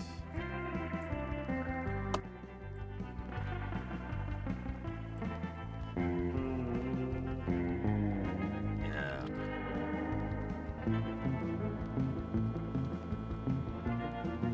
Again, just to introduce you to this concept. The method is called cladistics, Cladistics. a systematic approach to sorting out relationships based on shared characteristics. And do you have other plans that day, Danny? Yeah, I think I'm probably going to be driving back up from Monterey. I'm going tide pooling with Ios and Lordy for Ios's birthday. It happens to be that weekend. So, yeah. These animals are more closely related to each other than any of them are to the dragonfly because they all have backbones. Yeah, it's going to be cool. The dragonfly does not. And OK Google Myrtle says, I was just talking about cladistics yesterday. Here's the best little video encapsulation I've been able to find of this concept. Because as you probably know, OK Go Myrtle, this is a tricky concept to explain to people. Getting them to, into tree thinking, as we call it, is tricky. These three are more closely related to each other than to the fish because they all have 4 bony limbs. And these two are closer still because only they have feathers. So this is this concept of nested groupings like this. So, and it's we can look at this with our tree of life. We could plot out all these critters on one zoom, but this is the furthest away. This is kind of our out group here. This is a kind of insect. All these critters have bones. The fish, the lizard, the ostrich, and the gull. But yeah, these two have feathers. We know that they're birds. They are within this larger group, reptiles, that also includes the lizard. And these are all within the group of bony fishes. And there's our, trout there? Salmon? Who is that? But anyway. But you can illustrate this using that branching diagram, a cladogram. The results are plotted on a branching diagram called a cladogram. There you go. And Deathsaurus makes a good point here. The cladogram doesn't actually explain direct ancestors exactly. It kind of can't do that. It's designed in such a way where it can't show ancestor-descendant relationships. It just shows everything at the end of a branch, like you could have say Archaeopteryx on here, and let's assume for the sake of argument that Archaeopteryx is actually the direct ancestor of all birds. This wouldn't show that. You wouldn't be able to tell that Archaeopteryx is the ancestor of birds if you put it on a cladogram like this. Everybody has to be at the end of a branch. That's just how cladograms work. Like, by definition, they cannot show you ancestor-descendant relationships. Most of the features that you have are inherited from very distant ancestors. And only a few features are really unique to you. And if we wanted to find you plus your descendants, we'd have to use those unique features that arose just with you and are carried on by your descendants, and not the features that you inherited from very distant ancestors. You wouldn't want to say you're related to an ape because both of us have 5 fingers, because, gee, so does a lizard, so does a turtle. Yep. Right? You'd want to say that we're related to the great apes because we both lack tails. And he's right about that. Even leatherback turtles, they've got, count them, 5 fingers. And you might go, Danny, what? What do you mean they've got 5 fingers? Say, well, I don't count any fingers there, you know? It's just a big flipper. They've got finger bones inside.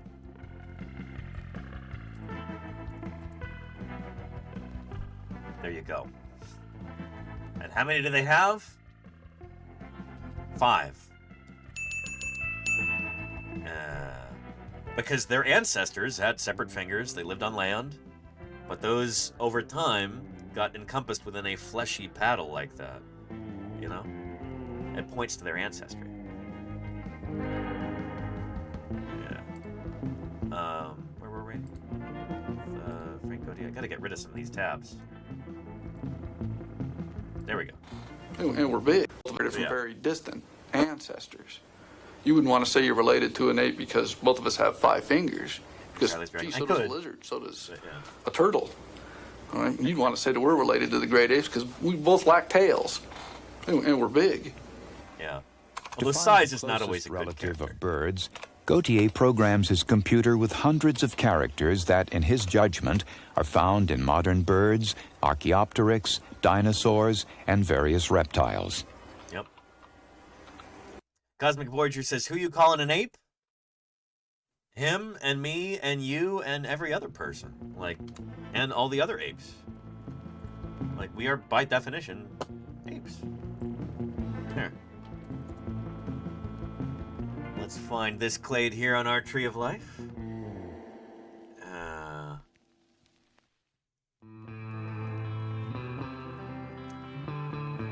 Here's the apes. We can go to the great apes. African apes. And there's us. Yeah. Next to the bonobos and the chimps.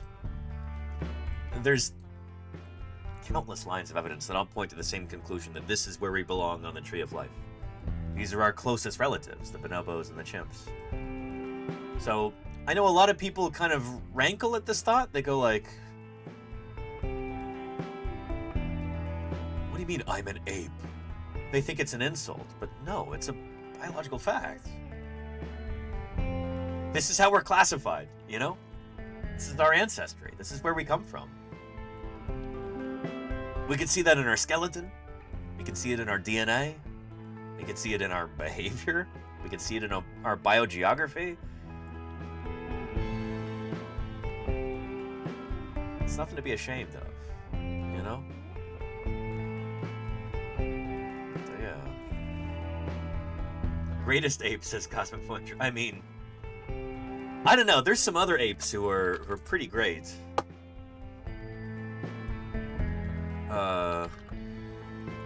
Here, I'll show you one of them.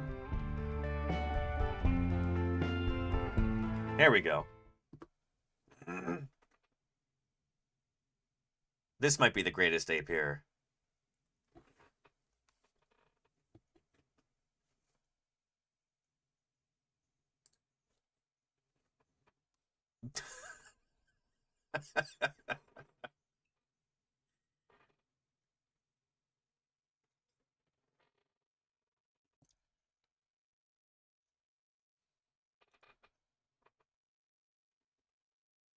talking to my cousin about orangutans the other day.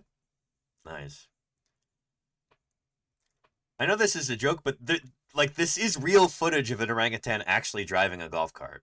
Like it's real.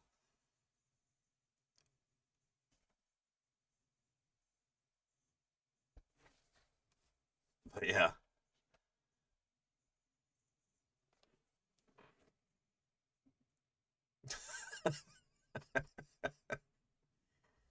And here, just so you know, I'm not making this up.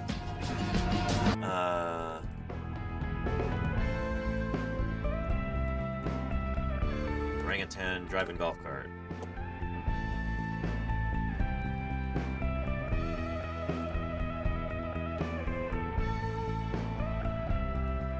It's legit.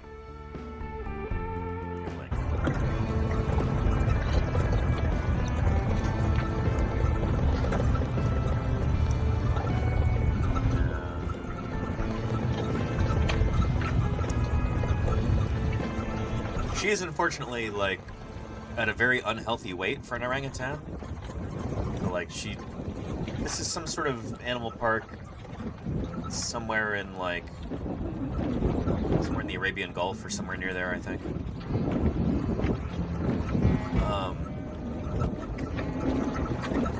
But yeah.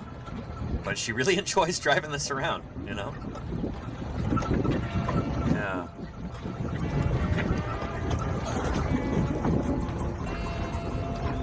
She drives better than a lot of people I know, frankly. She needs to walk more and drive that car. It's probably her diet, you know? She's probably not being fed a healthy diet for an orangutan. She drives everywhere, yeah. It's interesting that this seems to maybe be in the Gulf because this is a very American thing to do, to just drive too much. Yeah.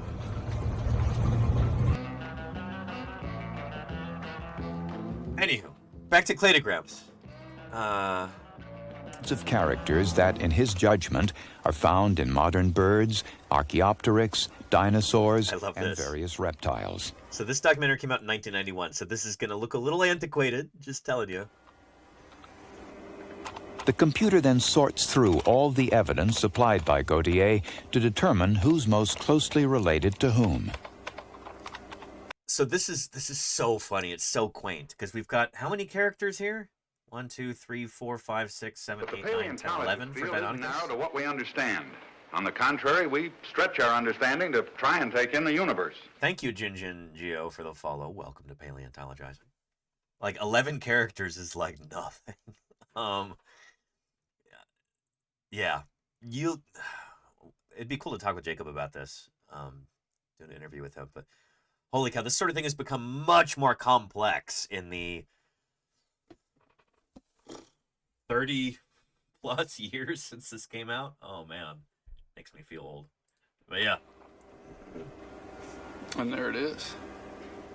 The computer says that Archaeopteryx's closest relative was Deinonychus, which was itself derived from other dinosaurs. And birds are the continuation of that line. So again, let's assume, just for the sake of argument, that Archaeopteryx is the direct ancestor of birds. The cladogram can't show that. It has to put everything at the end of one of these branches. This comes as no surprise to Gautier. This simplest interpretation for all the evidence has always been that birds are dinosaurs. Yeah. Anywho, here's a link to this documentary.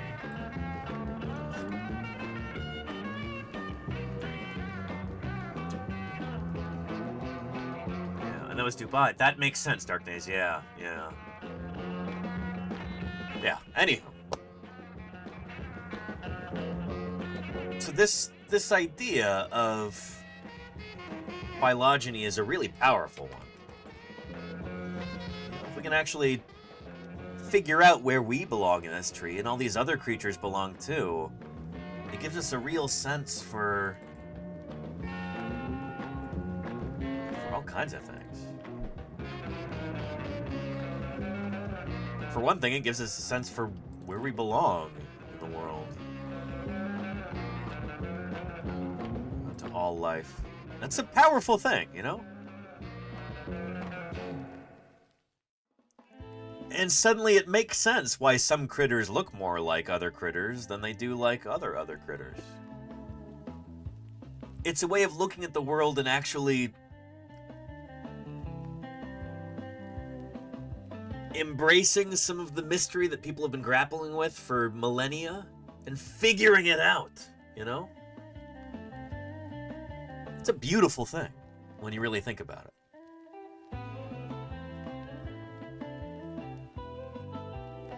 The natural world is knowable. We can figure stuff out. It's not always easy to do that. It can require a lot of hard work, discipline, and patience, and prudence, but it's worth it, you know? It's the sort of thing that gets me excited.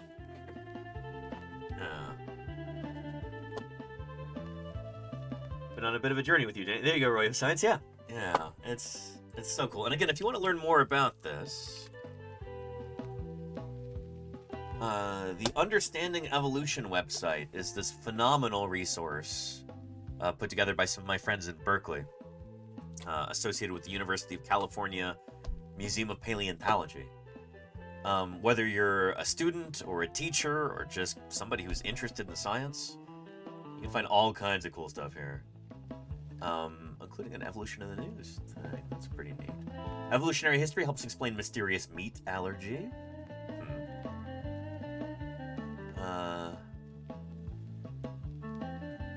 Yeah. But is there a tree thinking part? I betcha there is. Tree thinking basics. Here we go. Yeah. So when we want to understand how to think in terms of these diagrams and what they mean, if you want to be able to look at a diagram like this and understand it,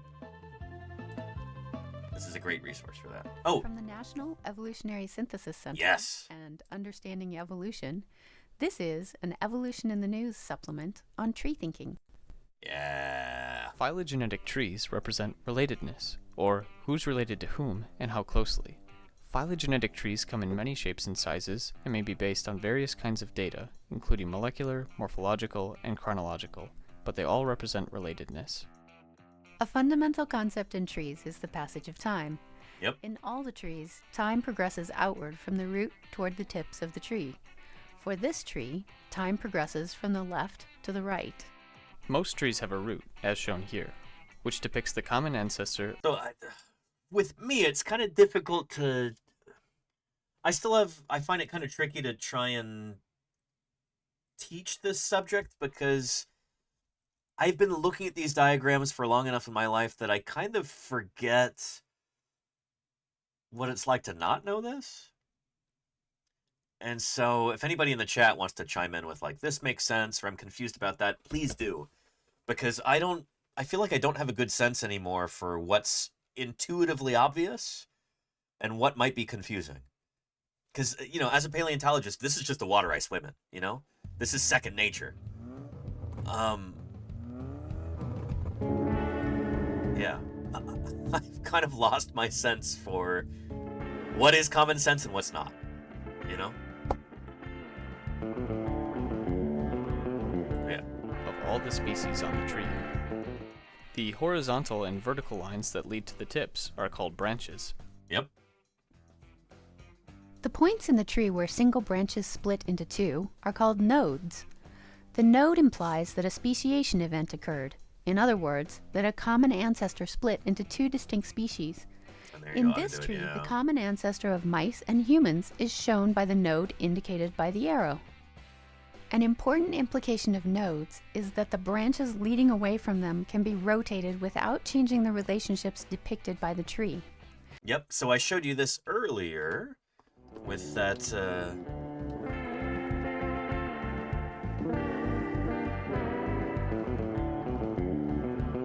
animated phylogenetic tree on Sketchfab. You can spin these at each of the nodes and it doesn't actually change the tree. It changes how it looks, but it doesn't change the information portrayed. It's kind of arbitrary how you want to illustrate this. Each one of these different spins is showing the same exact information. It doesn't change the relationship between these different colored balls here. We'll call these our taxa, our organisms. You can change it around any which way you like, and it doesn't actually alter what this is communicating. As shown here by rotating around the node and putting humans above mice, none of the relationships change on the tree. There you go. A final bit of vocabulary to know for phylogenetic trees is a clade. A clade... So Roy of Science says, what's the node? So the node is where it splits. So each split is a node. Again, they talked about that back here, right? Tips are called branches. The points in the tree where single branches split into two are called nodes. The node implies that a speciation event occurred. In other words, that a common ancestor split into two distinct species. In this tree, the common ancestor of mice and humans is shown by the node indicated by the arrow. And what would we call that split right there, chat? What would be the name of that clade that includes both humans and mammals? There's more than one correct answer here. I guess there's one most recent common ancestor. If you get that, I'll be real impressed. But what's the common ancestor between mice and humans? What would be the name of that node there? Anybody?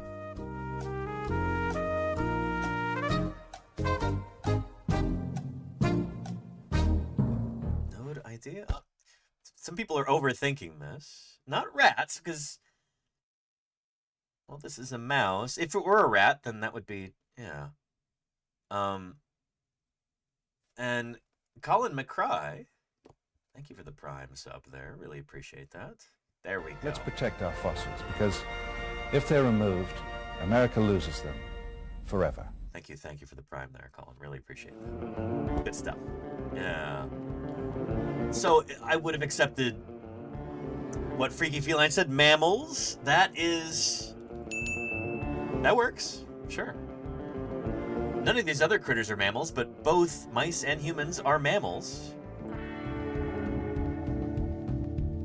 The answer I would have been really impressed by is Euarchontoglires.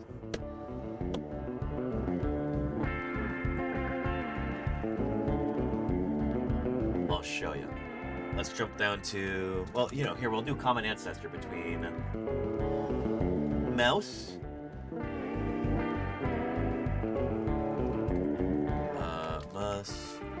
musculus maybe? House mouse, there we go. And Homo sapiens. So we had a split around, what is it, 90 million years ago, something like that? 75 million years ago? Euarchontoglires, this is a split between the primates and their relatives, and the rodents and their relatives. Euarchontoglires is the name of that clade right there. So that node here, we would call that Euarchontoglires. And so each one of these is going to have a different name, where it's the common ancestor of all of the critters in it. So there is a point in time where the ancestor of the primates and the ancestor of the rodents was the same ancestor. That time was about 75 million years ago. And that critter would have looked a little like, something like this.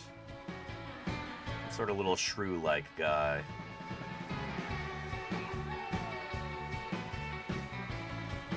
Yeah. Pretty cool, right? Any.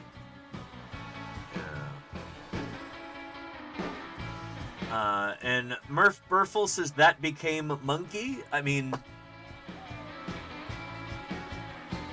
in the sense, yes, that all of these creatures here, lemurs, rats, hares, squirrels, all of these critters evolved from an ancestor that would have looked a lot like this. This is like one of the closest things that we have to what should be the ancestor of all those different groups.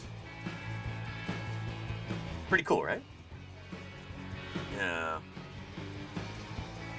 Anyhow. Roy of Science says, this is mind-blowing. I mean, this is like... This is like the most fundamental principle in all of biology, is common ancestry like this. Critters evolving over time and diversifying. Nothing in biology makes sense unless you understand this concept. And I do not mean that as a dig at anybody here. It's crazy that this sort of thing is not taught properly in schools, especially here in the US. It would be like trying to teach chemistry, but you are absolutely forbidden from teaching the concept of the atom. You know? Electrons, protons, neutrons, can't talk about that.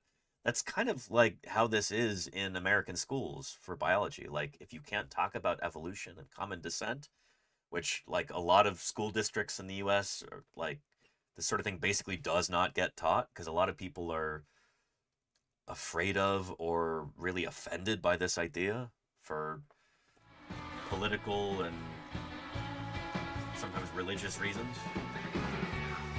It's bonkers, you know? I'm gonna play the clip again. Because it's...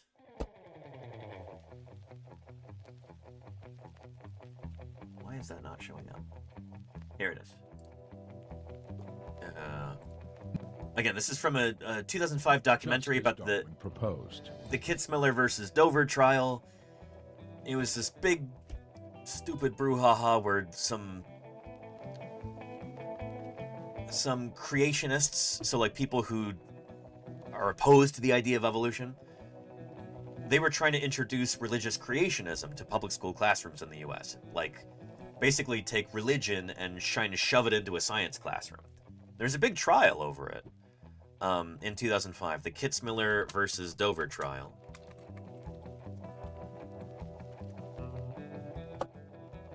Yeah. Luckily, science won out.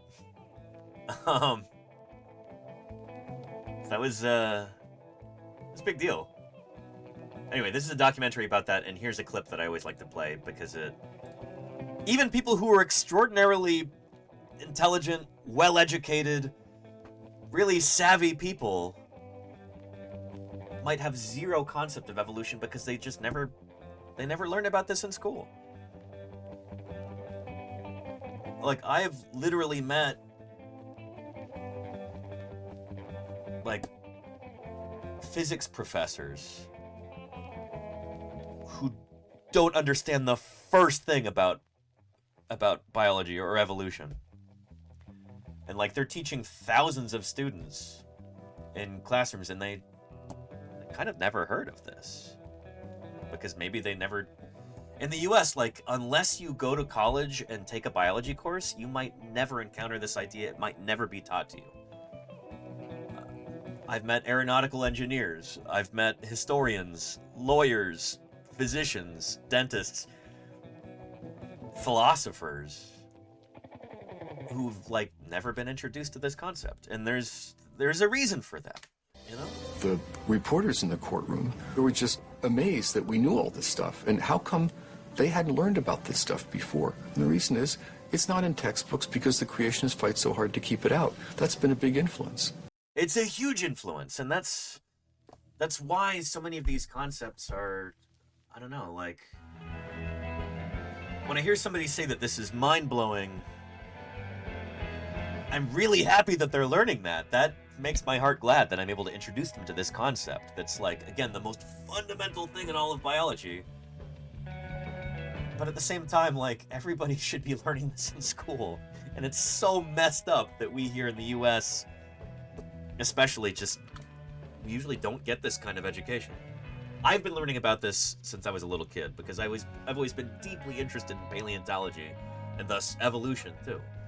So this is I was introduced to this concept really early on because I've done a tremendous amount of extracurricular reading. I never actually learned this stuff in school. It was never taught to me. I learned about it on my own. And that's a big part of why I do these streams.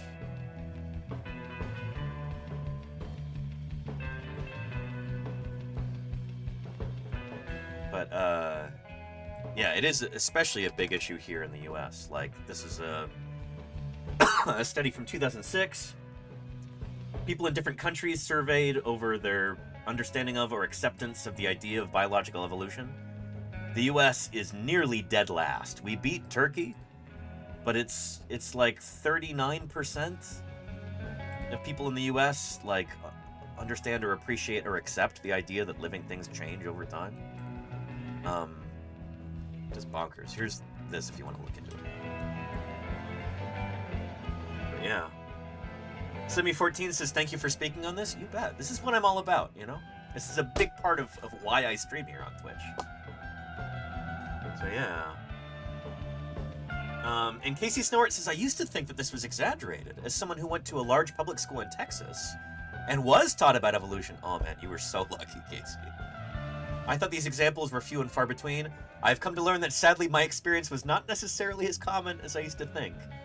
Yeah, you were really fortunate, Casey, especially in Texas. Holy cow. Like, there are school districts in Texas where teachers are not allowed to use the word evolution. They cannot say that or they will be fired. Like, if the superintendent of their school finds out. Texas in particular is kind of notorious for this. Yeah. Anyhow. Though it may not seem like much, 500 bits goes a long way towards supporting science outreach here on Twitch. Don't shut up and take my money, oh. Less than. Thank you, Lilith Hobo. I appreciate the support. That means a lot. Yeah.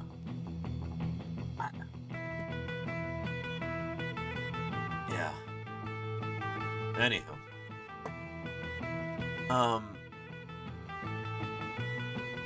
And American textbooks are printed in Texas? Well, a lot of them are printed in Texas, maybe, I'm guessing. But the thing is, Texas is a huge market for textbooks. And I think Texas, they might have a statewide curriculum. So if you want your textbook to be successful and widely adopted, you kind of have to, like, dumb things down a bit, frankly, so that people in Texas will use it. So it's like Texas, in a way, kind of drags down the whole of the United States, because it's a huge textbook market. There's a lot of people in Texas. It's a big state, not just in terms of geography, but it's one of the largest states in population too, as I understand it. Right? This was like 10th.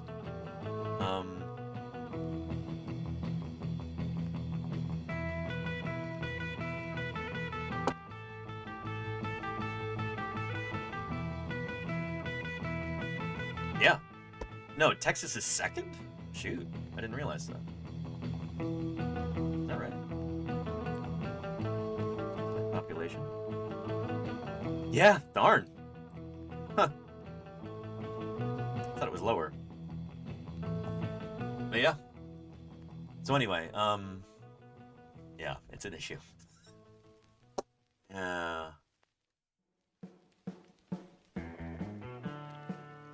There are many large cities in Texas. True, Casey, yeah. Houston is one of the biggest cities in North America in terms of population. And in terms of area. Houston is an endless sprawl. I grew up in Dallas-Fort Worth. There are 9 million people in that area alone. That's about equivalent in population to the Bay Area here in California. Like, that's nuts. That's a ton of people. Yeah. And DFW just surpassed Houston. Wow. Good for them, I guess. Yeah. I'm not going to say anything bad about Houston. I'm going to ignore that impulse. Yeah.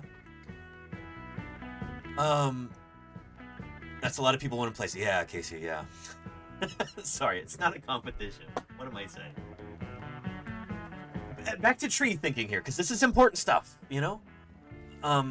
And like, this is cool to teach people about, because it's not just, oh, here's a diagram and here's how to read it. Who cares? The concepts are what's important when we're talking about the evolution of life on Earth and how things diversify and how they're related to one another. That's what I really want to get at here. Who cares about the particular diagram and the specifics there? It's the ideas that are important, you know? An important implication of nodes is that the branches leading away from them can be rotated without changing the relationships depicted by the tree. Like you said, we can spin As these. shown here by rotating around the node and putting humans above mice, none of the relationships change on the tree. A final bit of vocabulary to know for phylogenetic trees is a clade. Yeah! Also called a monophyletic group, is a subdivision of the larger tree that highlights several species and their common ancestor on the tree. So, maybe a better way to put this is a clade is a true group. All these critters are actually related. And they all come from a common ancestor. So, those of you who were here at the beginning of the stream, remember when we talked briefly about plants? Here.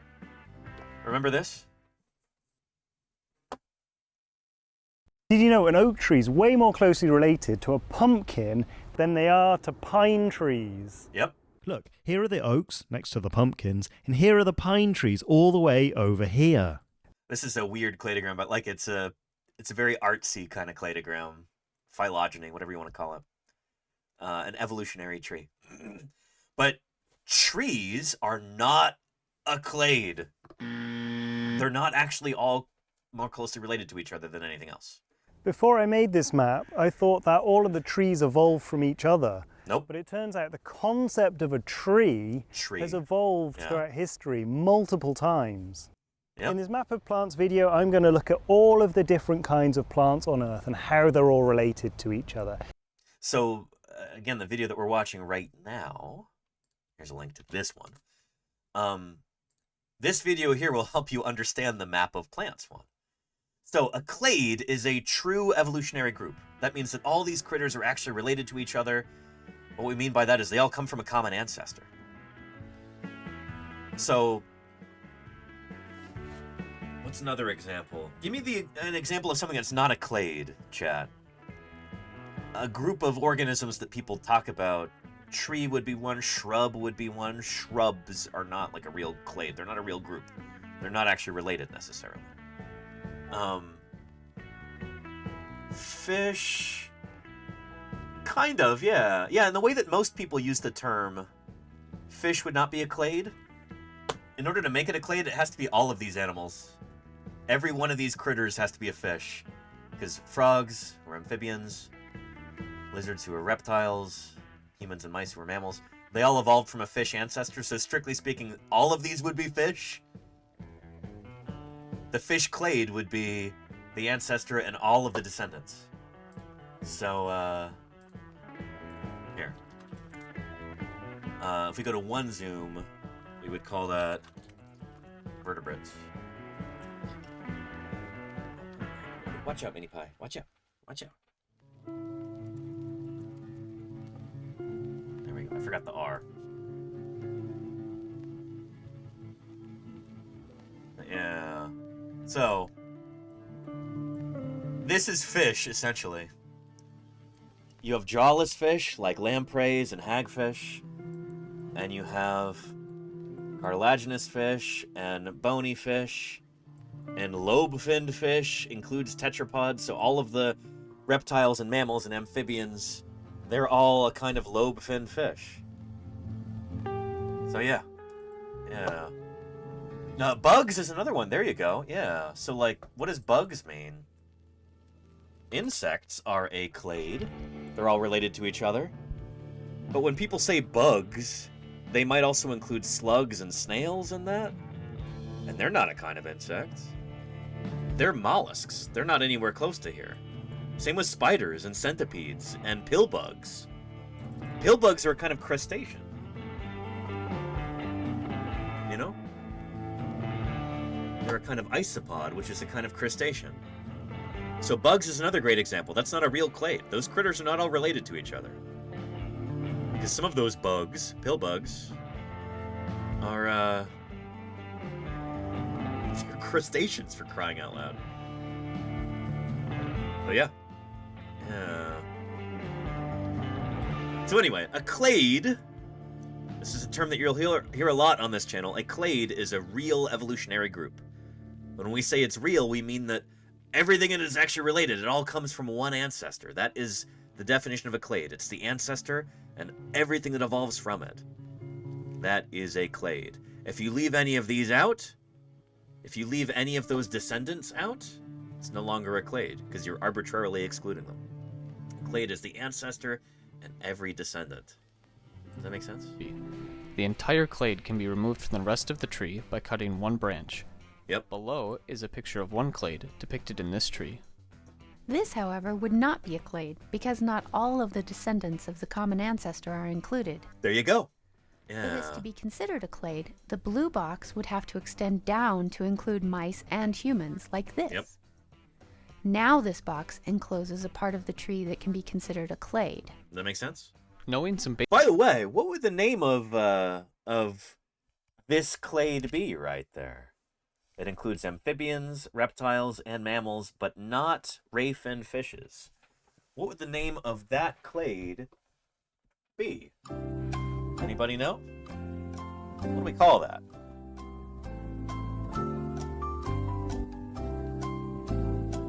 Mini Pie, you are being a terror right now. What's the name of that clade? The one highlighted, boxed around in blue here. I don't expect anybody to know this, but it'd be cool if you do.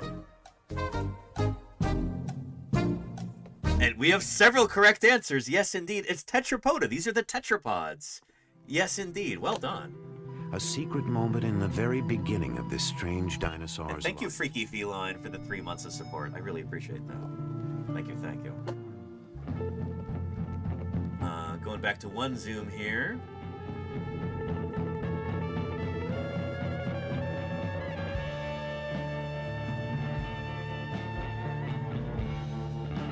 Here we go. Let's zoom out to that clade. Hey, a dinosaur! And thank you, Crania, too, for the follow. There's a group called the Craniates. Those are vertebrates with skulls. Or some sort of scully thing. That's also the name of a clade. But there we go. Tetrapods. This is all of the amphibians and the mammals and the reptiles. They're all tetrapods. That is the name of that clade right there. Well done. This box encloses a part of the tree that can be considered a clade.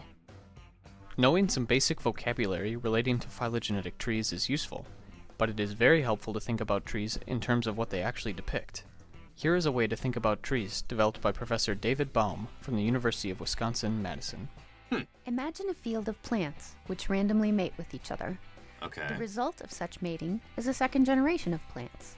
Okay. If we extend these matings to multiple generations, it might look something like this, where each generation of matings creates a new generation of plants, which goes on to produce more generations of plants, and so on.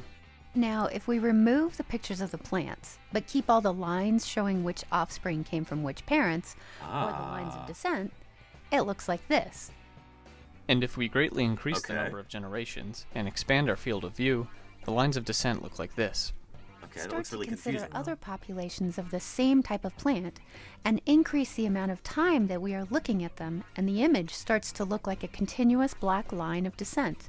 Okay. Notice the passage of time indicated next to this line. Okay. Sometimes, it's easier to think about trees with time progressing from left to right. If we want to think about it this way, all we have to do is change the orientation of our line, like this. Okay. Past Finally, to present. if we move out further still, we can start to assemble a tree showing the relationships among many populations of plants over a long span of time. So to summarize, all we did was to start with a single population of plants and expand the number of generations and populations and the amount of time visible. This is what phylogenetic trees are. Another way to think about trees is like a family tree. There we go. This is the analogy that I usually use when I'm trying to explain this sort of thing. The U depicted is more closely related to siblings than second cousins. Yep. This is because the most recent common ancestor of you and your siblings are your parents. Yep.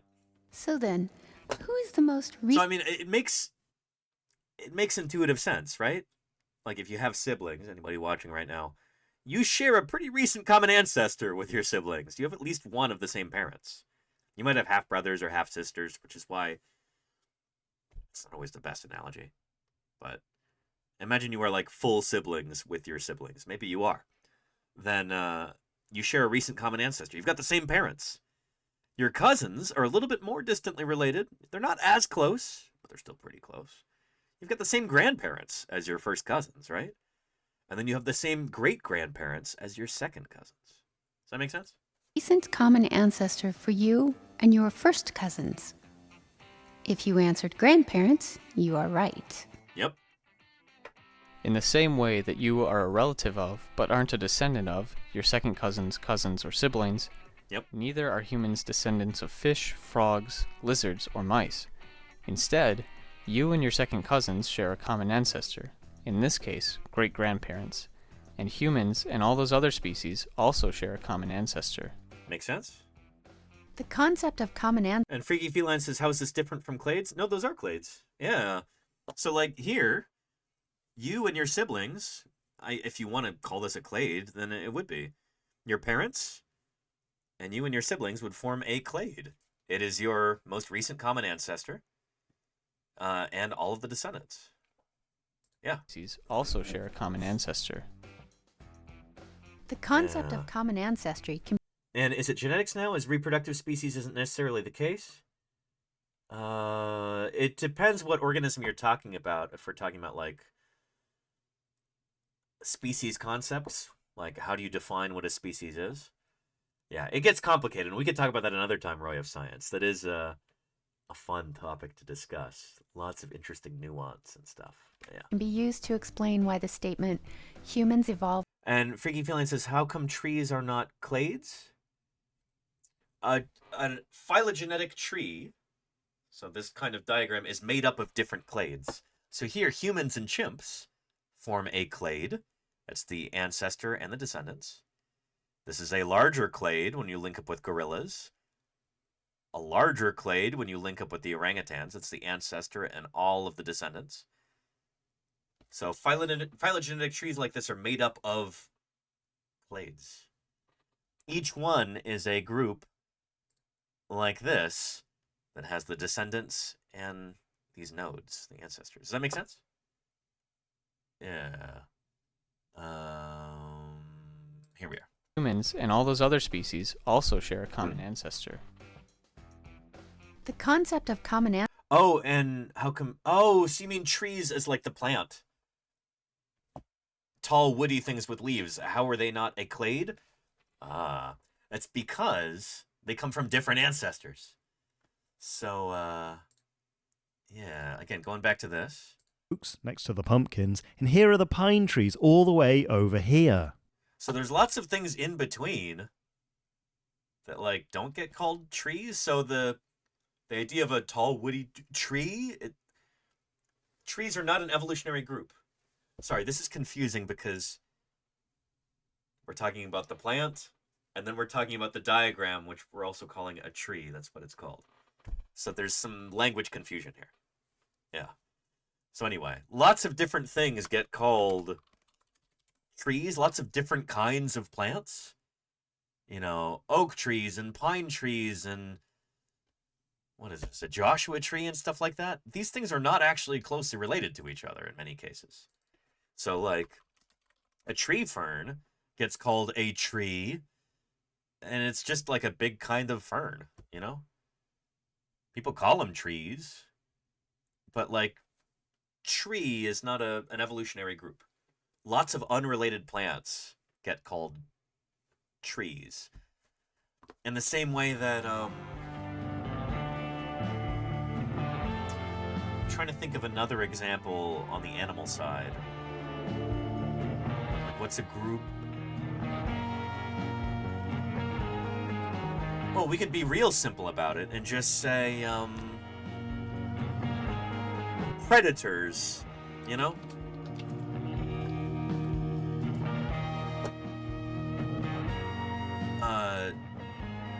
Not these ones, but, the concept of, like, a predator, that's not an evolutionary group, you know? Sure, cats are predators. Bears, sperm whales, leatherback turtles predate on jellyfish. These guys are predators too. These are not close relatives of each other. Not by virtue of being predators. Predator is not an evolutionary group. Does that make sense? Yeah. And you even have cases where, like, here.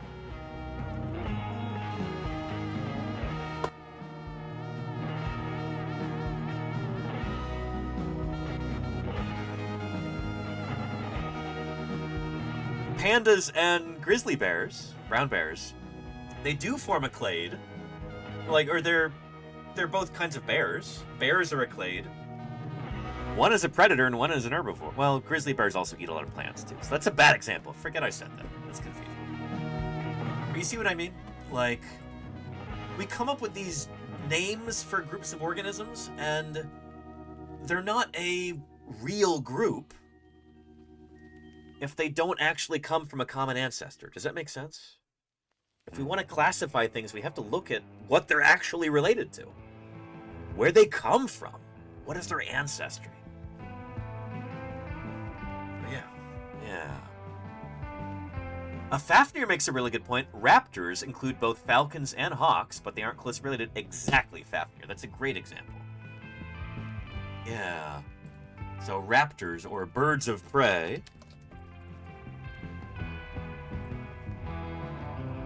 here we go. Birds of prey, toucans, and more. Here's hawks, the Acipteriformes. These are often called birds of prey. And yeah, sure they are. Pretty much all these guys eat meat, or whatever. But falcons were once considered to be close relatives to these guys, and it turns out they're not. Falcons are more closely related to parrots. They're way over here.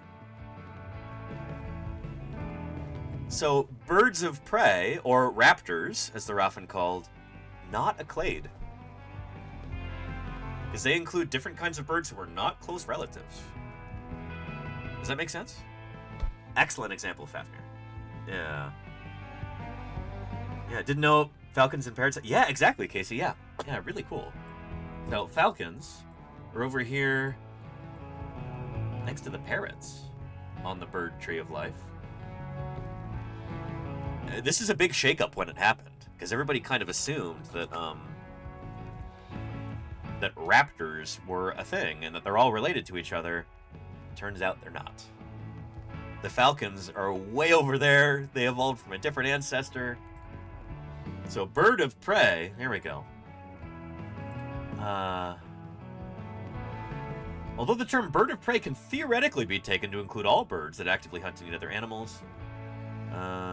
Oh wait, hang on. Blah, blah, blah, blah, blah.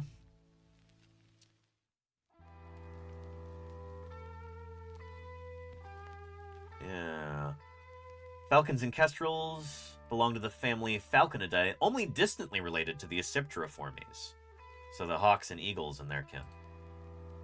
So yeah, yeah.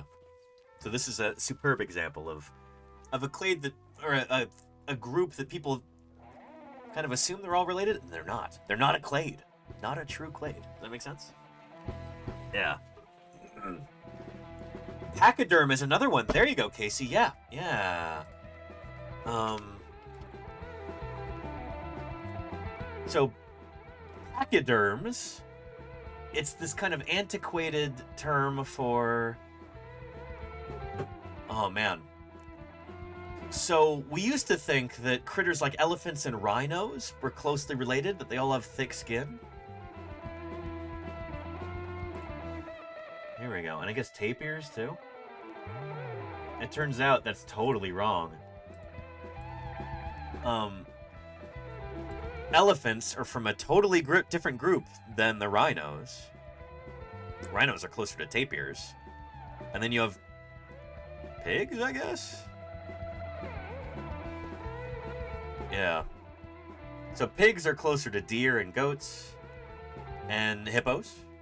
So hippos and pigs actually share a clade. We call it Artiodactyla. The tapirs and the rhinos are actually closely related. Those are perissodactyls. And then elephants are their own thing. They're close to manatees and hyraxes. So, if we search pachyderm on one zoom, you're not really going to end up with anything. But, here, we'll find elephants here, the Proboscidea. Elephants are over here. Their closest relatives are the hyraxes. These guys who look almost kind of like rodents or something. And then the manatees. This is a weird group. And we talked about this, what was it, last week or the week before for Manatee Appreciation Day? Sea cows, manatees, and dugongs are the closest relatives of the elephants. To get to rhinos,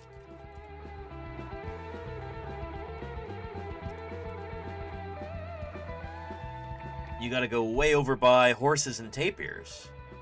They're over here. Rhinos are closer to horses than they are to elephants. There's rhinos. Here's tapirs. And then you get to the horse family, Equidae. And then hippos. Their closest living relative is other hoofed mammals. And whales. They're way over here. Pygmy hippo, common hippo, and then here's cetacea, the whales. So yeah. So this is a clade, cetacea, because this is the ancestor and all of its descendants. That clade is inside of this clade, which is all of the whales plus the hippos. This clade is called Whippomorpha, which is a fun one. And this is part of a larger clade that also includes things like giraffes, and cows, and bison, and moose. Yeah.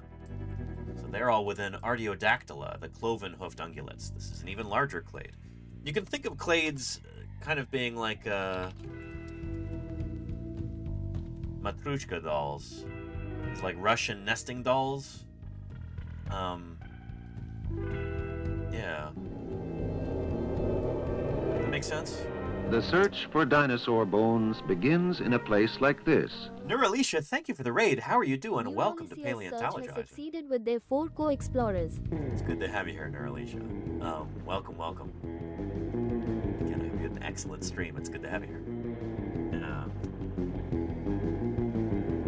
So anyway, sorry, I've been neglectful to chat. Let me catch up here. Yeah. An illiterate scholar says, personally, I never thought elephants and rhinos were particularly closely related, even as a kid. Sure, they're big and gray, but that's about it. That was enough for certain people to lump together. Pachydermata, that name means thick-skinned, so it's like, yeah, if it's a big gray mammal with thick skin, and it's got legs, pachyderm. Turns out that's not a real group. They're not actually closely related. So yeah. Pretty cool how that works. In a vulgar neuro raid. Good to have you here, old man Felonius. Here. Let me very quickly introduce myself with a channel trailer. Show you what this channel's all about. But it's good to have you here. Thank you again, Neuralicia, for your raid. I really appreciate it. I'll be right back. My name is Danny Anduza. I'm a dinosaur paleontologist, and this is Paleontologizing.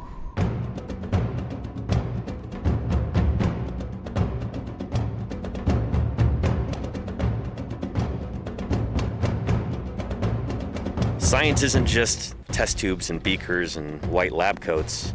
What we're doing out here is science, too. We're testing hypotheses by excavating these fossils. Join me for museum tours, interviews with other paleontologists, audience Q&A, 3D printing. It's pretty big. Who thought this was a good idea? And of course, live dinosaur digs. A limb bone from a new duck-billed dinosaur. I invite you to tune in and experience the adventure of fossil science. Welcome. Neuralicia, you are a neurologist, right? Look at your about right here. Thank you for the raid. I really appreciate it. You're doing some science and technology too. Excellent. Neuroscientist, passionate about science communication. Talking about the hidden science in movies, games, music, or whatever else is on your mind. Very cool, Neuralicia. I'm already following. Good. Wanted to make sure. Can we get another shout? Can we get another shout out for Neuralicia here? And hello to you, Vulgar Science. Welcome, welcome. Good to have you here. Yeah. Oh, and neurologists are MDs. Oh, sorry. Are you a PsyD or a PhD? Or a... You don't necessarily even have to have a degree to be a scientist. We are, distinctly anti-credentialist around these parts. I know many great scientists who don't have a formal degree, and yeah, what matters is, are you contributing to science? Are you moving the field forward? Are you doing work, maybe publishing, that kind of thing? That's what it's all about. PhD, nice, Neuralicia. Yeah. Great to have you here. You caught us in the middle of a discussion about phylogeny. So understanding how different critters are related to one another. Because as far as we know, all life on our planet is related, all descended from a single common ancestor about 3 or 4 billion years ago. This is like the fundamental, foundational principle underlying all of biology and paleontology too.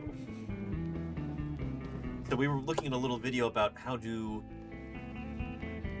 understand phylogenetic trees. So let me go back a little bit. Here we go. But yeah, anti-credentialist. There you go, Ezra repeats it. Yeah, nice NASA badge, by the way. Good to have you here. Yeah. Here we go. Another way to think about trees is like a family tree. And there you go, Hibiscus. Yeah, I know what you mean. Ugh. I appreciate you being here too, Hibiscus.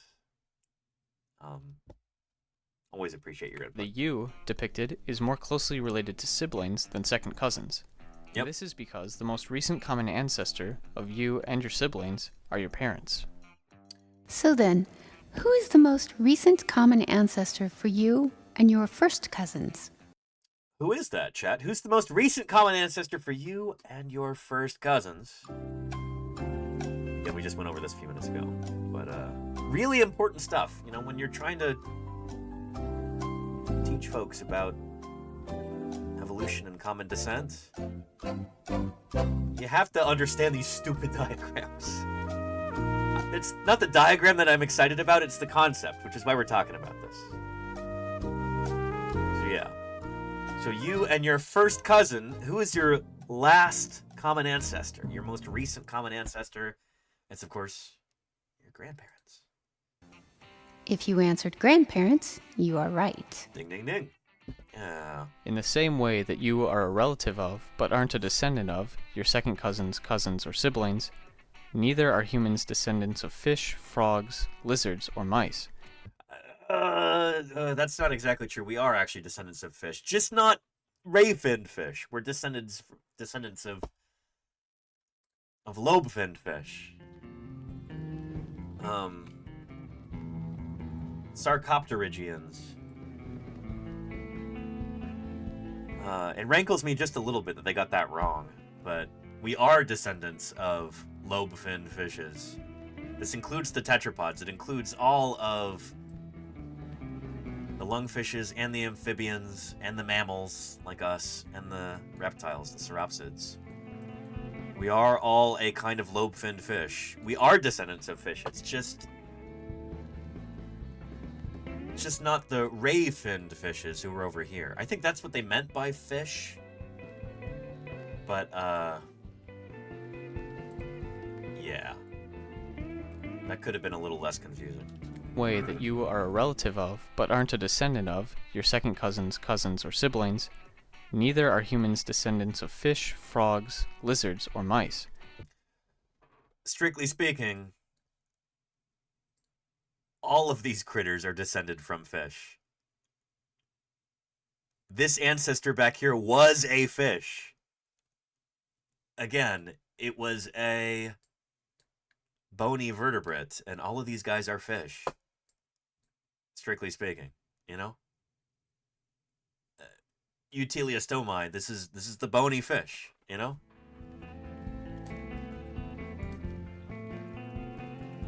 Bony fish, Osteichthyes, also known as Utiliostomai. Where does it say that? Yeah, broadly equivalent to Utiliostomai. In paleontology, the terms are synonymous. I would say in reality, the terms are synonymous. But yeah, so that is this clade. The bony vertebrates, Utiliostomai. Utiliostomai, that is Osteichthyes. The bony fish. So yeah. Anyway. Instead, you and your second cousins share a common ancestor, in this case, great-grandparents, and humans and all those other species also share a common ancestor. The concept of common ancestry can be used to explain why the statement, humans evolved from monkeys, is incorrect.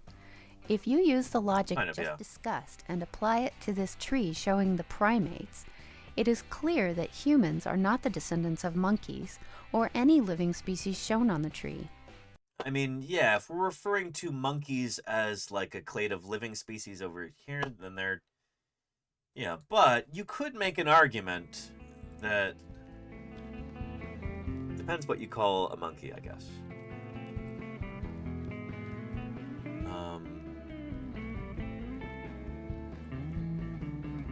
Here we go.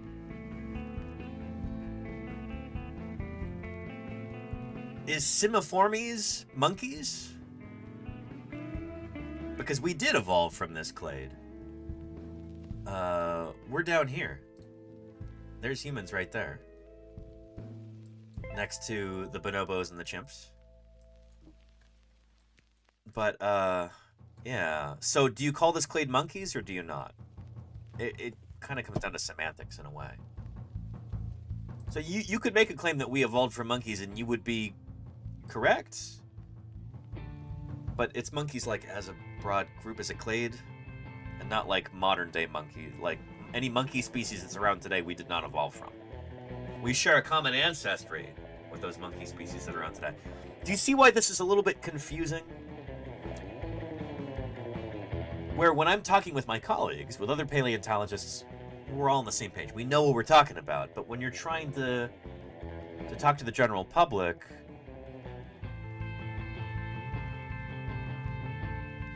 we might have different definitions for the same terminology.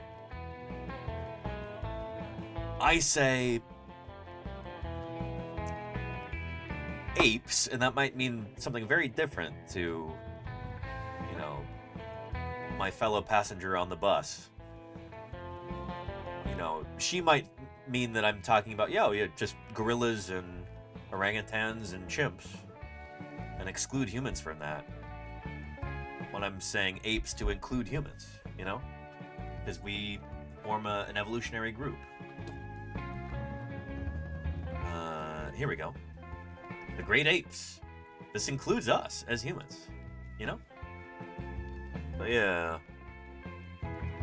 Anyhow. So if you don't include apes in its paraphyletic, exactly, Hibiscus, yeah. Yeah. And Simiformes are monkeys, yes, says Gay Hibiscus. Yeah. Anyhow. Let's finish this video out. Instead, humans and monkeys share a common ancestor that lived sometime in the past. Yeah. For more information about this podcast, I'll give you a link to this. I guess I must have looked at this a few years ago and decided not to share it super widely just because there's a few quibbles that I have with it. It can be a helpful video, but it's not... When I have to, like, deliver so many caveats about it, it almost defeats the purpose. I don't know. Yeah. And Charlie's going, yes, you are correct about that. Absolutely. And Chilihead says 200 million years ago back, I think, was a mouse. Is that correct?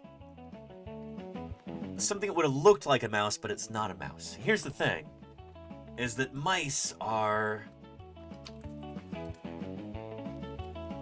like the house mouse, Mus musculus. That's a kind of rodent, and rodents are a kind of newish group in as far as mammals go. If we go to rodents here,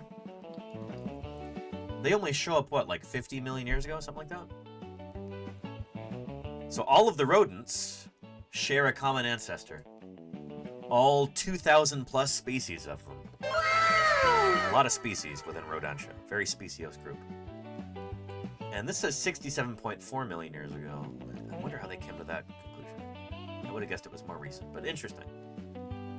Anyway, what you're thinking of is like the ancestor of all the mammals, which should be going back way further than this. Here we go. All of the mammal species that we have around today all came from a single common ancestor about 180 million years ago, maybe a little further back, I would guess, actually. And that critter would have looked something kind of like, something like this. It was very small, probably. This is not a mouse. It's way older than that. Mice are like a very specific group of mammals. They're much more recent. This is something that a critter like this, like Hadrocodium here, gave rise to, sure, mice, but also elephants and bats and whales and cats and goats and rats and platypus and wombats. I think other things that rhyme. Yeah. So it was a mouse-like ancestor. It looked superficially maybe kind of mousy. I think this actually looks more like a shrew, the way it's reconstructed here.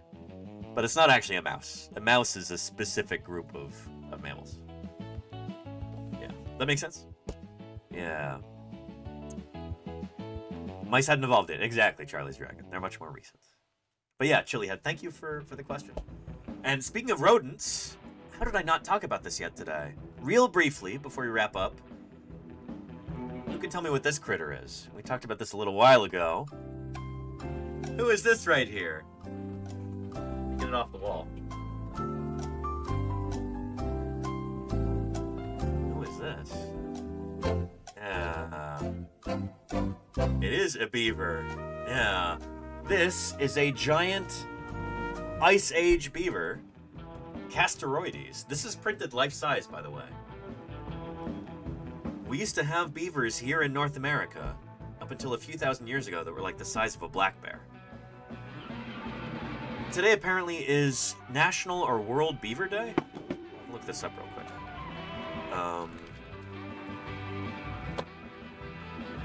Yeah.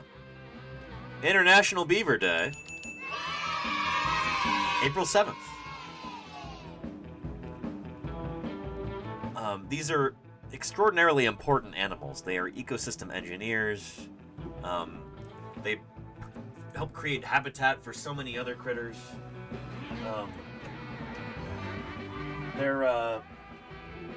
They change the landscape to the point where lots and lots of other organisms can make a living on a landscape when before they couldn't, because beavers built these dams, which causes certain areas to flood, and then you can get lots of water species that move in, and it can help protect against devastation from wildfires and stuff like that.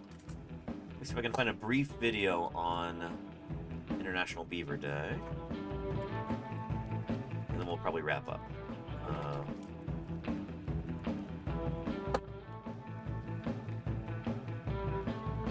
Let's see.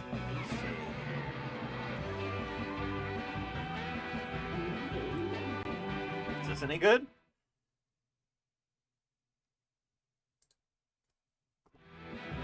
International Beaver Day, and the folks at Peel Compton Foundation are celebrating by truly giving a damn. DAM, that is. Today, the group hosted a fundraiser. They're trying to raise $5,000 to support the beavers. That included a volunteer cleanup, a children's nature class, informational booths, and a nocturnal tour. So why should you give a DAM? Well, we're told the animals greatly help support our community's ecosystem. Almost 50% of Bentonville's water filters through this wetland before it goes out into the creeks and rivers and eventually ends up in the ocean. So the beavers help collect trash, their dams help filter the water, and last year alone our team took out over 2,100 pounds of trash from the wetland, which kept it out of the ecosystem and off the ground. Kayla tells us there are 2 beaver colonies out at Osage Park, and this time of year you can go out to the north side of the park around this time in the evening, and you'll get to see them swim around. Very cool. In the town I grew up in, here in California, I think it's during the summer, there's a beaver festival that happens just about every year, I think. Do we have a video?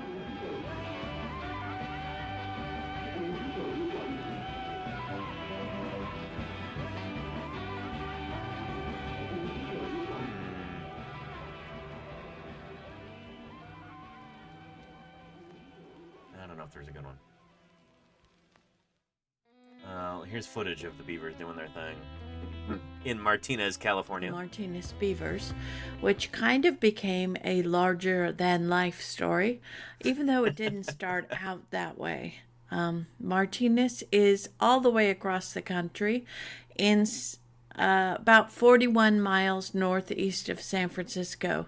So if you go under the Golden Gate Bridge and you go across the bay and all the way up in the corner to the Carquinez Strait, the county seat of Contra Costa County. Into the strait, one of many, is Alhambra Creek, which is right through my town. Alhambra goes right across Main Street, and that's where the beavers lived. They anyway, I'll give you a link if you want to watch the rest of this.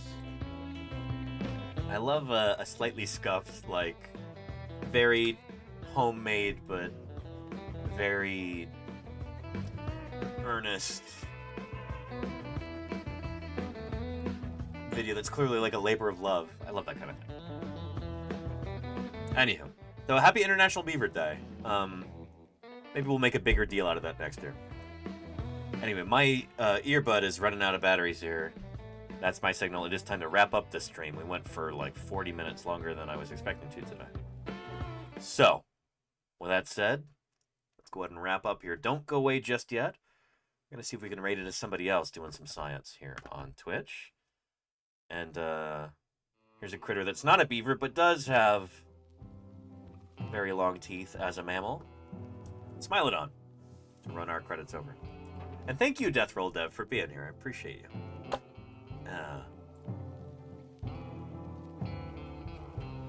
Who else is doing some science on Twitch right now? Let us see.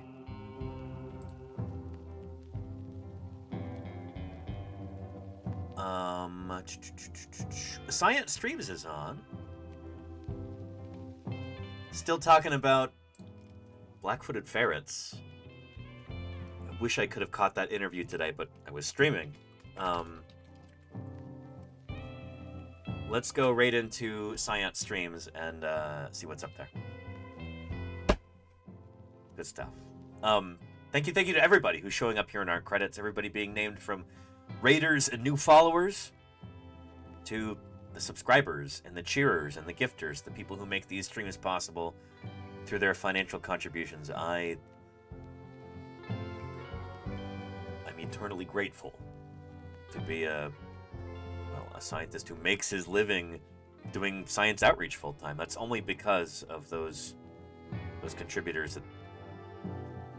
that could become a reality. So thank you everybody who subscribed or cheered or gifted, all that good stuff. Likewise, thank you very, very much to our moderators for keeping this a safe and welcoming community for everybody. We know that when we get a big raid, everybody's just gonna gel.